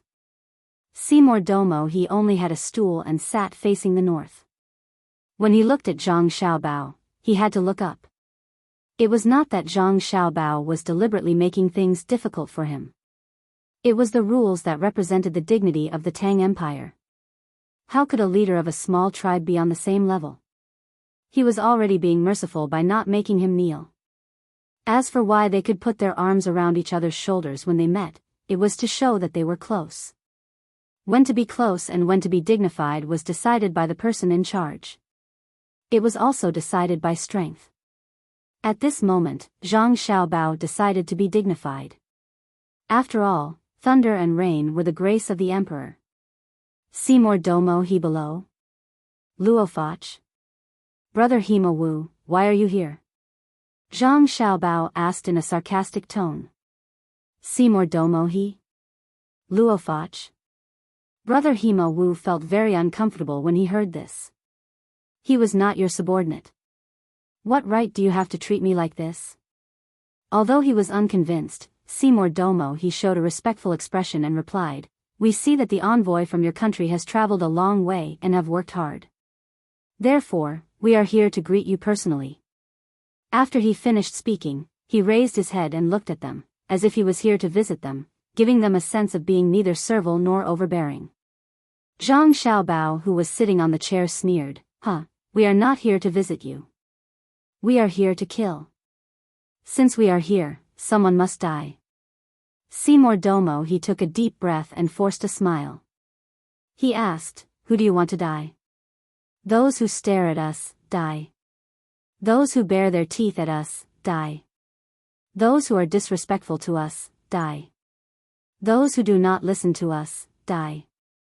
Those who make me uncomfortable when they smile at us, die. Come, Seymour Domohi, give me a smile.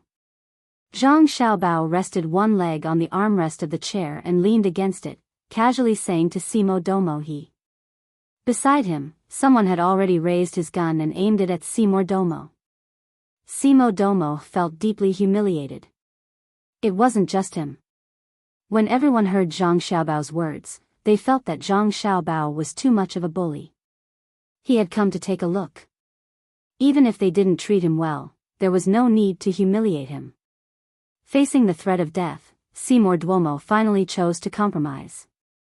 He raised his head and gave Zhang Xiaobao a smile that he thought was the most beautiful. He really did not want to die in such a sullen manner. Yes. Not bad, but you need to practice more when you go back. We will go over tomorrow morning. Are you all ready to welcome the Shangguan kingdom? Zhang Xiaobao and Weiwei nodded and asked Seymour Domohi. We're all ready. Seymour Domohi couldn't say anything else. In truth, he hadn't been prepared at all. He had only just learned that the great Tang had come and said that they wanted to trade. After learning that it was Zhang Xiaobao and Wang Wan's army, he had come with a nervous heart, intending to understand the purpose of their visit. He hadn't expected that Zhang Xiaobao would treat him like a subordinate on their first meeting. After all, he was the leader of more than 3,000 people, and yet he wasn't given the slightest bit of respect. This was too much. After silently cursing, Seymour Domohi felt much better. He adjusted his emotions and began to consider proper matters. Zhang Xiaobao and Wang Wan had come to his territory. He had helped the Arabs before, so if they used this to cause trouble again, how should he deal with them? Zhang Xiaobao was satisfied this time. He didn't insist on making things difficult for this man. He had noticed that this man called Seymour Domohi had an indifferent expression in his eyes. He was very calm, very relaxed, and very reserved. He wanted to be on equal footing with him and display the prestige of a leader of a small tribe. For some reason, Zhang Xiaobao couldn't help but think of that Filipino President Aquino from a documentary. He was an idiot who couldn't see the situation clearly and had an extremely poor attitude. Every time someone died on his side, he would laugh. This was a sign of immaturity in political wisdom. Even if you were secretly happy and no one cared, you had to pretend. Even the President of the United States didn't dare to laugh, so what were you if you weren't an idiot? This was respect for life. This Simo Domo he gave Zhang Xiaobao precisely this feeling. Say, you have a tribe of 3,000 people that doesn't have anything, so what are you pretending for? What right do you have to appear equal in front of me and play neither servile nor overbearing? Haven't you read too many historical stories? No wonder the great Tang spoke so smoothly. With this thought in mind, Zhang Xiaobao waved his hand, closed his eyes, and leaned back to rest. Simo Domo you can go back now. We'll be there tomorrow. Why don't you stay for a meal? It's getting late. Someone immediately gestured to Simo Domo appearing rather polite. Okay, let's have a meal. We truly haven't eaten, Simo Domo happily agreed. This way, please. This person was immediately depressed. He was just being polite, but this guy actually agreed. But since he had already said it, he naturally had to entertain him. Simo Domo followed them and kept looking at the situation of the camp. He found that it was very messy. The tents were not arranged in rows or columns. Instead, there were tents here and there.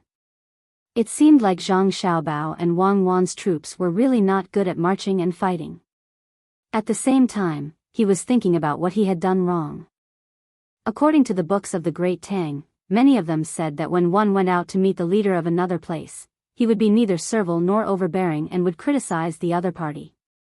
In the end, when the other party said to push him out to be beheaded, the person who was pushed out would laugh a few times and be asked why he was laughing. After that, it would be easy to handle. He would say his own words, and the other party's leader would think that it made sense, so he would succeed. But today, he didn't say that he was going to push Xiaobao out to be beheaded. Instead, he aimed the gun at Xiaobao. If Xiaobao were to laugh, would he die before Xiaobao could ask him why he was laughing? He had seen that spear before, and it was more formidable than a bow and arrow. If the arrow was far away, he might be able to dodge or block it, but the spear would not give him the time. By the time he heard the sound, he would already be dead. For a moment, Simo Domo was very depressed. He also knew that the other party didn't want him to stay for dinner, probably because he had helped the Arabs before. Those damned Arabs, they actually lost, and they even ran away so quickly. Okay, get up. Xiaobei and the others are waiting to eat hot pot. You go and cut them. Xiaobei says that he wants to eat thin strips. You think of a way. Zhang Xiaobao was still lying on the chair when Wang Wan came over to urge him. In truth, she could also cut, but she could not compare to Xiaobao. In order to make her little brother and sister eat happily, she needed Xiaobao to do it. Zhang Xiaobao was indeed a little tired, not physically, but mentally. He knew that it didn't matter what kind of attitude Seymour Demoki had just met. What mattered was whether Seymour Demoki had the same idea as his people. A leader's influence on the people under his rule was extremely large, second only to the influence that parents and teachers had on their children. If Simo Domo's daily propaganda was hostile to the great Tang, then the more than 3,000 people probably had the same idea. As he got up and walked to the kitchen, Zhang Xiaobao said to Wang Wan, when the Japanese invaded, let's not talk about invasion and just talk about integration. They also started teaching Japanese in the 3 northeastern provinces. From this, one can see how smart the Japanese are. But in the end, they failed. I'm worried that Simo Domo will also have nothing better to do and educate his people. If that's the case, we won't be facing the same opponent.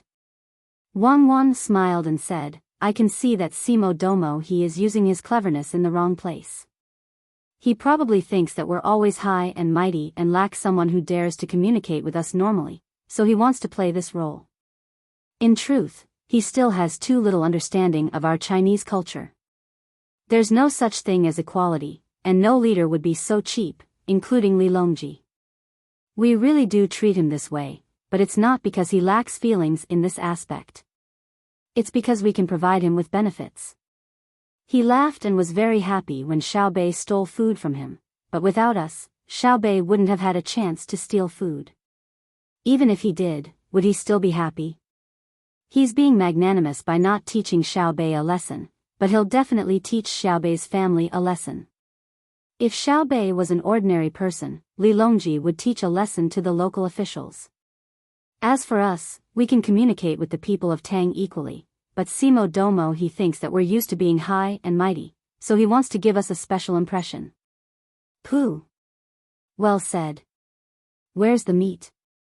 Zhang Xiaobao had already arrived at the big tent that served as the kitchen. He saw the washed wild vegetables, but he couldn't find the meat that he wanted to cut. Little young master, here. Someone outside answered and brought in a tray. There was a large piece of venison on the tray. It was estimated to be around 40 jin. Zhang Xiaobao glanced at it and said, "It's too much. Xiaobei, the children in the tribe, and the 4 injured people can't finish it. There's still other dishes. It's not much. Don't we have little young master and little miss? 5 jin is enough for the 2 of you. After dipping it in the soup, the weight of the venison will be lighter." The person who came in looked at Zhang Xiaobao and Wang Wan with an expectant gaze.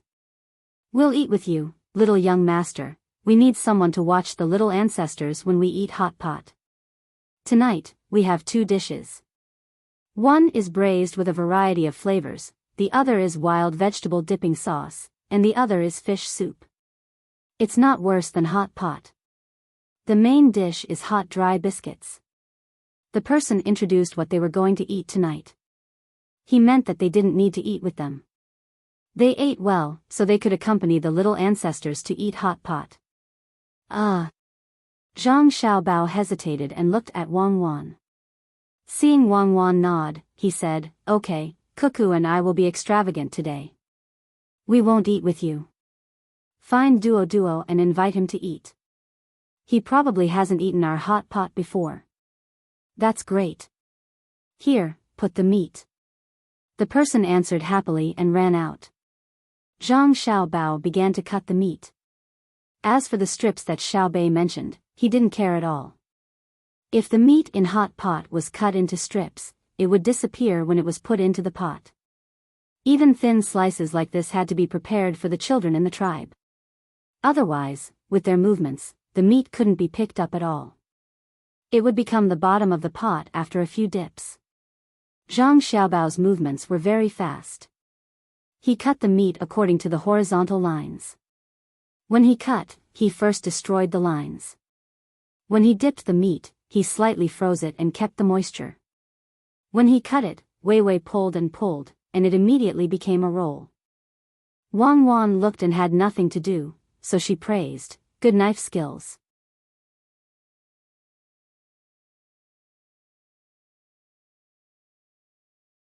Chapter 1334.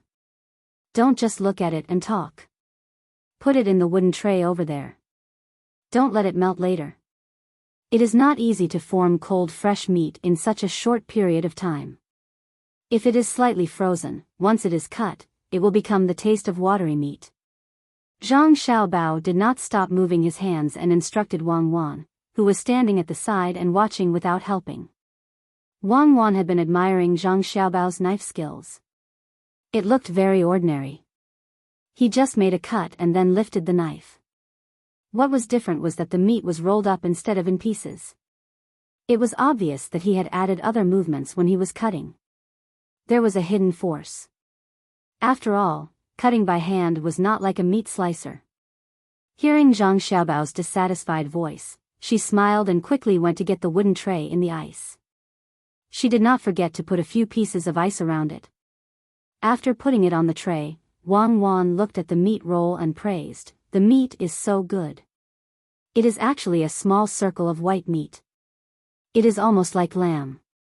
There is fat. Otherwise, why does it need to be frozen? Otherwise, the fat can't be cut so thin and stick to the knife. Unless I let the knife and the meat be at the same temperature and put a layer of other oil on it. Of course, a special knife can also be used, but we don't have that technology. It would be better if we have cold-forged knives. Zhang Xiaobao took another piece of meat and sighed as he cut. Wang Wan did not say anything. The technology was several generations behind. If there was cold forging technology, the first knife made would not be a kitchen knife, but a scalpel. Also, the cutting knives and kitchen knives of the lathe were luxurious enough to use cold forging technology. Seymour Domo is staying for dinner. Should we entertain him? Wang Wan thought of another thing. Entertain him. Just entertain him. He will eat hot pot with us. The people he brought will eat with others. It is a matter of etiquette. But we don't need to talk to him about serious matters. We don't even need to talk. Zhang Xiaobao suddenly stopped and looked at the meat. It was actually injured. This piece has to be cut out. We don't want this part of the meat. The knife in Zhang Xiaobao's hand moved back a distance. He wanted to cut down and take a look. He shook his head and continued to move back. This time, he finally let go of the tangled piece of venison. Wang Wan took it and looked at it. She rolled her eyes a few times and said, "He must have hit a hard rock or something and then stabbed himself. Otherwise, there wouldn't be such a scar in this place. It's not easy to live after all. I think it's good to be alive. If it's really too easy, don't you think life will be boring? There's still so much meat waiting to be cut. Now I know why it was so expensive to cut meat by hand." Zhang Xiaobao's movements were not slow, but the meat was too thin, and it required a lot of strength from his wrist. When he exerted force downwards, he had to cut, not press. Otherwise, the meat below would be a little deformed. Then, when the knife went down, it would either be thin or thick, and there would even be a situation where half of the meat was cut. Taking the sharpening stick, Zhang Xiaobao rubbed the knife against it twice and continued to work hard. "I will never cut meat for them like this again. It's so torturous. The knife will be blunt after 2 cuts." Wang Wan looked at Zhang Xiaobao always using the sharpening stick to scrape the knife. Until now, she still didn't understand why, because she didn't need to use that thing when cooking. Zhang Xiaobao shook his head lightly. "It's scraping the edge of the knife. The oil on the knife is scraped off. The knife is fine. How about this? Prepare a basin of hot water and a basin of cold water. I will first put the knife in the hot water, then use a towel to wipe it. After wiping it, put it in the cold water, then use another towel to wipe it. This way, there's no need to use the sharpening stick. Use the hot water to get rid of the oil, and use the cold water to lower the temperature of the knife. Every industry is not easy. Eating, it seems to be the simplest, but also the most complicated. Then why is it so expensive to cut meat by hand?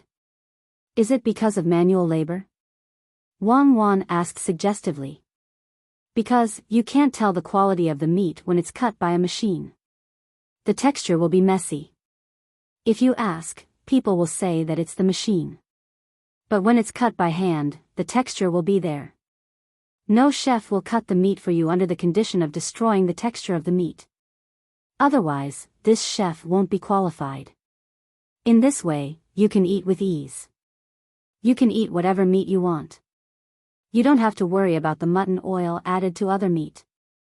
The popularity of hand-cut meat is because of the quality of the meat. The price of meat is cheap. Everyone can't buy good meat. The main reason is that in restaurants, it's a case of bad money driving out good money. But with hand-cut meat, everyone will choose this kind of meat in order to eat better. Thus, there's also the saying of good money driving out bad money. The main reason is that eating is different from other things. Everyone knows that illness comes from the mouth. Moreover, when eating in restaurants, naturally, they won't care about the difference in price. Thus, the slightly more expensive hand-cut meat is more popular than the machine-cut meat that you don't know what kind of meat it is. Zhang Xiaobao shook his left hand as he spoke. He had been using this hand to press the meat. It was cold. His fingers were numb from the cold. Wang Wan nodded in understanding. She knew about this matter. Chinese people were really smart. Not only were foreigners afraid, but Chinese people were also afraid. If it was Chinese people, they could sell a pound of mutton that cost 70 renminbi for 20 renminbi, just like how mutton that cost 30 renminbi was sold for 10 renminbi more than 100 years ago. Let's not talk about the specifics first. Just talk about the similar taste and how low the cost of the food was. Thus, Chinese people were afraid. Generally, they would go to Muslim to buy beef and mutton and cut it themselves at home. It was very ironic. They were religious people who should be restrained and rejected, but they had no choice but to go to other people's places to buy things because no one dared to sell fake meat in that place. That was ethnic conflict, and people would die. Selling things to foreign countries, in terms of the same quality, was still very cheap. What made the foreign industry even more afraid was that China's exports were much lower in quality, but the price was much lower. Yes, the quality was indeed not very good, but the price was cheap. If it was a car, quality was very important. But what quality did disposable tableware need? It was thrown away after eating. Are we Chinese people really the scourge of this planet? Wang Wan found it funny and asked. China is the scourge of the entire universe, so let the Chinese people rule this planet first, and then scourge the universe. The others can't do it all and can only suffer losses. The people of this deer are really good. The meat is delicate. If you look at it under the setting sun, it's like the texture of a cloth. Zhang Xiaobao pinched a piece of meat and looked at it under the light. Wang Wan came over to take a look and nodded. It's really good. It exercises all year round, and it's different from other animals. It's especially better than wild boar meat. The fiber is not so thick, but it's a pity that there's no marbling. If you didn't deliberately let people put some fat, you wouldn't even see a bit of white when you cut it. Marbling, it's nothing more than the ratio of protein to fat. That's other people's rules, not our Chinese rules. If you take 5A beef, other than making steak, can you stir-fry it and eat it? If you cut it along the texture, you'll separate the fat from the thin. If you don't and cut it horizontally, then fine, let's not eat the shredded meat. Eat the foam, it will break. It's a matter of eating habits. It's not always good when others say it's good, unless it's specially sold to them. It's like eating fish and crabs. Do people in England eat crabs? Do people in America eat carp? There are a lot of thorns. But in China, if you have wild crabs and carp, they're very expensive. The English think it's hard to eat crabs. Lobsters are all peeled by the chef. We don't need it, we have special tools to eat it. There are 8 pieces of crabs, it's very delicious. And carp, of course, people in America don't eat it. It's very earthy, and there are too many thorns. Why? Because the way they eat it is simple. Children in China know to spit out the thorns when they eat fish from a young age. They don't wait for their parents to remove the thorns and fry the fish with breadcrumbs. Many people are sad. They only say that the food in America is good. Western food, in fact, I don't like to eat this. I'd rather cook it myself. It's not that other people's food is bad. People always eat it, but I'm not used to it. It's too nutritious. I don't need so much nutrition. When you're like me, you eat lean meat. I don't need marbled fat. What I care about is explosive strength, not fitness. I don't need so many special muscles on my body. Okay, it's not easy to eat. By the time Xiaobao finished speaking, he had finally finished cutting the meat. His 2 hands were swinging vigorously. In just a short while, he had cut more than 40 jin of meat. Moreover, it was a high standard thickness. The knife was only now showing its age. It was not as good as the cold-forged knife. The difference was too big. Wang Wan was also not idle. In fact, there were not many meat rolls on a tray.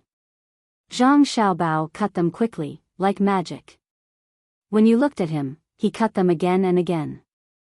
But if you counted according to his movements, you would find that he was very fast when he counted the numbers. It was a visual error. It was the same as when the wheels of a car turned very fast in one direction, and then you saw it turn back very slowly. After placing the last meat roll on the 10th tray, Wang Wan looked at Zhang Xiaobao and smiled. Dear, what I admire most about you is your love and support for our Chinese tradition. I will not say whether you are right or wrong. I only want to say that your persistence is not something that all Chinese people have. Just like what we had discussed before, many people who went overseas said that China was not democratic and developed slowly. The quality of the people was not as good as them overseas. However, he had never considered that if China was suddenly gone, would his status as a Chinese be affected in the outside world? Why are they so nice to him? It's because this country that he looked down on has nuclear weapons, high GDP, and influence over other countries. Does he really think that he is powerful? Does he think that he is Qian Shuesan? Yes, as I said, they are far inferior to the Yutans. Without Israel, the Yutans are rootless duckweeds, so the Yutans outside will defend Israel. They are a nail in the religious community of the country we are attacking now. I won't say whether they are right or wrong, I only admire their spirit. Let's go, you can take 2. I don't have enough hands. Are you still my wife? Are you not my wife? Zhang Xiaobao started to design trays. There were 10 trays, and he must find a way to carry 1 trays. He will carry 1 trays, carry 1 in each hand, place 1 on his arm axle and 1 on his shoulder. That will be 7 trays, and he still has 3 trays left. But Wang Wan had her hands behind her back and was looking at him with her feminine eyes. She did not help him. Carry 1 and carry 2. If you don't work, I will divorce you and divorce you. I am scared to death. Dear, do we need a marriage certificate before getting a divorce? Take it out and let this concubine take a look. Wang Wan helped Zhang Xiaobao adjust the tray on his head and said with a smile like a flower.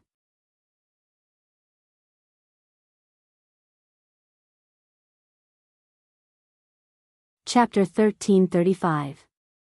Fresh venison is here. Zhang Xiaobao shouted and rushed over with 7 trays on his body. The 9 little guys immediately rushed forward and reached out to help. Wow, brother, you're amazing. Are you going to perform acrobatics? It would be even better if you could hold one in your mouth. It's not difficult at all. People can put a very long pole and people can move back and forth on it. You can hold it in your mouth, really. Xiao Bei said to his brother as he tiptoed and took the tray down from his brother's head. Many acrobatics can be vomited out after eating. Do you want me to vomit a few mouthfuls for you? Zhang Xiaobao said discontentedly. Hee. No, if you don't say it, I'll eat it even if you vomit it out. When you say it, I always think of those drunk people vomiting. It's so uncomfortable. Look, how is my brother's knife skills? I'm asking you, Suilong. What are you looking at? Xiao Bei kissed his brother, ran to the table with the tray, and asked Suilong, who was staring at the meat roll. Suilong was looking at the lamb roll. He had never seen such a thing. He used to eat hot pot at Between the Clouds and the Water. He didn't know what hot pot was before that. He used to eat all slices. How did it become a roll today? Say something, venison. Don't you recognize it? Xiao Bei looked at Suilong's confused look and said aloud. Why is it a roll? Suilong murmured. Because it's cooked faster when it's put in the soup. My family used to eat it like this. Oh, it's not like this to outsiders. It's not a big deal. If you want to eat it, wait until we go back.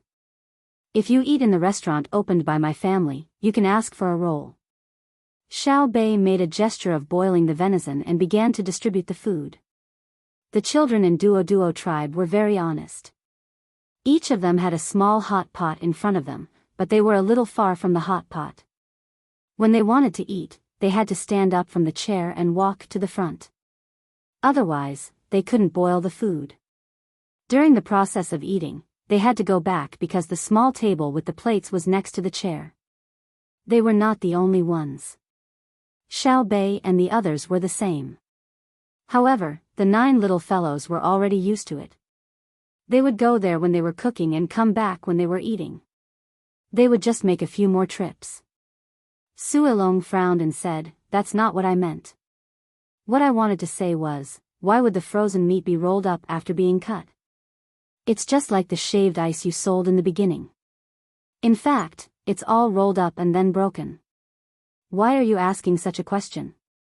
Go back and study physics yourself." "How would I know? It's not like I've learned enough. I'm just starting to eat. I don't care about all that. It's such a mess. The more I think about it, the more vexed I get. There's no end to learning." After Xiao Bei finished speaking to Suilong, she said to the children of Duo tribe. She picked up the chopsticks with one hand and a small spoon with a fine net in the other. She picked up the meat with the chopsticks, placed it on the small spoon, and dipped it into the small hot pot in front of her. In fact, she didn't need to use the small spoon. Just the chopsticks were enough. However, the children in the tribe were used to using their hands. They were very bad at using chopsticks. She had to demonstrate. Even so, the children in the tribe were very busy when they were eating. The translator was also busy, but he couldn't eat yet. It wasn't that he couldn't eat. He wanted to eat, and Zhang Xiaobao and Wang Wan would definitely support him. However, he knew that if he ate, he would be isolated when he went back. The hot pot in front of him was not for him, but for the little ancestors. Rules were rules. The children in the tribe were all very honest. They felt that there was a distance between the small pot and the place where they ate, so they proposed to move the small table forward. After hearing the translator's words, Xiao Bei was very helpless. She stopped and said, "No, it's burning charcoal. There's charcoal poison, which is carbon monoxide. Brother and sister said that this thing will come into contact with the red blood cells and then squeeze out the oxygen molecules. Then we will be poisoned. We are children and can't bear it. If it was in the open, it would be fine. However, we are in a tent now. You have to bear with it. Look at us, aren't we the same? Aya, you don't understand, right? Anyway, it's fine as long as you know that you can be poisoned." Xiao Bei actually didn't know what carbon monoxide was. She had never seen it before, but she believed that this thing was the same as what her brother and sister said. Her brother and sister wouldn't lie to her. If they said that it was impossible, it was definitely impossible. Furthermore, it was definitely related to her body, not a matter of money. Xiao Bei still had some impression of throwing the big pearls on the marble floor when she was young. She couldn't understand why she did that back then. Now, the big pearls were still at home. It was probably good luck that they threw them for fun. She wouldn't throw them again. That was money. Her brother and sister were really too much. They let her and the others throw such big pearls to play with. She hoped that her younger brothers and sisters wouldn't break them now. Luckily, there was a house and they could play inside. However, they shouldn't break the glass. Pee and the like were unavoidable. That was Agarwood. When she thought of the things she used in the past being ruined by her younger brothers and sisters, Xiao Bei didn't know what to do. She pursed her lips and ate a mouthful of venison. What's wrong with our family's most lively Xiao Bei? Zhang Xiaobao didn't pay attention to Simo Duomo who was eating hot pot with them. He just smiled at Duo and then focused on his younger brothers and sisters. "I'm thinking about the problem of the house," Xiao Bei said very honestly. Wang Wan was stunned for a moment and tried hard to think of a house. Zhang Xiaobao immediately said, "When I first made a house for you, my thoughts were very simple. It was to let my younger brothers and sisters have their own space. The price didn't matter. How much money could be exchanged for the happy smiles of my younger brothers and sisters? Yes, that was the best house in Tang. Even your emperor uncle was jealous. Today, It was the only one in the world with a Mercury dynamic balance foundation and a back connection structure. It was the only one in the world with a chain design. It was the only one in the world with a self-floating water supply structure. It was the only one in the world with a constant temperature heating and air changing system. Back then, our Grandpa Bai and the others kept an eye on your house all day because they knew that your sister and I would always put the most advanced things in your house. The most important thing was the wood agarwood. In fact, it wasn't valuable. What was valuable was its concept. Now, do you want to know what the house that Ji Xiangrui is using now looks like? Do you want to know how safe it is for them to play in it? Yes. The 9 little guys shouted in unison. They could also go in now, but the height was a little low. However, this house was very big and was also relatively high. If the adults didn't straighten up when they went in, they wouldn't hit their heads. What house? Simo Domo suddenly interrupted. He felt that he was left out. It has nothing to do with you. Anyway, don't expect the children in your tribe to live there. That house is ours. The function of the house, if I say it out loud, you will be scared to death. The function is the place to use it. Anyway, you don't understand. Brother, hurry up and tell us, what has become of the house now? Xiao Bei explained to Simo Domo, then shook his head. He felt that he shouldn't say it. The other party wouldn't understand. Zhang Xiaobao answered under the anticipation of his younger brothers and sisters, there are more things in the house now. One is the oxygen supply, and the other is the battery heating. Why? Yes, why? Xiao Bei asked very cooperatively. Then, she stared at her brother with her big eyes. What she meant was that she had cooperated with him once. Next time, she wouldn't cooperate with him at a critical moment. Moi. Zhang Xiaobao kissed his sister hard. This kind of silent communication was the most intimate. Others only thought that his sister was asking questions, but he knew that his sister wasn't asking questions. She was angry. It was a big favor for her to compromise for him. Brother, if you don't say it, I will tell my mother, grandfather, and grandmother when we go home. I will say that you are deliberately keeping them in suspense. Let's see who they will side with. Humph. Xiao Bei threatened again. You should tell your emperor and let him control your brother, Simo Domo said to Xiao Bei as if they were close friends. Xiao Bei turned his head and pursed his lips. Are you stupid? I was just saying it to my brother, but you took it seriously. If I took it seriously, it would be useless no matter who I looked for. Even if I looked for my grandparents, they would tell me to beat your brother when we see him. In the end, when we really saw him, we couldn't wait to feel sorry for him. Do you think I am stupid? This is a disease that needs to be treated. Brother, tell us quickly. We are all waiting. Ha ha ha ha. Zhang Xiaobao laughed heartily and kissed his sister again. He said, as expected of the person in charge of foreign affairs. You are indeed amazing. Good, let me tell you. Now, Ji Xiangrui is using your original house. There is a separate sealing system inside. That is, when the overall pressure from the outside is too strong, the house will be completely sealed immediately. Air can only go out but not in. Even the Tang Empire's Ministry of Works doesn't have such a thing. They use an automatic response system that your sister specially designed. There are oxygen cylinders inside. When there is an external force, they will open in a chain. The principle is very simple.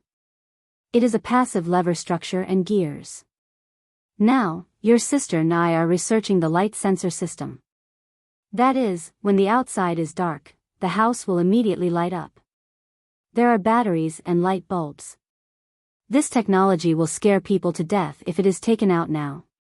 Unfortunately, it will not be able to be automatically controlled by computers in the next few decades. This is the regret of your sister and I. The house is also equipped with a small battery power propulsion system. It can move on its own on water. Its speed is not as fast as the current Tang Empire's most advanced small diesel engine, but it can ensure that a human-powered boat can't catch up. Also, the most important thing is the ability to fly after the hydrogen cylinders are turned on. We have added a distributed balloon connection system above the house. In an emergency, the house can fly up in 15 minutes. Zhang Xiaobao explained. Seymour, Domo, and Duo didn't understand. But Su Ilong's eyes were shining. She finally knew what her grandfather's generation had lost. They didn't keep an eye on the house that Zhang Xiaobao and Wang family were using for their children. They had kept an eye on it. Why did they give it up now? Didn't her grandfather say before that if they wanted to see the technology level of Zhang Xiaobao and Wang family, it was enough to see their children's house? Why did they forget? Was it because Xiaobei and the others didn't use that house? But they still had younger brothers and sisters. Good luck had come out. Miscalculation, a big miscalculation. Xiaobei didn't expect that the house that he used to live in had been improved so much. He looked at his brother and then looked at his sister who was smiling. He patted his head and said, "Today, people always think that the people from the Ministry of Works are the most skilled. In fact, it's my brother and sister who have mastered the most advanced technology. I don't even ask whether the house will fall down because it's flying too high. I guess it's just like in the water. When I reach a certain depth, I have to readjust my posture and then exert my strength to go down. As long as the thickness of the balloon is enough, the house can be suspended at a certain height. Brother Xiaohai, now you know the difference, right? My brother and sister must have calculated it. When you were calculating the quadratic equations, my brother and sister calculated the relationship between the lift force, air density, and the self-gravity of the object, right? Yes, I'm still far from it. Xiaohai said. He knew what Xiaobei was talking about. It was the theory that his brother and sister said when they made the airship. It sounded very simple, but it was very difficult to put it into practice.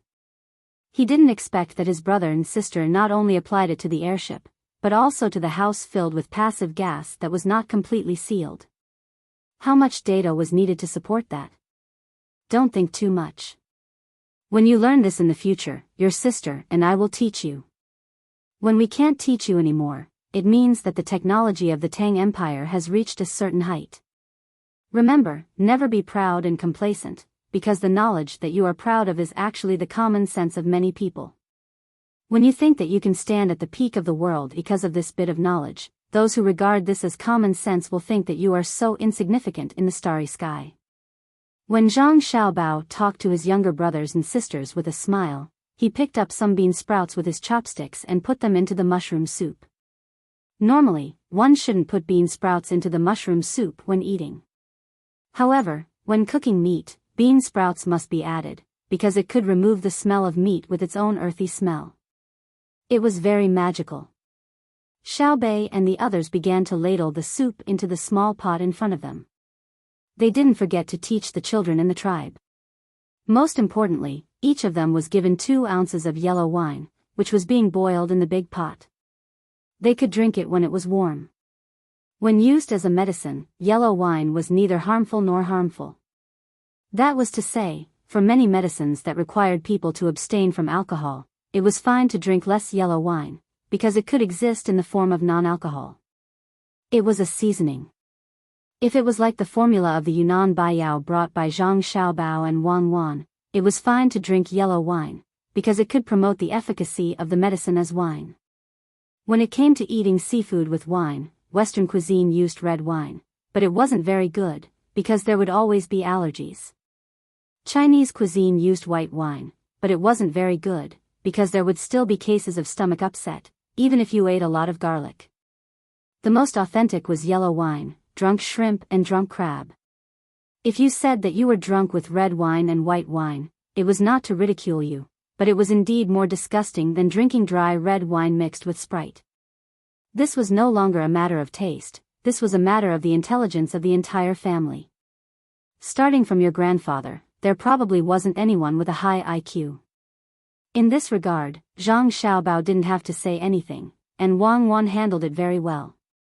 She let her younger brothers and sisters drink some yellow wine, which was good for their health. Of course, if you drank too much, the after effects would be very strong. Simo Domo listened to them speak and watched them eat and drink. He also learned from them. The food was indeed very delicious, especially the dozens of seasonings. He felt dizzy just looking at them and didn't know how to choose. After that, he looked at the children and realized what seasonings Xiao Bei and the others used, so Simo Domo followed suit. But what he didn't know was that Xiao Bei and the others didn't use the same seasonings for everything. They would ask someone to bring a new bowl at any time, and then mix it according to the type of food. Zhang Xiaobao was also eating. As he ate, he felt that it was about time, so he asked Simo Domo, "We don't know each other very well. Can we hold a few competitions to improve our relationship?"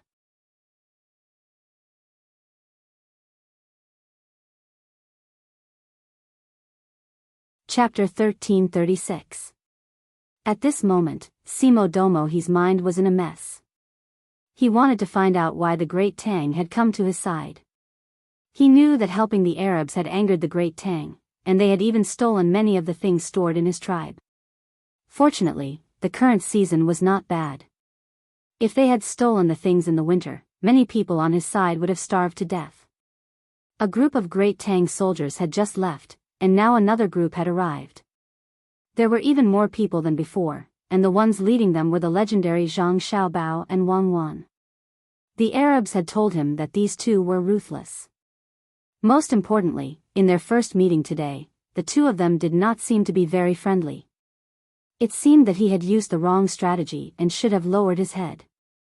Now that the other side had brought up a competition, he did not know what the other side was planning. Could it be that they wanted to capture everyone on his side during the competition? With so many thoughts in his mind, the delicious taste of the hot pot gradually faded away. Simo Domo he slowly swallowed a piece of meat and looked at Zhang Xiaobao, who had suddenly become amiable, and asked, "What are we competing in?" "We can compete in anything. Hunting, fishing, chopping wood, fighting, whatever you say, we'll compete according to what you say. But the rules have to be the same, so that we can get to know each other better. Who knows, maybe we'll become a family." Zhang Xiaobao put down his chopsticks and smiled at Simo Domo. He took a small bowl in front of him and scooped out some soup from the hot pot. "Drink the soup. It's fresh." The taste of the hot pot soup depends on how it tastes when drunk directly. If it's not fresh, then it's not a good hot pot. "Good, good." Simo Domo also took a small bowl and imitated Zhang Xiaobao's actions. He scooped out a bowl of soup and blew on it. He raised his head and gulped down half a bowl of soup. He praised, "It's delicious." Zhang Xiaobao, Xiao Bei, and the others were speechless. "Is this how you drink soup? That's sour plum soup and mung bean soup, okay? To relieve the heat. Eat meat, eat meat. We've found good meat today. Xiao Bei, don't eat too much." Once again, Zhang Xiaobao invited Simo Domo to join his chopsticks. He didn't forget to shout at his younger brothers and sisters. Otherwise, if they ate too much, they wouldn't be able to sleep at night. They rubbed their stomachs and strolled around to digest the food. Xiao Bei was explaining to the children of the Duo tribe how to best match the ingredients in the hot pot. He was very serious. When he heard his brother's words, he responded with a big smile and promised, "Don't worry. I won't eat so much meat today, nor will I eat rice. I'll just eat mushrooms and green vegetables.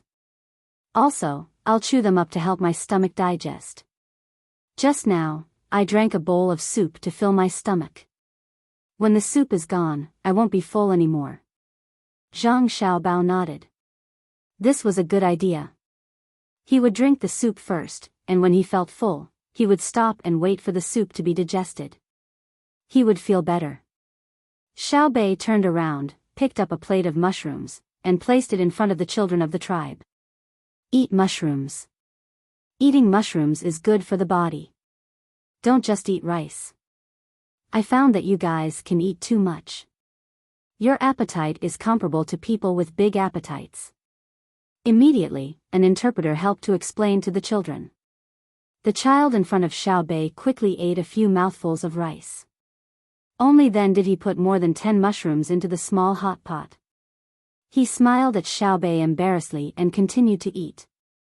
The children in the tribe liked to eat two things, venison and rice. They even knew how to soak in the soup. Duo blushed shyly and explained to Zhang Xiaobao, "It's because your rice is too fragrant. We don't have the same kind of rice in our area. We eat wheat, and the meat doesn't taste good.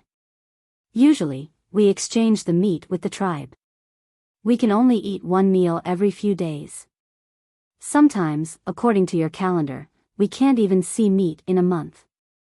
Yes, there is no oil in the stomach, and there is little salt, so the children eat more. You don't have to worry in the future. The children eat for 10 days to half a month. Look, they won't feel hungry after eating 3 meals like now." Zhang Xiaobao understood. In the past, the children of the villagers were like the children of the tribes.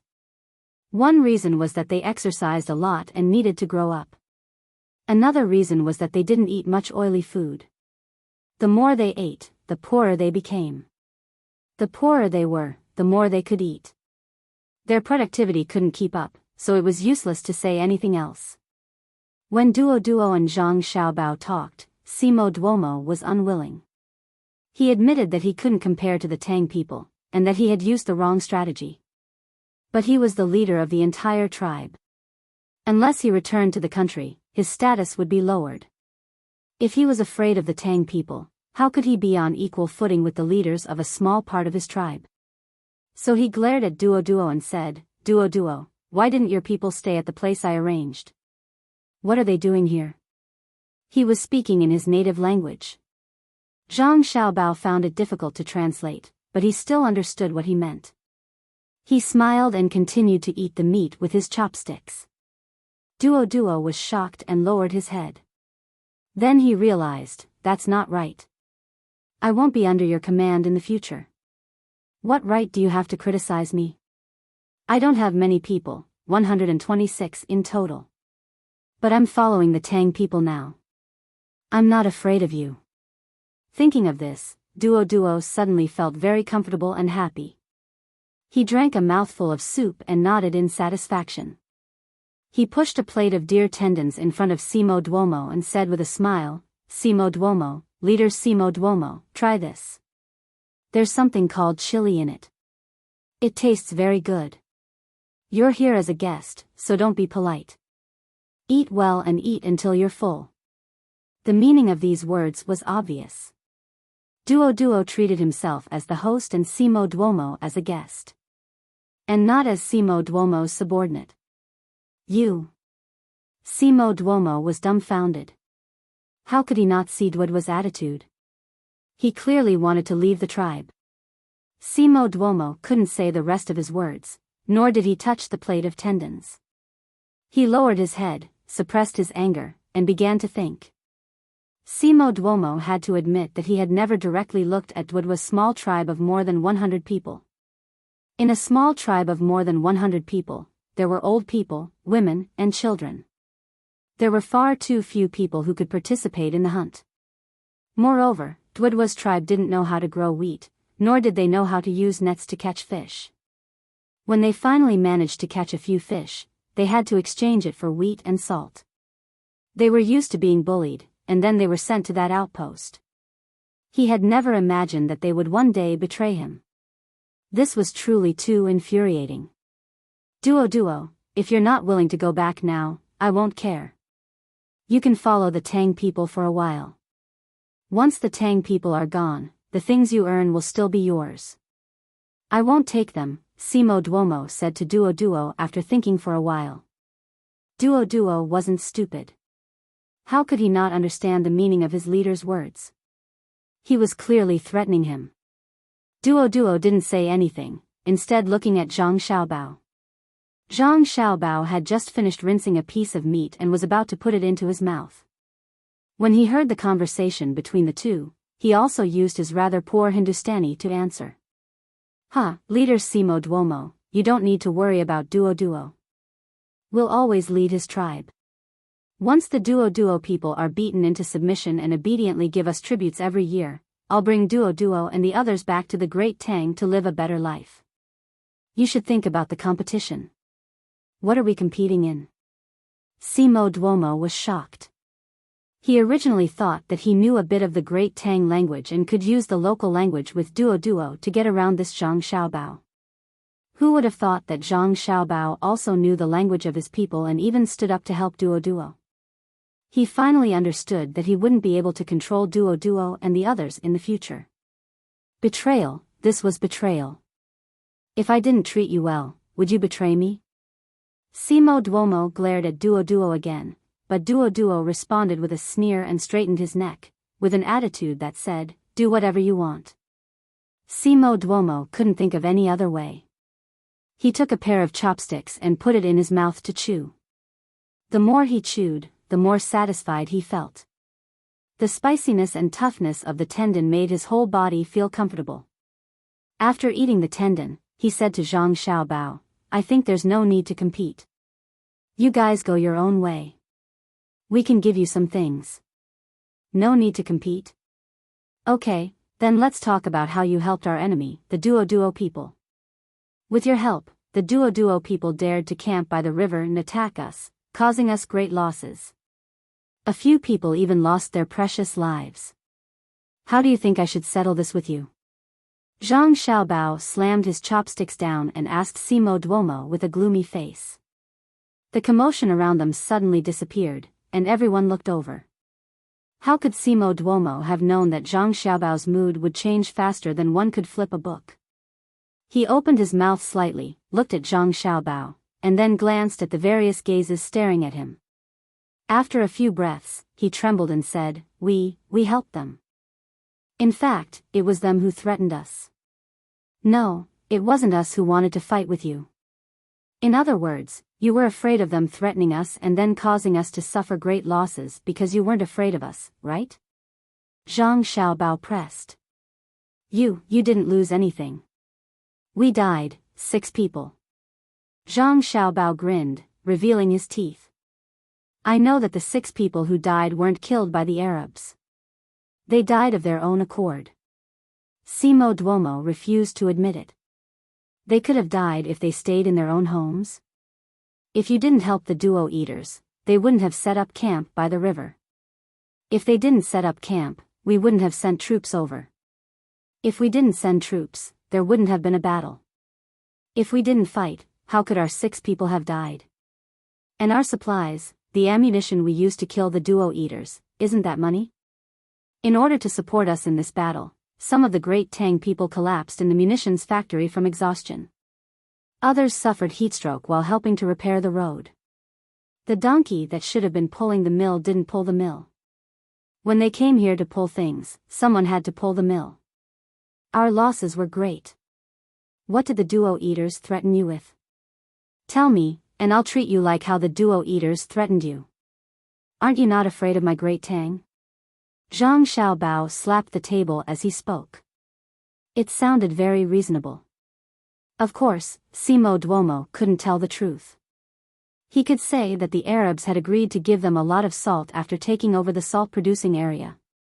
After being pressed by Zhang Xiaobao, he had no choice but to lower his head and say to Zhang Xiaobao, Sir, don't be angry. What do you think we should compete in? We'll compete. Oh, I'm not angry. I'm just excited. Come, eat. What are you standing around for? Eat. Leader Simo Duomo, are the tendons tasty? When you go back, I'll bring some back for you. We'll talk about the competition later. You can go back and think about it. But what I want to say is that since it's a competition, there naturally needs to be a reward. Why don't we make a bet? What do you think? Okay. What else could Simo Duomo say?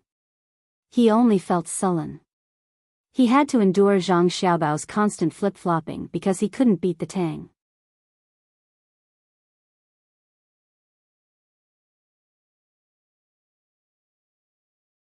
Chapter 1337. During the meal, Zhang Xiaobao was very happy and personally sent Simo Duomo out of the camp.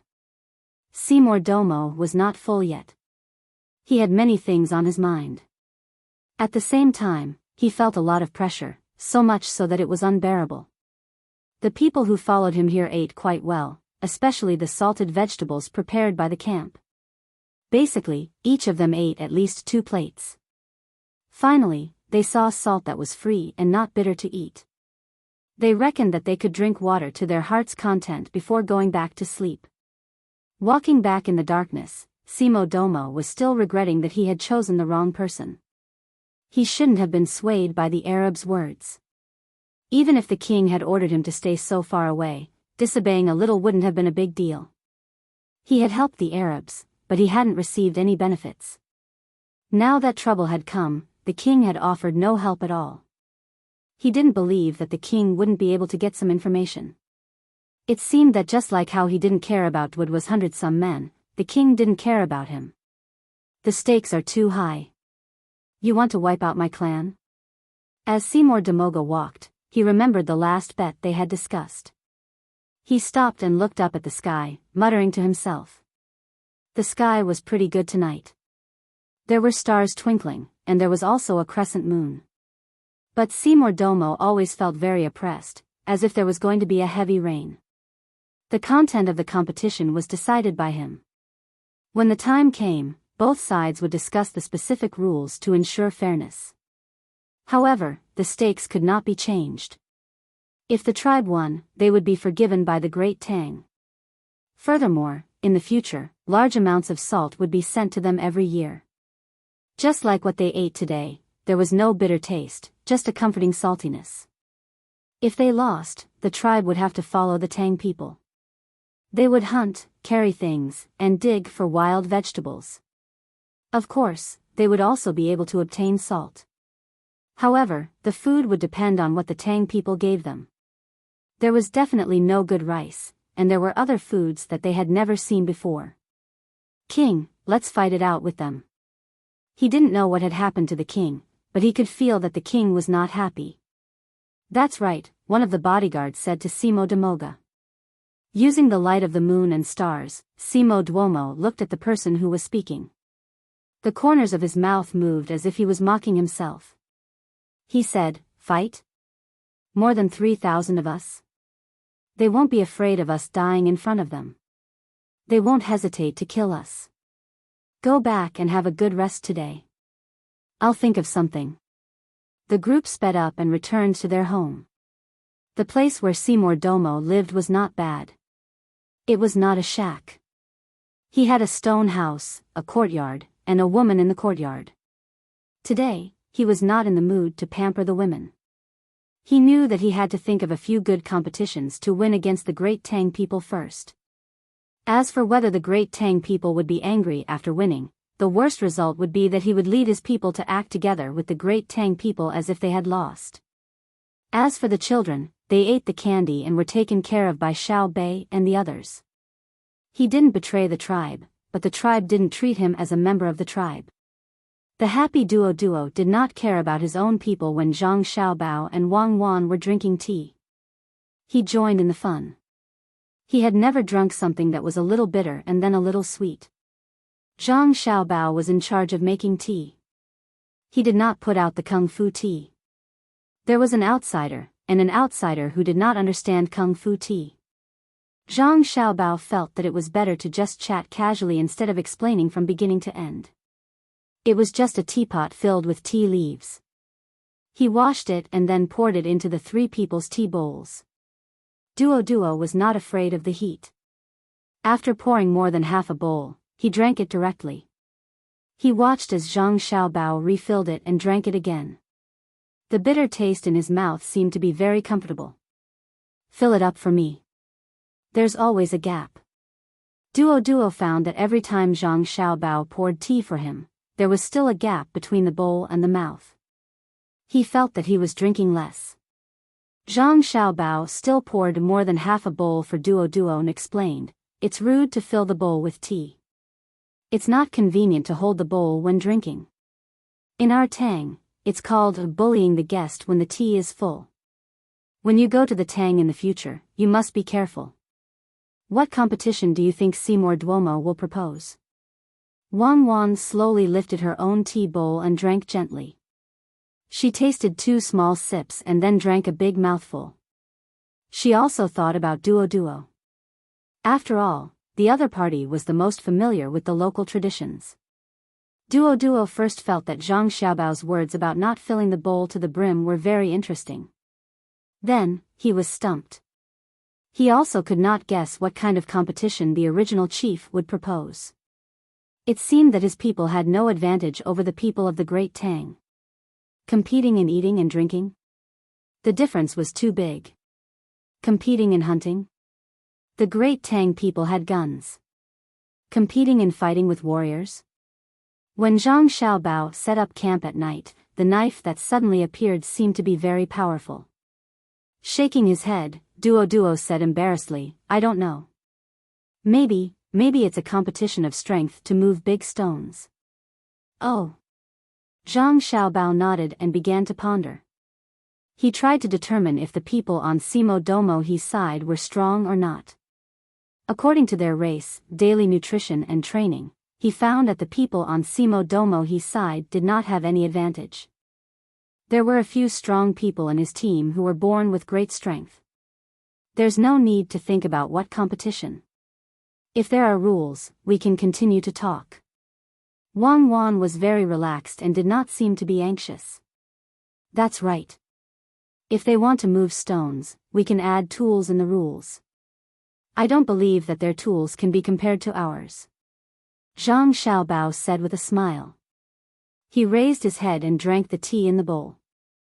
Then, he poured more for the 3 people. Duo drank and felt that this thing called tea was very magical. In the past, he had only heard about it from others but had never tasted it. Even the people of Great Tang who saved him did not let him drink it. He watched as Zhang Xiaobao squeezed a small ball into the flask and poured the water non-stop. The water that flowed out had that smell, so he drank as much as he could. He wanted to see if the small ball would always have that smell. In addition to the food he had eaten before, he finally could not drink anymore. He could only slow down and ask, why does this tea always have that taste? Because this is good tea. It can be brewed more than 10 times. Now, it has only been brewed 4 times. If it's your first time drinking, I advise you not to drink too much. Otherwise, you will get drunk and can't sleep at night. Zhang Xiaobao finally understood why Duo kept staring at the teapot and drinking. He wanted to drink until the tea lost its taste to verify his guess. How persistent was he? A persistent man was very cute, even though he was a little darker, thinner, and shorter. Duo nodded repeatedly. So it was not that the tea could be brewed continuously. It was because the tea was good. As for why he could not sleep, he would know at night. Leader Simo Domo used to have tea before, but he never let me drink it. He treated it like a treasure. Is it not as good as your tea? Duo recalled something and drank another sip. He felt better. The leader did not let him drink before, but now he could drink it. Zhang Xiaobao continued to pour water for him. Yes, the tea that Simo Domo drank was fermented black tea. If it was the tea that he got 20 years ago, he could not bear to drink it. Now, it is not bad. What we drank was green tea. Even if he kept the black tea for 20 years, it would not be as valuable as our tea now. Because no one would bring good black tea here, the good tea was sold in Great Tang. Anyway, you don't know how to drink it, so it would be a waste to give it to you. Duo sighed. He knew that Zhang Xiaobao was telling the truth, but it was really a blow. He wanted to know the value of the tea, so he asked, how much salt can it be exchanged for? Zhang Xiaobao was speechless. Wang Wan smiled. Did they have to use salt to calculate the value of everything? The pot of tea that we drank is enough for 126 of you to eat for half a year, including the cost of transporting it. Zhang Xiaobao kindly gave a rough estimate. Duo rubbed his stomach and said, I can still drink it. If I continue to brew it, it will lose its taste. You can still drink it tomorrow. We brought a lot of tea, Zhang Xiaobao kindly advised. Duo firmly said, brew it. After thinking for a while, he asked, if Simo Domo did not work with the Arabs to fight Great Tang, would I not have met you? A smile appeared on Zhang Xiaobao's face. After a pause, he said, you were too close to Great Tang. You didn't use this area very well. It's just that if we met in that situation, we wouldn't know if we were friends or foes. Forget it, there are no ifs. Duo understood. No matter what Simo Domo chose, the Tang would eventually come. It was just like how a large tribe would eventually occupy a small tribe. It's good that you came. Drink some tea. Duo rubbed his stomach and felt that he could drink again, so he signaled to Zhang Xiaobao to pour some tea for him. The next morning, everyone else was very energetic, but Duo's eyes were a little bloodshot. Even after washing his face with cold water 3 times, he was still in a daze. He finally understood why one could not drink too much tea. Yesterday, he was the only one drinking tea. Afterward, he felt a little dizzy and returned to his tent. Before lying down, his head hurt a little. He wanted to sleep, but when he lay down, he found that he could not. He still had a headache. After some time, his head no longer hurt, but he still could not sleep. Thinking and thinking, he finally fell asleep in a daze. But just as he closed his eyes, someone came to wake him up for breakfast. After washing his face 3 times and drinking a bowl of porridge, Duo felt a little better. He advised Zhang Xiaobao, who had finished breakfast first and was drinking tea with a small pot. You can't drink too much tea. It will make you feel guilty and then you won't be able to sleep. Thank you for reminding me. I changed to a small pot. Zhang Xiaobao thanked Duo very seriously. The one with redder eyes than Duo was Simo Domo, who did not drink tea yesterday and also did not rest well. When he woke up in the morning, he did not eat. He simply washed up and brought 25 people to the Great Tang camp. He was led to see Zhang Xiaobao and Wang Wan. Along the way, he smelled the porridge.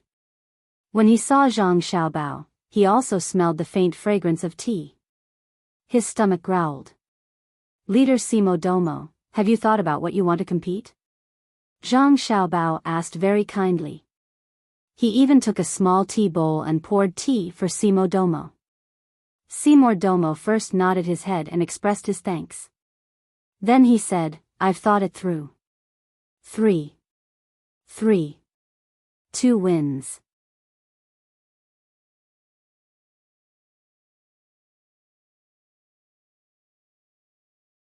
Chapter 1338.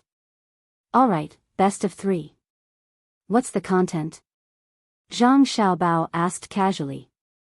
Simo Domo was not as relaxed as Zhang Xiaobao.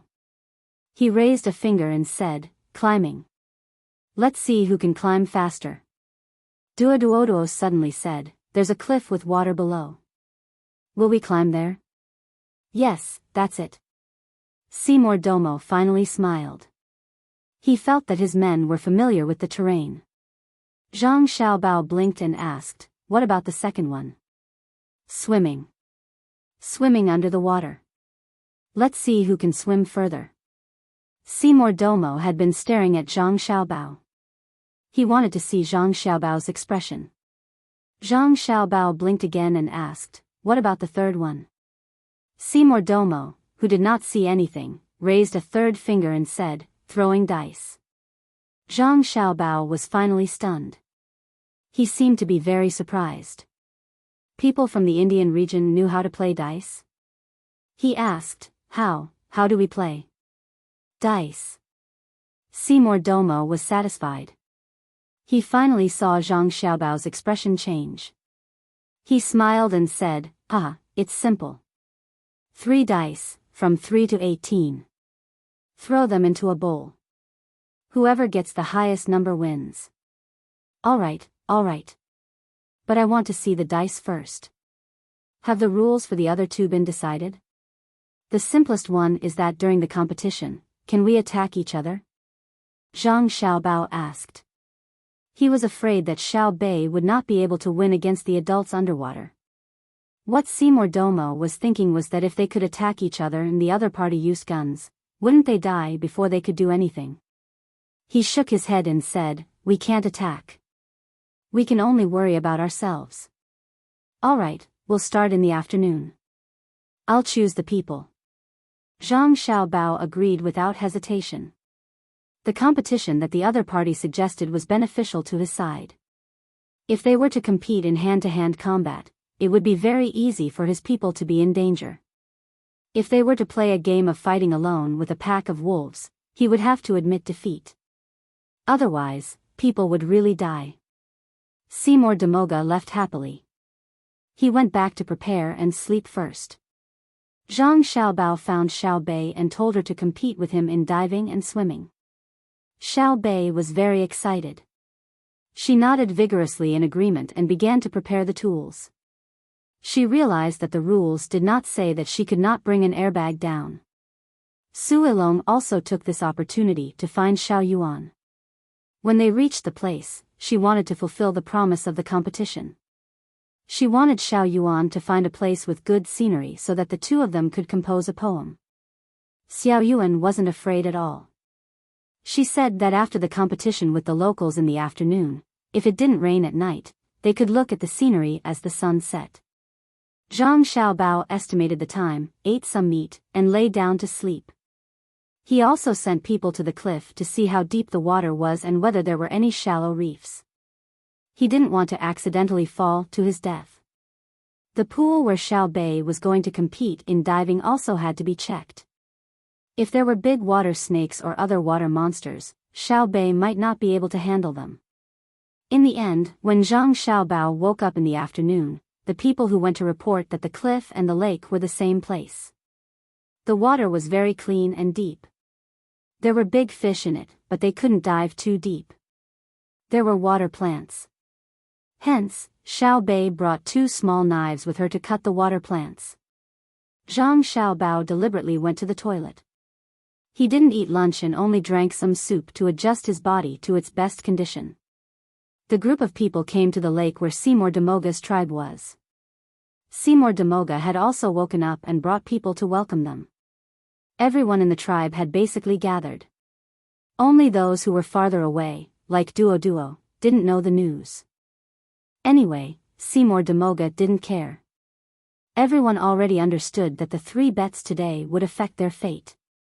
If they won, they would have good days and no longer have to worry about salt. If they lost, they would have to work for others. Moreover, they didn't know what would happen in the future. What shall we compete in first? Zhang Xiaobao looked up at the cliff. On the west side of the lake, there was a cliff. The bottom of the cliff was hollowed out by the water. On the east side, there was a mountain that extended into the water. The bottom of the mountain was also hollowed out, but it wasn't as serious as the west side. Zhang Xiaobao knew at a glance that a river had once passed by, and it was a very big river. It formed a canyon and then turned into a lake. The west side was affected by the Earth's rotation, so the impact of the water was stronger. There was no way to know the specific changes, but the local scenery was indeed very good, especially the lake. It was suitable for farming and raising fish and prawns. After completely occupying it in the future, he had to build a beautiful restaurant with a polo field, a football field, a table tennis court, and all kinds of football fields. Water polo couldn't be left out. The more he thought about it, the more Zhang Xiaobao felt that the future was better.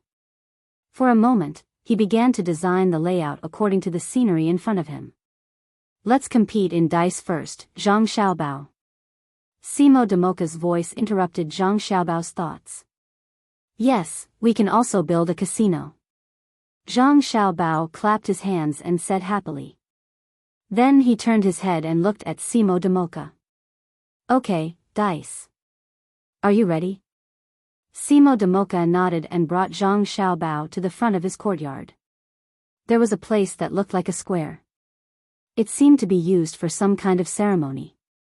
There were a few people in the tribe wearing clothes that were of good quality. They were fine linen and had color. They stood beside a bowl. Zhang Xiaobao understood that they were witnesses. They were afraid that he would go back on his word. He nodded to Duo and Wang Wan.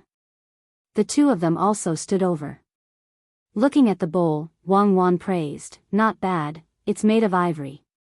Then she said to Duo, "Your tribe doesn't lack good things." Duo looked at Simo Damoka with anger in his eyes. "You use ivory things, but no one cares if my children starve to death." Simo Damoka didn't have the mood to care about Duo.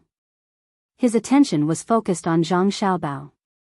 He waved his hand and someone brought over a box with beautiful carvings. He opened the box and there were a few dice inside. He signaled to Zhang Xiaobao. Zhang Xiaobao looked at them. The dice were also made of ivory. It was the same as the ones used in Tang. There were 6 sides and the number of points was the same. So he took out the dice one by one and weighed them in his hand. In the end, he picked out 3 that were about the same weight. They felt good. It seemed that they were often played with. "Let me try a few throws." After Zhang Xiaobao finished speaking, he didn't wait for Simo Damoka's agreement. He picked up a dice and threw it into the bowl. He took it out and changed to another one. He did the same 3 times. Then he threw 2 pairs of dice into the bowl. In the end, he threw 3 dice together. "Okay, let's start. Who's going first?" Zhang Xiaobao threw a few rounds and asked Simo Damoka. Simo Damoka didn't say anything. He also took the dice. Like Zhang Xiaobao, he tried it. Compared to Zhang Xiaobao's casual manner, his hands were sweaty. After thinking for a while, he said to Zhang Xiaobao, "You go first. Best of 3 wins." "Okay." Zhang Xiaobao happily agreed. He took the dice and wiped them on a white cotton cloth. He weighed them. The 3 dice lined up in a row in Zhang Xiaobao's palm. Zhang Xiaobao's flat hand suddenly flipped and the 3 dice spun into the bowl. There was some distance between each dice and they didn't collide with each other. After they spun a few rounds in the bowl and were about to stop at the bottom of the bowl, there was a slight contact.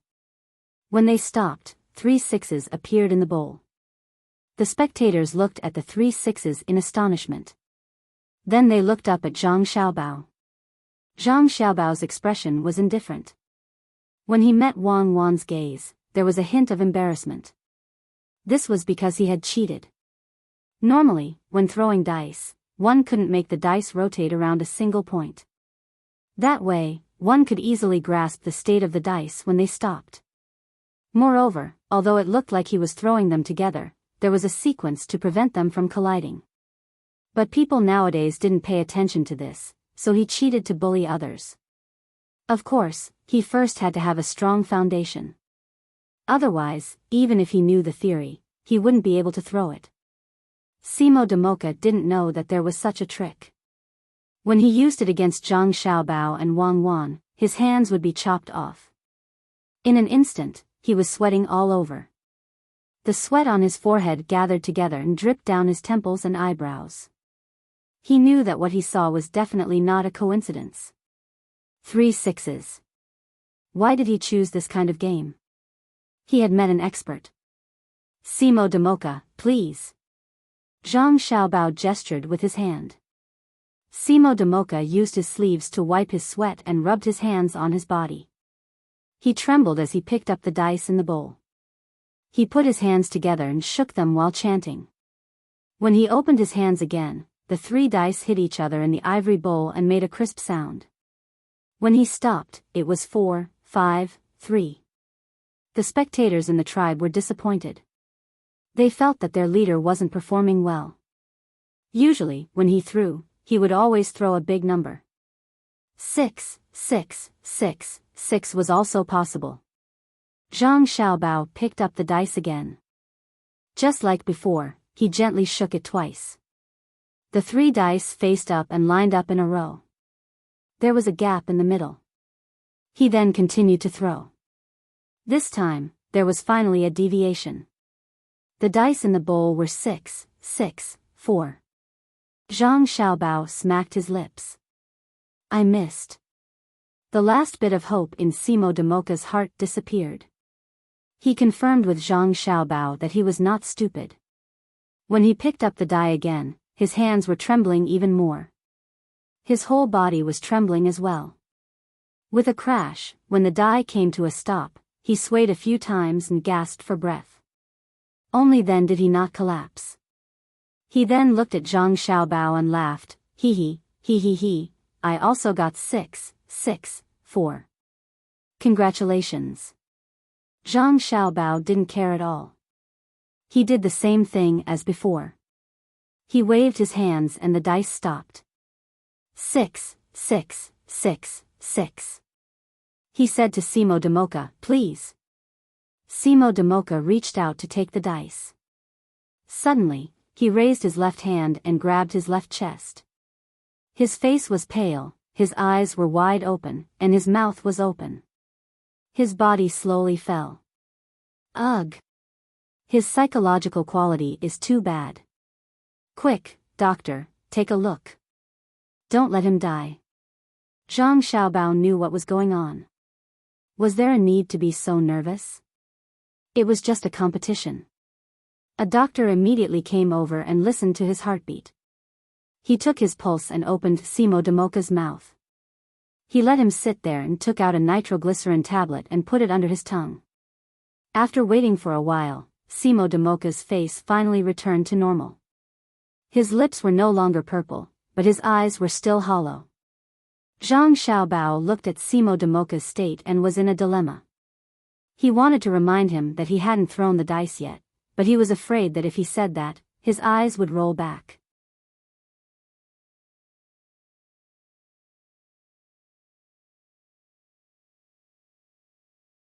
Chapter 1339. What did you feed me just now? Seymour Duomo waited for a while before he regained his senses. The first thing he thought of was not gambling, but something that could save his life. Zhang Xiaobao could understand this, and at the same time, he was not afraid of revealing his secret. He explained, it's a type of medicine. At first, the people who made this medicine wanted to use it to help with explosives. Later, it was used in war. For example, the weapons we are using now contain this thing. But at the same time, it can also save people. The effect is very good, like what you are doing now. But let me tell you the truth. Your illness is not that simple. Otherwise, the doctor would have given you the quick-acting heart rescue pill and not the nitroglycerin tablets. Did you suffer from the same illness in the past? The doctor's methods are very good. Seymour Duomo did not really understand, but he knew that the Tang Dynasty's medical skills were very good, whether it was killing or saving people. He was now worried about what Zhang Xiaobao said. He did suffer in the past. Could it be that he was in a very dangerous situation now? Zhang Xiaobao also thought so. He did not know why the doctor gave Seymour Duomo nitroglycerin and not the heart rescue pill because nitroglycerin was cheap. The heart rescue pill needed to be added with other medicines, and the cost was high. It was not worth it to use it on outsiders. As for these Chinese medicine formulas, both Zhang Xiaobao and Wang Wan easily obtained them. Wang Wan's family background was there, while Zhang Xiaobao's was simple. He just had to go overseas. The formulas that were kept secret in the country had to be told honestly when they were sold overseas. Some formulas even had to be told about the process. This was because the foreigners would doubt if there were any harmful substances in the production process. At the same time, the taboos and side effects were written very clearly. It was unlike in China, when you read the instructions, the taboos and side effects would be unknown or not clear. At that time, it really scared the people in China for a while. Later, when the internet was developed, and basic education in English was available, everyone jumped over the wall to look for information. No one knew if this was the misfortune or luck of the smart people. Conflicts were everywhere. Zhang Xiaobao could even obtain additional benefits in this kind of struggle. As long as he used some small tricks, he would be able to obtain many secret recipes. Then, he could change his appearance and take them out to swindle money. Then, they would work together with the local drug dealers to increase the price of medicinal herbs. Now was the time for him and Wang Wan to play their roles. In other words, the two of them had been playing their roles all along. They had saved a lot of detours. From the production of nitroglycerin to its application, the process had been smooth. Not a single person had died. It was very miraculous. They had to thank those who had died before. Right now, Seymour Domo and Zhang Xiaobao were not clear about the specifics of the situation. The doctor, who was clear about the situation, was very clear about the cost of the heart-saving pill and the things that could be used as explosives. Furthermore, he was also clear that when the heart-saving pill was not effective, he had to eat explosives. The explosives worked quickly. Therefore, Zhang Xiaobao and Seymour Domo both felt that Seymour Domo was about to die. If his illness acted up again in the future, he would definitely not be able to survive. Zhang Xiaobao felt that if Seymour Domo was willing to lead his tribe to serve him, he could always provide him with medicine and tell him what to pay attention to, just like how he treated Li Longji and his family. Seymour Domo felt that if Zhang Xiaobao could prevent him from dying, there was nothing wrong with leading the tribe to follow him. If he died, would the tribe still listen to him? Thinking of this, Seymour Domo stood up again, took the dice, and casually threw it into the bowl. When the dice stopped, the numbers 1, 1, 2, 3, and 3 appeared. I lost this round. Seymour Domo said calmly. Zhang Xiaobao and Wang Wan understood. The two of them looked at each other and saw joy and sadness in each other's eyes. They were happy that they had taken down the tribe, but sad that a leader had lost his will to fight and betrayed not only himself. In the face of life and death, Seymour Domo had lost. Zhang Xiaobao and Wang Wan knew each other very well. If the other was the leader now, they would definitely fight to the last moment. Even if they lost, they would not let the other side look down on them. Thus, they would fight for more benefits. Leader Seymour Domo, what's the second round? Zhang Xiaobao did not cheer and asked very calmly. You say. Seymour Domo was also very straightforward. His meaning was very clear. They would compete in whichever one you felt had the greatest chance of winning. Zhang Xiaobao looked up at the cliff. Xiao Bei, who was beside him, quickly said, let's compete in diving. Let me do it. I haven't swum to my heart's content in a long time. Let me do it. Okay, let's compete in diving. Let's see who can swim further. Zhang Xiaobao agreed. Seymour Domo was in a difficult position. He thought that Zhang Xiaobao's side would have a very strong person, but he did not expect that it would be a little girl. They would definitely lose. When the time came, they would win by climbing the cliff. They had the salt, but where was the medicine? Actually, it's diving. Zhang Xiaobao did not let Seymour Domo finish his sentence. Seymour Domo sighed secretly. He looked at the person beside him and gave him a lot of hints. The person he was hinting at nodded vigorously. Only then did he let out a sigh of relief. The two sides began to change their clothes. Xiao Bei wore a very large set of clothes, while the tribesman only wore a small pocket around his waist. If his opponent was not a girl, he probably would not have given up on such a cumbersome thing. The two stood by the lake. With Zhang Xiaobao's order, they both dove into the water at the same time. As soon as they entered, they disappeared. After a while, the people on the shore could vaguely see a blurry thing moving forward under the water. Time passed slowly. Sweat appeared on Seymour Domo's forehead again. He hated that he could not personally jump into the water and catch the tribesman. He had hinted just now, but he did not expect that this idiot would think that he was asking him to persist. You persisted until the end. How much longer can I persist? Zhang Xiaobao and Wang Wan began to look at their watches. 3 minutes had passed. The two could not help but worry. They were not worried about Xiao Bei, but the other party. They could no longer see the figure under the water. It was too far away. After waiting for another minute, a head finally appeared on the surface of the water in front of them. Seeing this head, Seymour Domo did not know whether to be happy or sad. He did not wait for the other head. If that head did not appear, would Zhang Xiaobao and Wang Wan kill all the tribesmen in his tribe? That was their sister. At this moment, everyone felt that time was passing very slowly. It was as if they could hear their own heartbeat. Every beat was very clear. Everyone's eyes were fixed on the surface of the lake. 2 long minutes passed just like that. Just as Seymour Domo was about to send a few more people over to take a look, Xiao Bei's head finally appeared from a further place.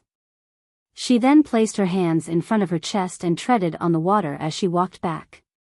From her upper body, it could be seen that she had taken off her bloated outer clothes. Inside, she was wearing a swimsuit. The tribesmen looked at Xiao Bei, who was treading on the water, as if they were looking at Buddha. She had been underwater for so long, but she was actually fine and came back alive. As she got closer, Xiao Bei did not show any joy on her face. Instead, the corners of her mouth turned downwards. She looked very unhappy as she opened and closed her eyes. When she got closer to the shore, the tribesmen on the shore were shocked. Xiao Bei's hands under her chest were digging into the eyes of a fish. That fish did not look small. Zhang Xiaobao quickly waded into the water to help. It was a carp. Zhang Xiaobao weighed it twice and estimated that it was around 12 to 3 catties. If he was in the water, he would not touch it unless his head was out of the water. Such a big fish would kill him. After throwing the fish back with all his strength, Zhang Xiaobao carried his sister and said, "Amazing." Xiao Bei whispered into his brother's ear, "I don't feel any sense of accomplishment at all. I thought he was very powerful, but in the water, his speed was so slow. I didn't even need to take a breath before I ran in front of him, leaving him far behind. By the time I needed to take a breath, I was already a long way away from the surface of the water. If I had known, would not have cheated.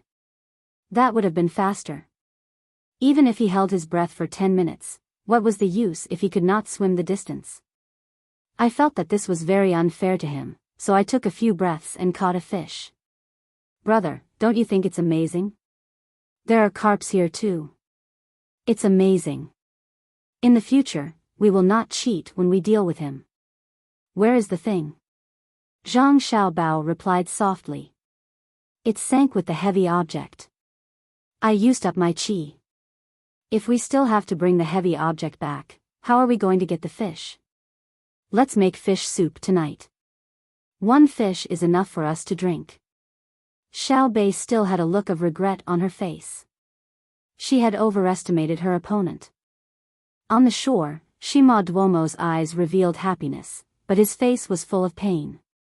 He glanced at his tribesmen and shouted, "We have lost. I know that all of you think the same as me and are unwilling to leave here, but we have to abide by our oath. We have lost the bet.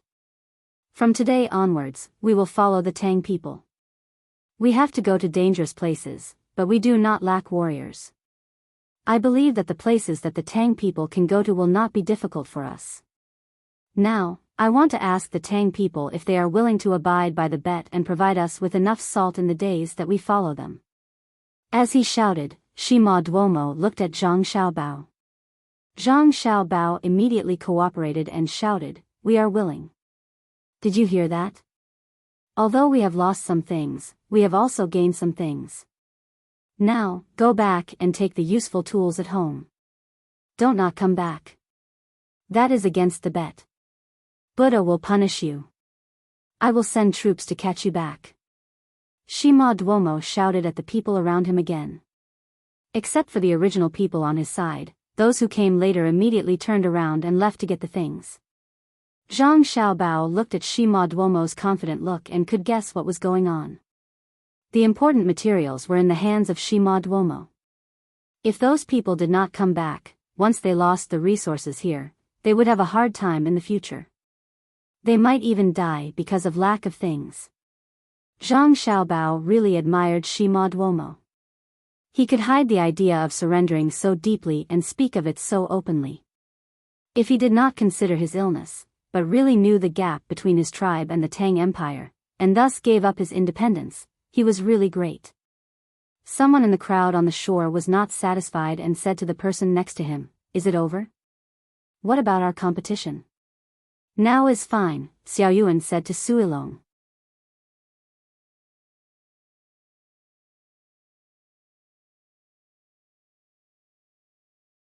Chapter 1340. Suilong and the 9 little guys did not participate. They stayed by the lake, looking at the mountain, the water, and the cliff hanging upside down. "Are we not waiting for the sunset?" Suilong's body trembled as she asked Xiao Yuan. He was excited. He had been suppressed all the way and never had the chance to show off his ability. He was always looking at the 9 little guys' performance. At this moment, he felt that he finally got a once-in-a-lifetime opportunity. He would defeat Xiao Yuan first and then defeat them one by one. Xiao Yuan looked up at the sun and quickly closed his eyes, saying, "We're not waiting. Maybe we'll be busy with other things later. Right now, this mountain, this water, this warm sun, and the slowly floating clouds.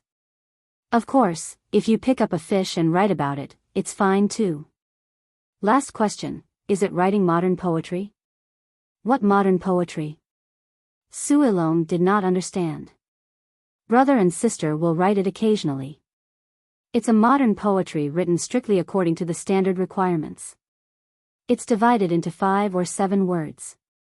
The standard poems and quatrains are different according to the beginning and end of the cycle. For example, no need, we're not writing this. The rules are too strict and affect our performance. Writing poetry is not about rules, it's about expressing one's inner feelings, understand?" Suilong was confused and quickly interrupted Xiao Yuan, saying with a guilty conscience. Xiao Yuan followed the good advice, "Okay, not following the rules. Writing poetry can express one's feelings. Isn't it the same if it's written in vernacular? It's like a newspaper story." "Yes, it's the same. But don't you think that poetry can better reflect one's literary level?" "Beauty, knowledge," Suilong advised. "Isn't modern poetry more beautiful? Is it more knowledgeable?" Xiao Yuan continued. "Let's not think about this today, okay? Let's talk about poetry. I'll go first. Do you see that cliff?" Suilong also knew that she could not win against Xiao Yuan on the same topic because she used double standards, so she quickly changed the topic. Xiao Yuan looked in the direction Suilong pointed and nodded, "I see it. There's a depression below. Very good, the poem is out. The first sentence, 'I see the cliff,' is depressed. The second sentence, 'Why, we're leaving.'" Xiao Bei's voice suddenly sounded. She stared at Suilong unhappily, "Are you playing with us? I can follow up with your question, why is there a groove? When I turn my head to look at the other side, there is also a groove there." "Huh, Xiao Bei, you're so cute." "I'm just kidding. I'm not done yet. Wait, let's start. The water surface is boundless, reflecting the cliff. The mountains and ridges are hard to stop the rushing current, the movement and stillness are in harmony with the quiet and distant." After Suilong finished speaking, she looked at the 9 little guys and waited. After waiting for a while, seeing that they did not respond, she asked, "How is it?" "To be honest, I don't know what it means." Xiao Bei pouted and said to Suilong, "Yes, you are still young and can't understand so deeply. It's my fault." Suilong was helpless and had to apologize to the 9 children. "Actually, it's not your fault. Let Lil Yuan do it. Lil Yuan, tell us a jingle. It has to be like a nursery rhyme." Lil Bei revealed a big smile to Suilong and instructed Lil Yuan.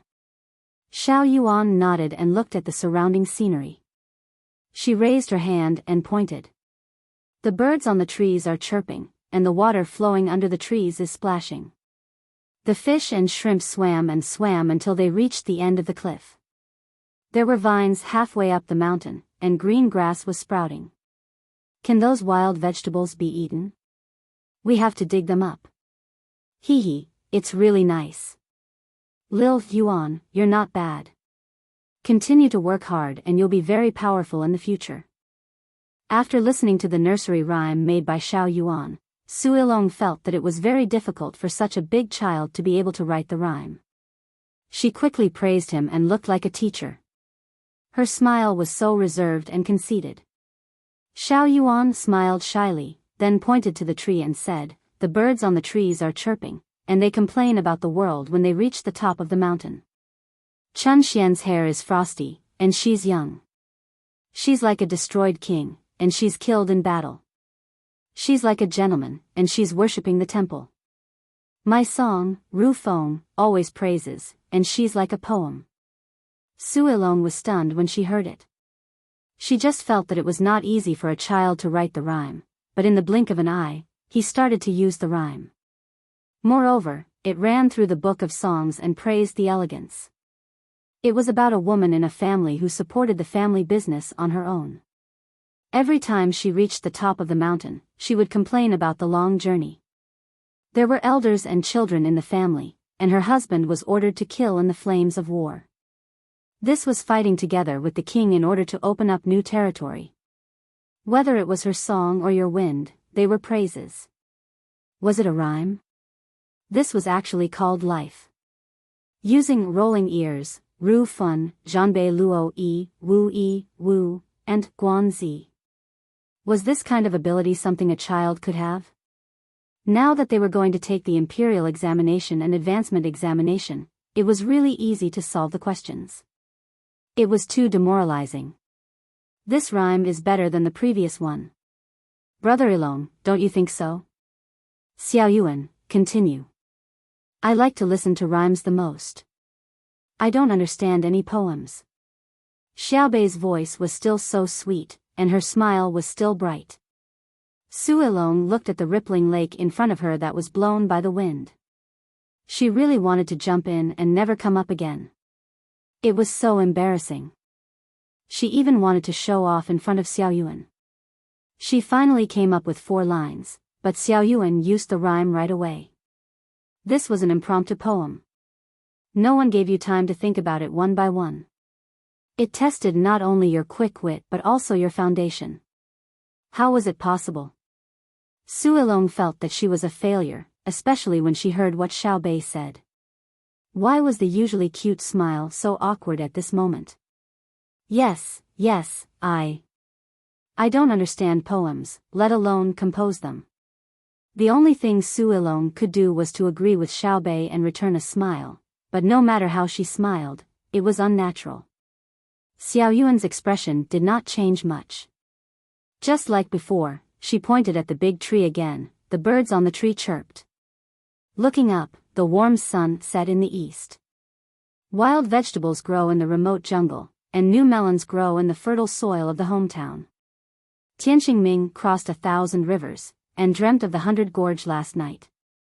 Singing nursery rhymes softly, sleeping early, and smiling like a flower in auspicious times. I miss home too. Auspicious times and auspicious times can call people, right? No, we can't come here for nothing.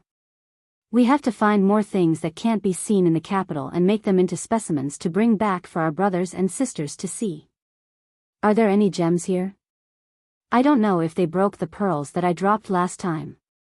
When Xiaobei heard Xiao Yuan's words, her eyes turned red. She sniffled and pulled Xiao Yuan along as she ran towards the place where Simo Domo lived. She felt that it was best to ask the local leader first. If there were any, they could use other seasonings to exchange for them. After all, the locals were stupid and could not eat gems. If they gave them something real, they would definitely be very happy. The 9 little guys ran to find Simo Domo and made a fair exchange with him. Su Ilong stood by the lake for a long time without moving. She understood what Xiao Yuan meant. She started with the same scenery and used 3 ways to tell him what it meant to go from simple to complex, and from complex to simple. There was no need for rhyme in the depths of love. Every word came from the heart. Using the simplest words to express the deepest meaning, this was the realm.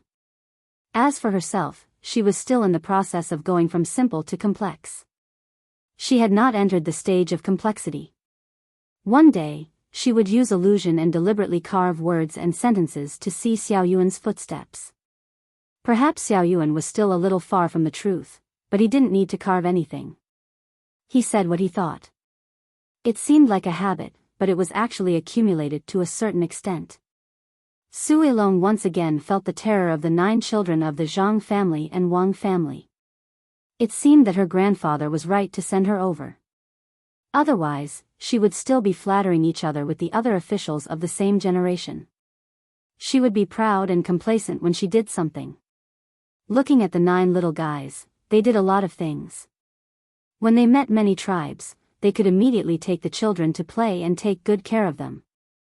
When she saw them every day, she felt that they were very happy. Of course, when she saw them happy, she was also happy. But thinking about it carefully, she realized that the places where they played every day were places where they were needed.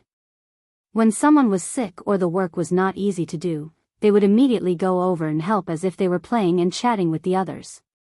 In other words, they took on the task of adjusting the atmosphere in the team. They had been infecting everyone with their happiness and innocence. They would also fall down and accidentally get scratched. Looking at them pouting and saying that it didn't hurt, the adults who were also injured seemed to feel that they didn't hurt, even if their injuries were more serious than the children. They can actually play a role in stabilizing the hearts of the troops and improving morale. They have never been a burden to the team. They never made others worry. Why did I only find out? Su Ilong said to himself in the lake. Then he was very annoyed. He thought that he was the only one who was useless. He couldn't do physical work, he didn't know how to cook, he couldn't bring happiness to others, and he didn't have the affinity that Xiao Bei and the others had with the tribe's children. Damn, I'm actually a good for nothing. No, I have to follow and learn. Su Ilong strengthened his confidence. He was full of yearning for the outside world. He came to a conclusion. Once he followed the team to the end of this journey, he would learn 1,000th of the strengths of everyone in the team. When he went back and met the other officials of the same generation, those people would not be a threat to him. Just like Xiao Yuan's indifferent look when he was pulled away by Xiao Bei after he finished his last poem. Xiao Bei didn't take him seriously at all. It was really depressing. Chief Seymour Domo, where are you? Seymour Domo. Xiao Bei and the others shouted. They were brought to the hall where Seymour Domo had invited Zhang Xiaobao and Wang Wan. Chief Seymour Domo, I see you again. Hello, what's that? I heard that you have a white jade beauty. When Xiao Bei saw him, he first spoke with his hands behind his back and his feet moved.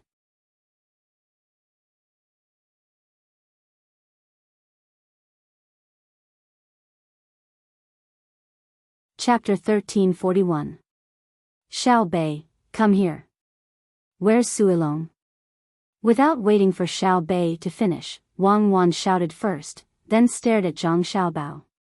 Zhang Xiaobao seemed to be very wronged and said, there's only one sentence. The content is different.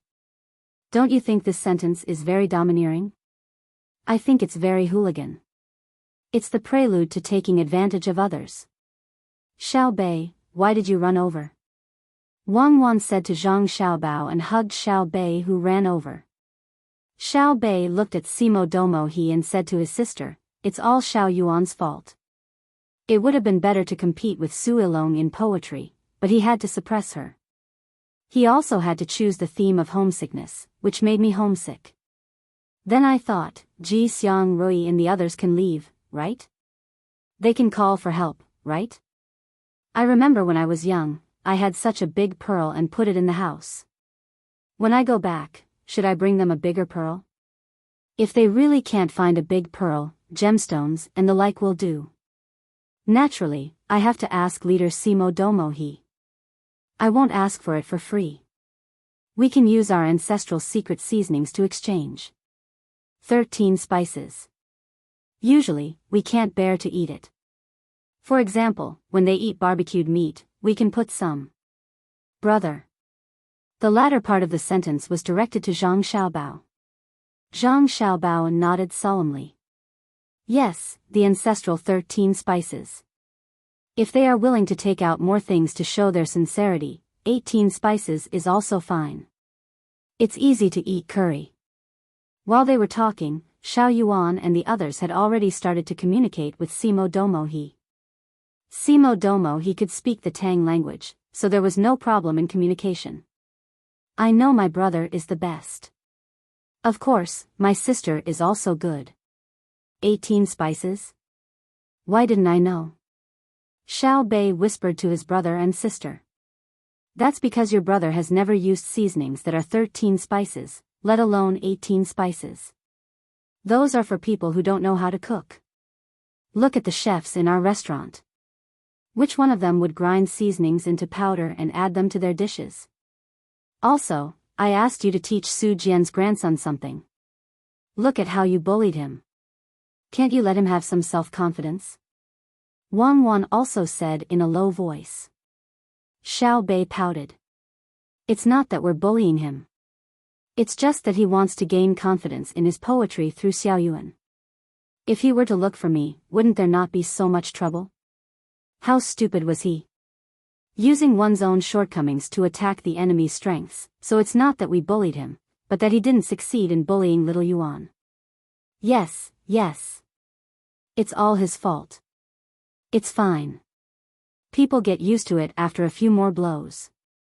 Don't ask Seymour Demoga for anything, he is also a poor man. If you want gems, you can find jadeite in the places we passed by on our way here. Now is a good time. I think we can find jadeite the size of a house. Zhang Xiaobao could imagine how big of a blow Su Ilong had suffered. Not to mention her, even he and Cuckoo sometimes had to memorize the information for their younger brother, little Yuan. When they needed to use it, they would ask him. 1% of talent was too powerful, and 99% of hard work could not make up for it. Of course, according to another theory, 100% of children had their own talent. It depended on the environment and the guidance of the adults. The simplest example was when a child was born. The right side of the brain was better developed. He used to use chopsticks with his left hand, but he was forced to use chopsticks with his right hand. Every time his left hand touched the chopsticks, he would hit it. After a long time, the child would not only change the hand that held the chopsticks, but it would also form a conditioned reflex to suppress the use of the right side of his brain. Then, the parents would say that their child was stupid. Was there any reason? Xiao Bei did not consider whether Su Ilong's heart was hurt. She was most interested in places with jadeite. She had jadeite jewelry of various colors, mainly red and green. No matter how she looked at it, it was more beautiful than glass. Brother, it's a mine, right? Our precious candy house.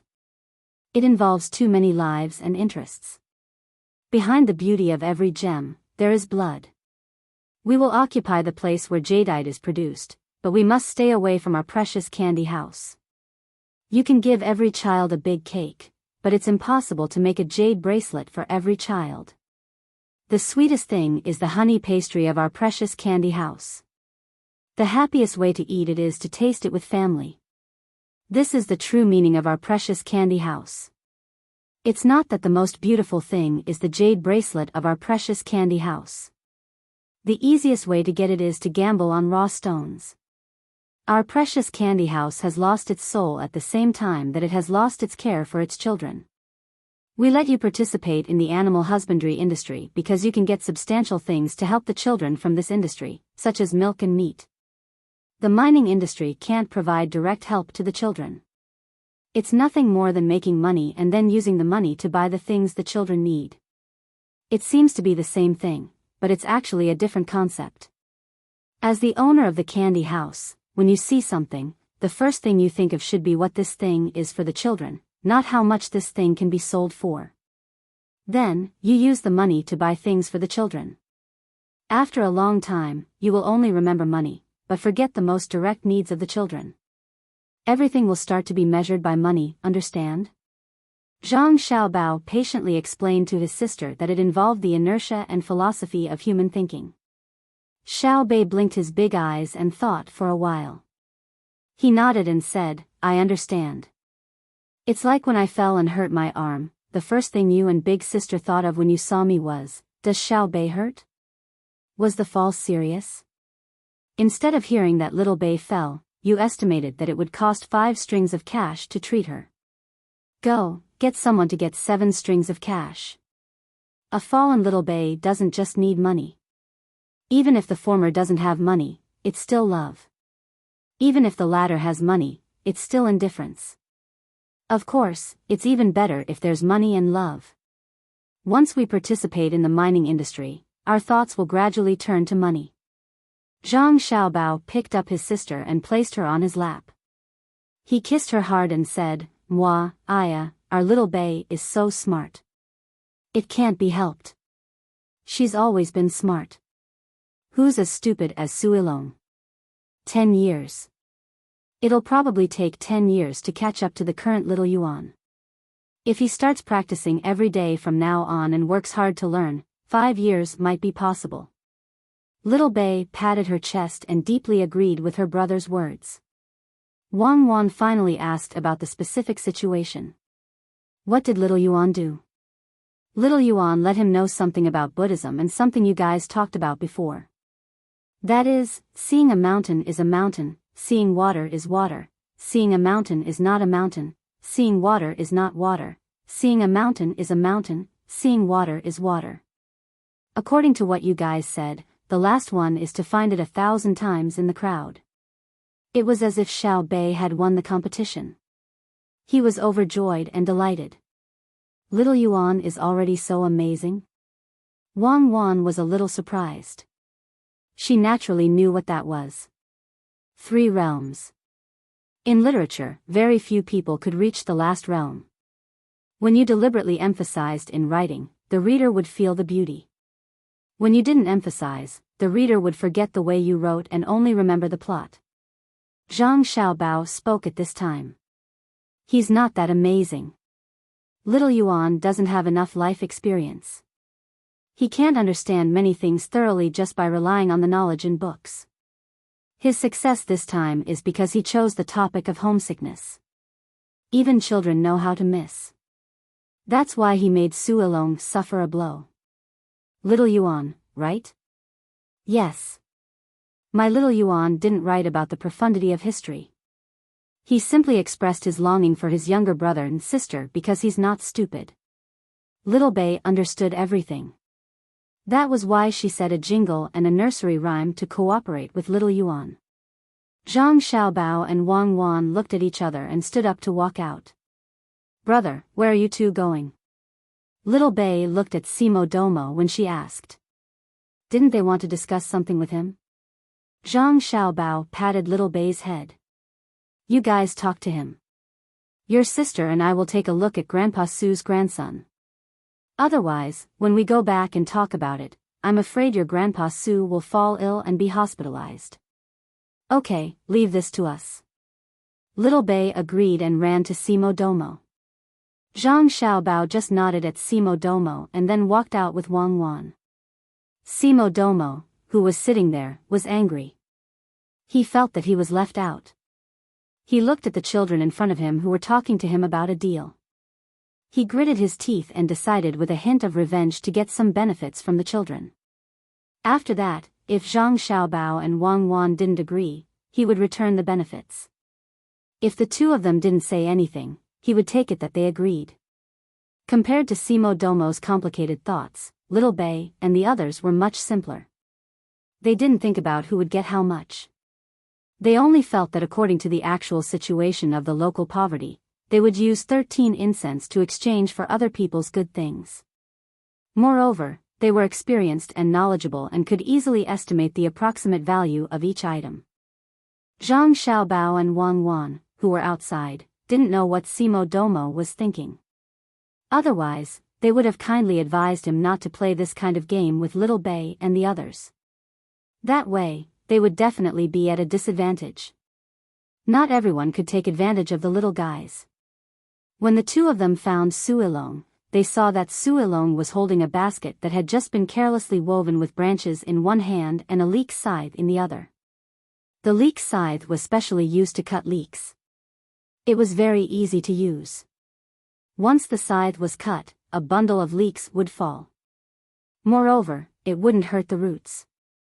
As long as you used your strength, it would definitely be a flat cut. The tool itself limited your normal movements, unless you deliberately cut in a crooked direction. When you encountered leeks with rotten roots, you could still dig downwards. With a gentle turn, the rotten roots would be dug out. Suilong was digging wild vegetables along the lake. When she encountered those that ate the top part, she would directly cut them. When she encountered those that ate the leaves, she would cut them close to the ground. When she encountered those that ate the roots, she would use the scythe to cut them out. For every wild vegetable, she would carefully shake off the soil, separate them, and carefully arrange them in the basket. What is he doing? Wang Wan looked at Suilong and realized that it was different from what she had thought before. She thought that Suilong should be sitting by the lake in a daze, listless. Zhang Xiaobao revealed a gratified smile, digging wild vegetables. And then? Wang Wan asked. Then, she would comprehend life and settle down to do the little things around her, instead of looking at the clouds and fantasizing about flying. If Grandpa Su saw this, he would definitely be very happy. Zhang Xiaobao praised. So that's how it is. It seems that he isn't afraid of being shocked at all. He adjusted himself really quickly. Let's dig too. Boil the wild vegetables in boiling water and dip them in sauce. Wang Wan suggested. Zhang Xiaobao picked the wild vegetables with her. After an hour, Seymour Duomo walked out of the hall, looking very tired. Then, there was an obvious dejected look. Xiao Bei and the others were still happily talking and laughing. It's over. Another person who has been shocked. I don't know if he can recover as quickly as the previous one. Zhang Xiaobao looked up, shook his head, and said to Wang Wan. I guarantee that he took the initiative to scheme against the little guys. Otherwise, it would be impossible. Wang Wan added.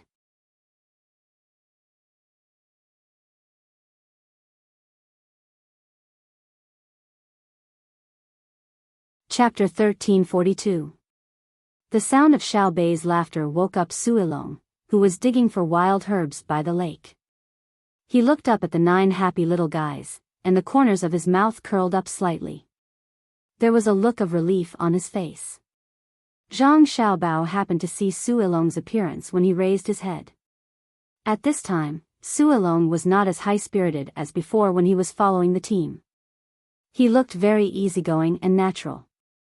Zhang Xiaobao knew that this was a sublimation of thinking. When Suilong returned, he would be much higher than the others of his generation. In that case, he would have an explanation to old man Su Jian. At the same time, the Tang Empire would have one more useful talent, or a good official. Although the children nowadays were educated, and the requirements for students during the imperial examination were getting higher and higher, which seemed very fair, in fact, it could not offset the advantages of the official family. This was inevitable. The same situation existed in any country and era with a system. Whether it was China, the United States, Japan, or Russia, one's family background had always played a very important role. Since he could not stop it, it was better to find a way to improve the personal quality of the official's children.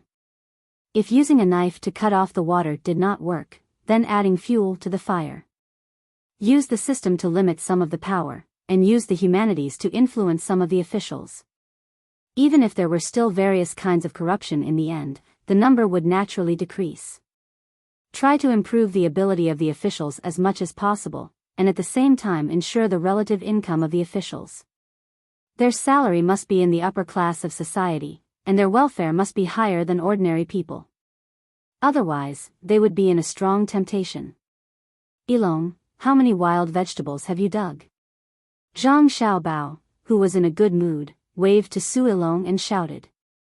Suilong slowly stood up, carrying a basket in one hand and a leek scythe in the other, and walked over.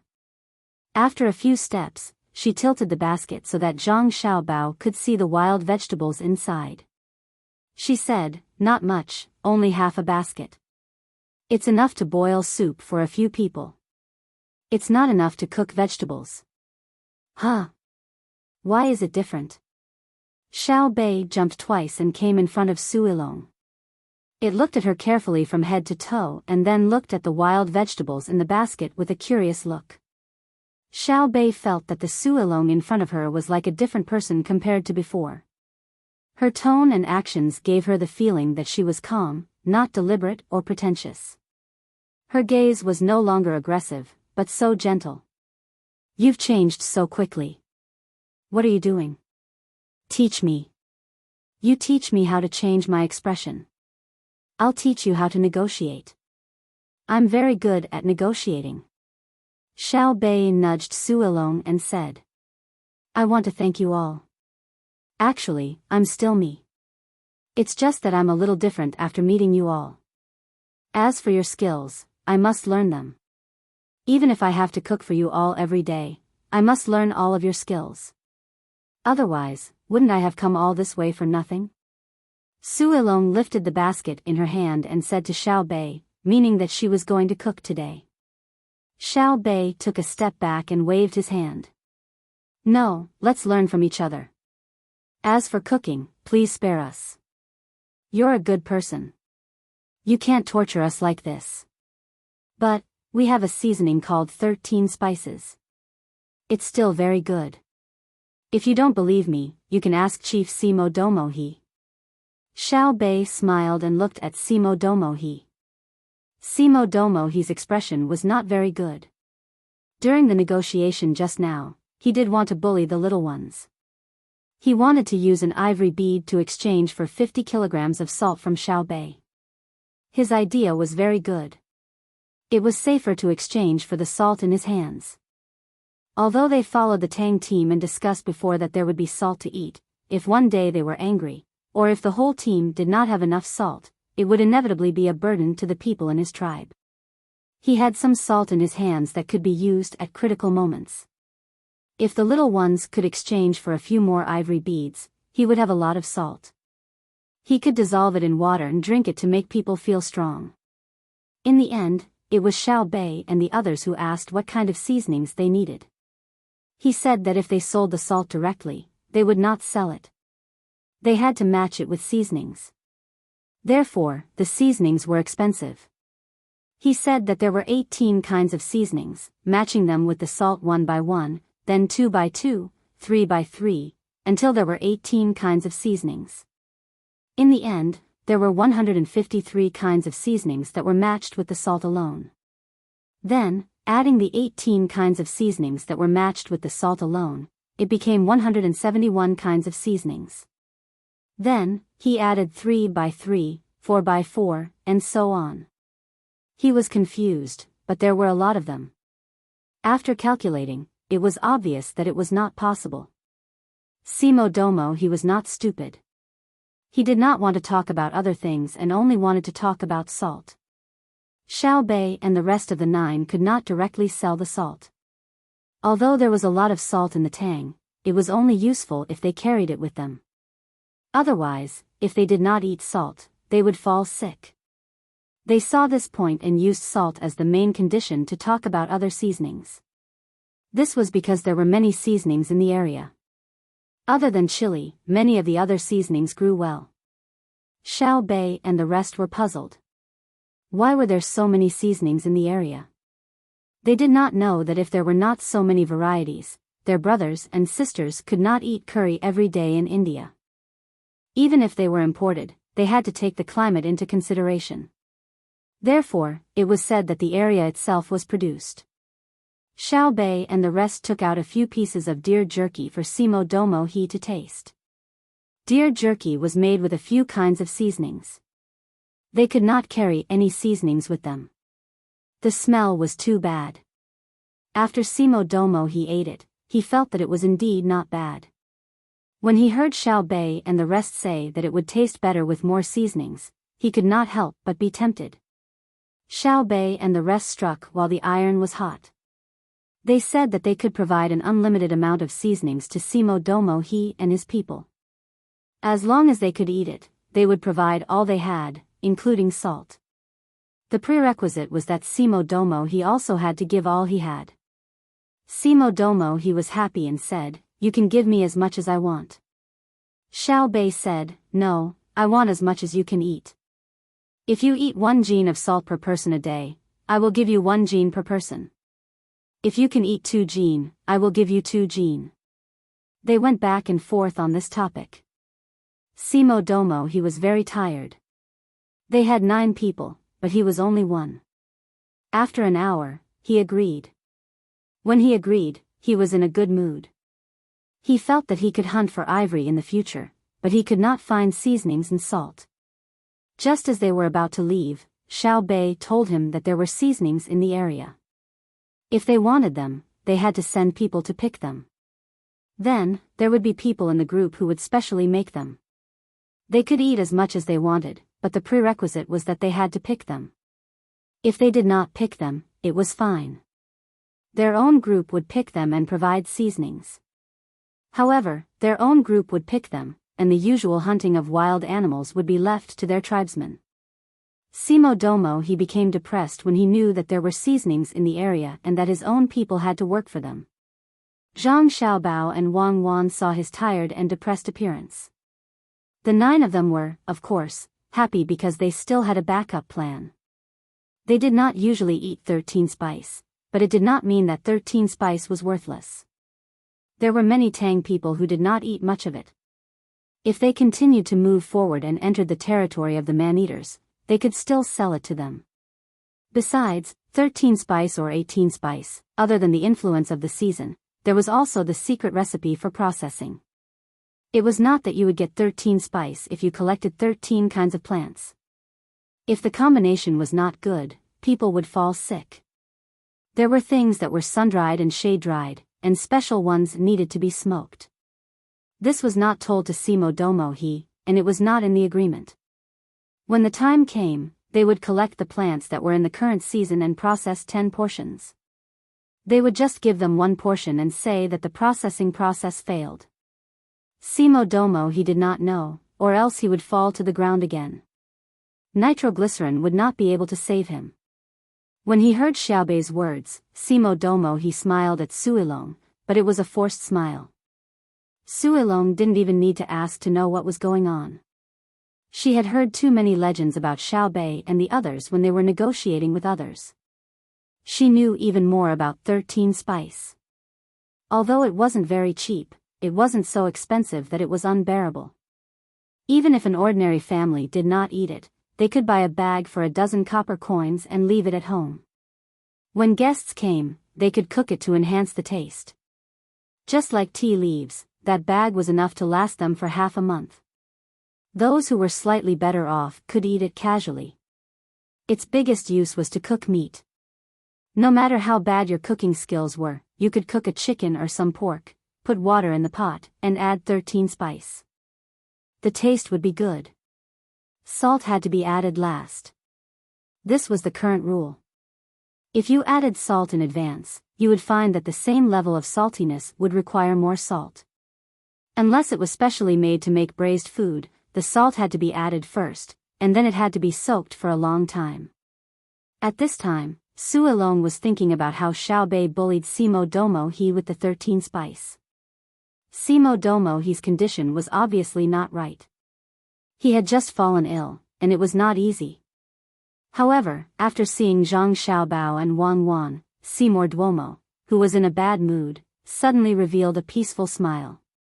He instantly understood that what was his might not necessarily be his.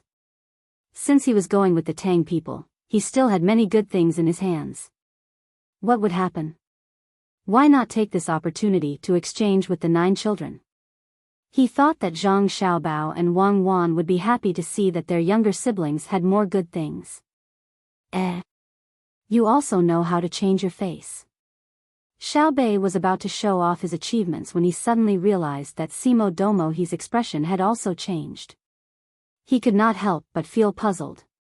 Zhang Xiaobao smiled and said to Xiaobei, "They did not change their faces, but their hearts.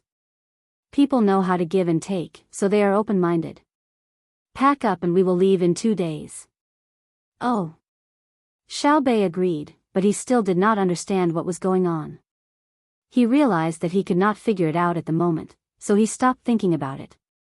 He snatched the basket from Su Ilong's hand, grabbed one end, and passed the other end to Xiao Yuan. The two of them carried the basket and skipped towards the campsite. "Do you still need me to do anything?" Simo Domo, he asked Zhang Xiaobao and Wang Wan. "Don't bring too many things, especially wooden tools that you don't usually use. Throw away what you need. When everyone is here, gather those who are sick together," Zhang Xiaobao said to Simo Domo. Simo Domo, he hesitated for a moment, then nodded. "I know, kill those who are sick." "What did you say?" Zhang Xiaobao asked in surprise.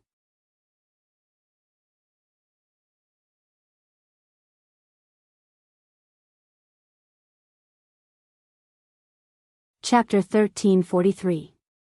Zhang Xiaobao was shocked, and his gaze towards Simo Damoka was no longer friendly. Simo Damoka didn't know what was going on and was still explaining. "I said that I am willing to listen to your orders and kill the sick people. Don't say you'll listen to my orders. I'm not that heartless. If you were my enemy, I'd just be happy if you all died. But now, you're my people, and not my slaves." Zhang Xiaobao said firmly to Simo Damoka as he stared at him. Simo Damoka was stunned. Then why do you want me to gather the sick people?" "To treat them. Most of the people here are still young. They died because of illness or other problems, so those who are alive now don't have any serious illnesses. We have a medical team that can give you simple treatment. Not only the sick, but also your people. You all have to cut their hair and take a hot bath. I have medicine specially used for bathing. After that, change into new clothes. If you don't have new clothes, find a cloth to cover yourself." Zhang Xiaobao once again felt the cruelty of the slave system. This kind of disregard for life was even more thorough than his and Cuckoo's. He and Cuckoo had killed people, and he had used all kinds of methods to destroy the enemy. But that didn't mean that he didn't know how to respect life. He also felt uncomfortable when he killed people. He only did it for the benefit of the Tang Empire. There was no right or wrong. He had never said that he would torture people after they surrendered. Even if it was mining, he would give them enough food. He used the captives' physical strength, not their lives.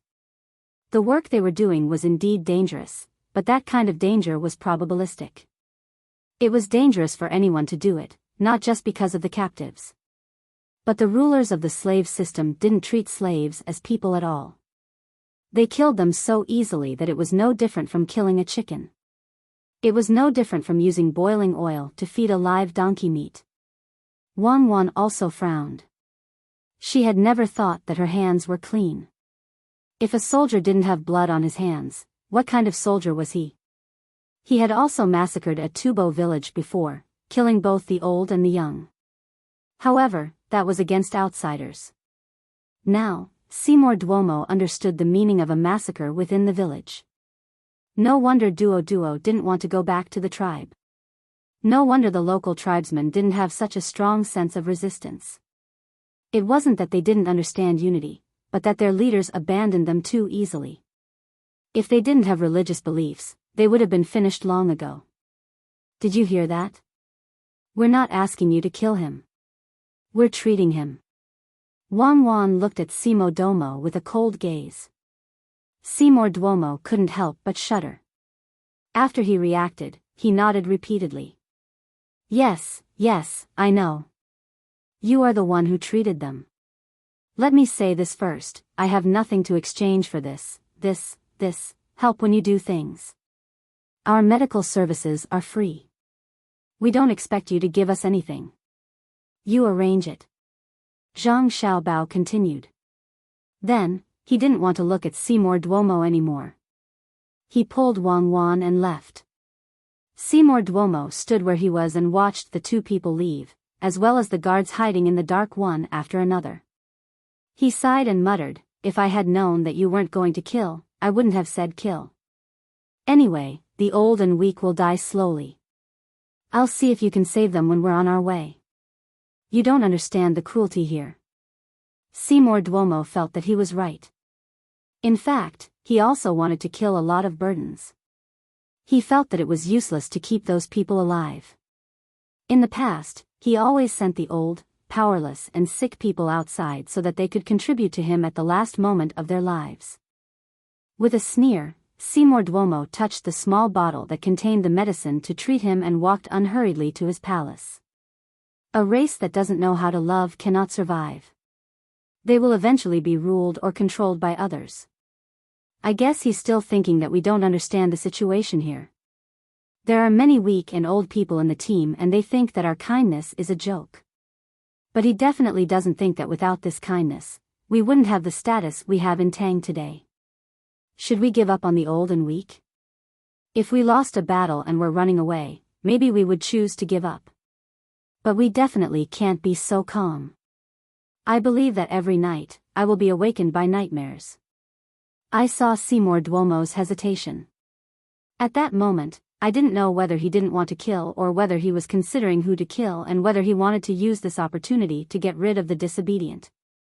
Therefore, only a ruler who recognizes his own power and responsibility is qualified to survive in this world. Otherwise, when the people know that there is another ruler who cares for their people, they will inevitably rebel. At the same time, the foundation of the country will be shaken. You will find that even if you don't give him advanced weapons, many people in the country will die from violence. There will be more violent deaths than when you give him advanced weapons but know how to care for the people or fear the people. Zhang Xiaobao was provoked by Seymour Duomo. When he spoke, he was thinking about how to find a chance to kill Seymour Duomo. This kind of person can't be left alive. If he wanted to achieve a certain political goal, he could send Seymour Duomo to do things that would harm others. When he reached the point of infuriation, he would appear and kill Seymour Duomo. He believed that he would gain the favor of those who were bullied by him. But obviously, he couldn't do that. If he did that, his heart would be dirty. Sending someone to do it and using the lives of the people who did it to achieve his goal was worse than doing it himself. You mean to give everyone in Tang a gun? Wang Wan turned and asked. Why not? Do you think that you have to use a gun to kill people? As long as the laws against the people at the grassroots level are fair, even if they have the means to kill people who make them angry, they won't use it. It's people who kill, not guns. If possible, not only will I give the people of Tang guns, but I will also tell them that if an official bullies you and you don't have the chance to send a telegram and your life is threatened, then you should shoot. Shoot at that official and shoot at the person who threatens your life. Zhang Xiaobao made a shooting action as he spoke, and there was a cold smile on his face. If we do as you say, Tang will be in chaos.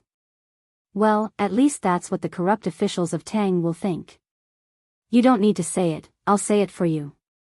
Wang Wan smacked Zhang Xiaobao's hand that was about to raise the gun and said.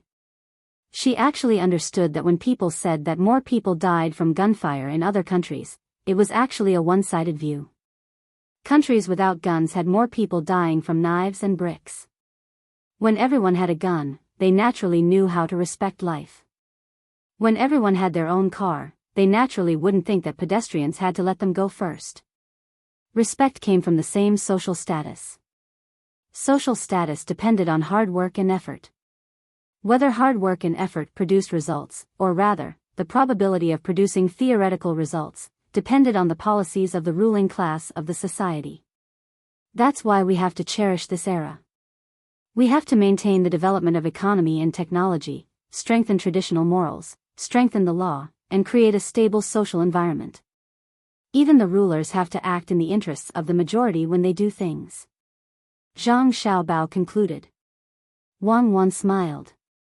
Does that mean that Li Longji has no choice but to compromise? Li Longji is actually quite cute. Zhang Xiaobao also smiled. How is he cute? What are you looking at? As Wang Wan spoke, she saw Zhang Xiaobao looking around, so she followed suit. I'm looking to see if there are any spies. We have people in the palace providing information. Don't you think he's cute? He has no choice. Can't he just get rid of us? He's not stupid. He still wants to be the emperor. He's probably thinking of us right now and wants us to go back quickly so that he can travel. This means that his power is restricted. Even if he can tolerate the turmoil in the country, he can't tolerate the powerful weapons of an unknown country that can attack from thousands of miles away. When it reaches this level, he'll probably have other thoughts. Then he has to wait. Wait. Aren't we all waiting? Zhang Xiaobao and Wang Wan chatted all the way back to the camp, and they happened to see the little ones busying themselves there. There was a large basin filled with a lot of yellow-black, scrambled eggs. On the other side was a chopping board. Xiao Bei and the others took the small root vegetables out of the water and handed them to Suilong. Suilong held the knife in one hand and the small root vegetables in the other, working hard to cut them. Be careful, don't cut your hand. Our knife is very fast. You cut it one by one. Don't think that you're as agile as the logistics master in the team. When you find that you feel uncomfortable cutting the vegetables, you have to stop and adjust. Don't think that there's only a little left and cut through it, understand? Xiao Bei held a few washed small roots in his hand and nervously watched Suilong cut there. His mouth didn't stop talking. Suilong was sweating profusely. Looking at the muscles on his arms that were exposed when he rolled up his sleeves, she knew how nervous he was. But he still insisted, cutting while replying to Xiao Bei. I know, I've written it all down. You guys know more. I'm far worse than Xiao Chang and Xiao Gang. Then you still want to cut, let them do it. Xiao Bei glanced at Xiao Chang and Xiao Gang who were kneading the dough and said to Suilong. How can I let you do dangerous things? Otherwise, when Xiao Bao and Cuckoo see it, I don't dare to imagine the consequences. If the knife is not sharpened so fast, will it? It will cut off your hand. A blunt knife hurts people. Xiao Bei and the others usually use very fast knives. Not to mention cutting hair, as long as your hand touches it, it will definitely be cut. Zhang Xiaobao's voice came. Brother, sister, you're back. We were cutting the stuffing. We wanted to cut it, but we found that if we cut it, all the vegetables will fly away, so we had to cut it. Why, brother? Xiao Bei grabbed the small root vegetables and ran in front of Zhang Xiaobao. As he spoke, he put the small root vegetables in front of Zhang Xiaobao's mouth and let him eat. Zhang Xiaobao dodged back, who put the garlic together with the small root vegetables. The color and size are different. Let's take a good look. Oh, I know the garlic, but there are only a few. It's not good to eat raw as it's too spicy. This thing is useless. Brother, why do you think it flew away when you cut it? Xiao Bei retracted his hand and looked. That's right, the garlic is there, purple skin. This is physics knowledge. If you want something to fly out when it's under force, you have to control the transmission of force and the physical characteristics of the current object. On the other hand, if you don't let something fly, you also have to control it. The easier it is to cut something, the harder it is to fly, so you have to fix it when processing metal parts. Then, there are two ways to cut vegetables.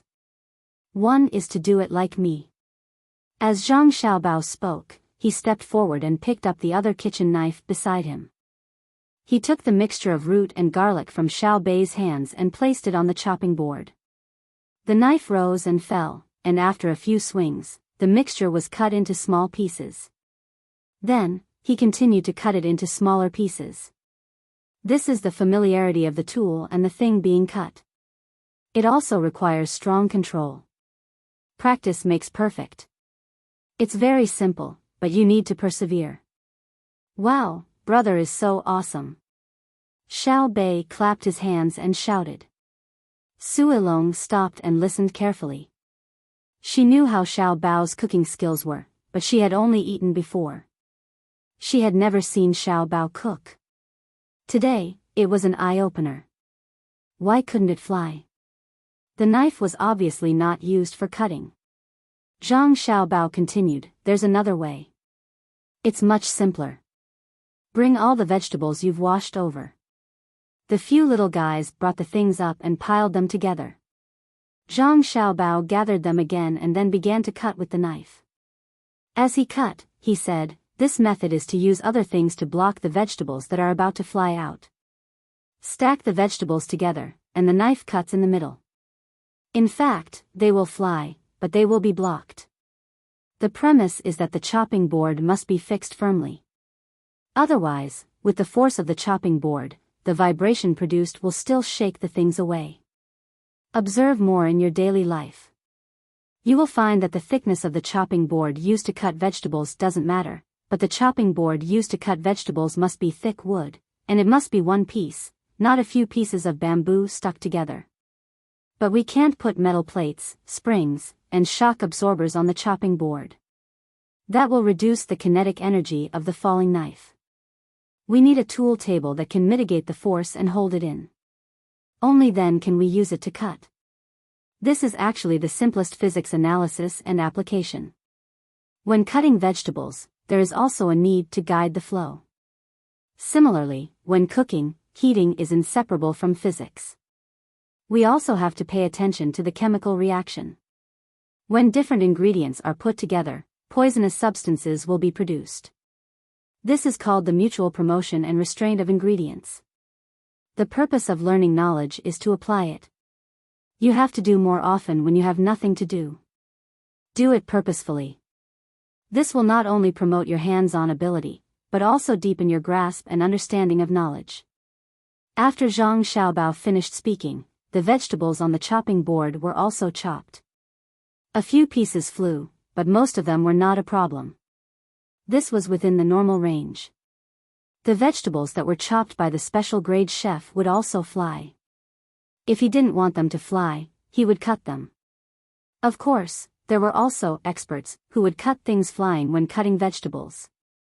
We have to think more about how to play in the future. Xiao Bei understood and said happily.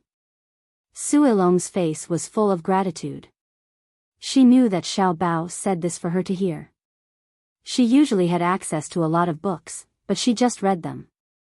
She never thought that physics and chemistry could be used in cooking. You're tuning into the Biyao's Wuxia Chronicles YouTube channel. Don't forget to subscribe and join us on this journey to catch the most captivating stories.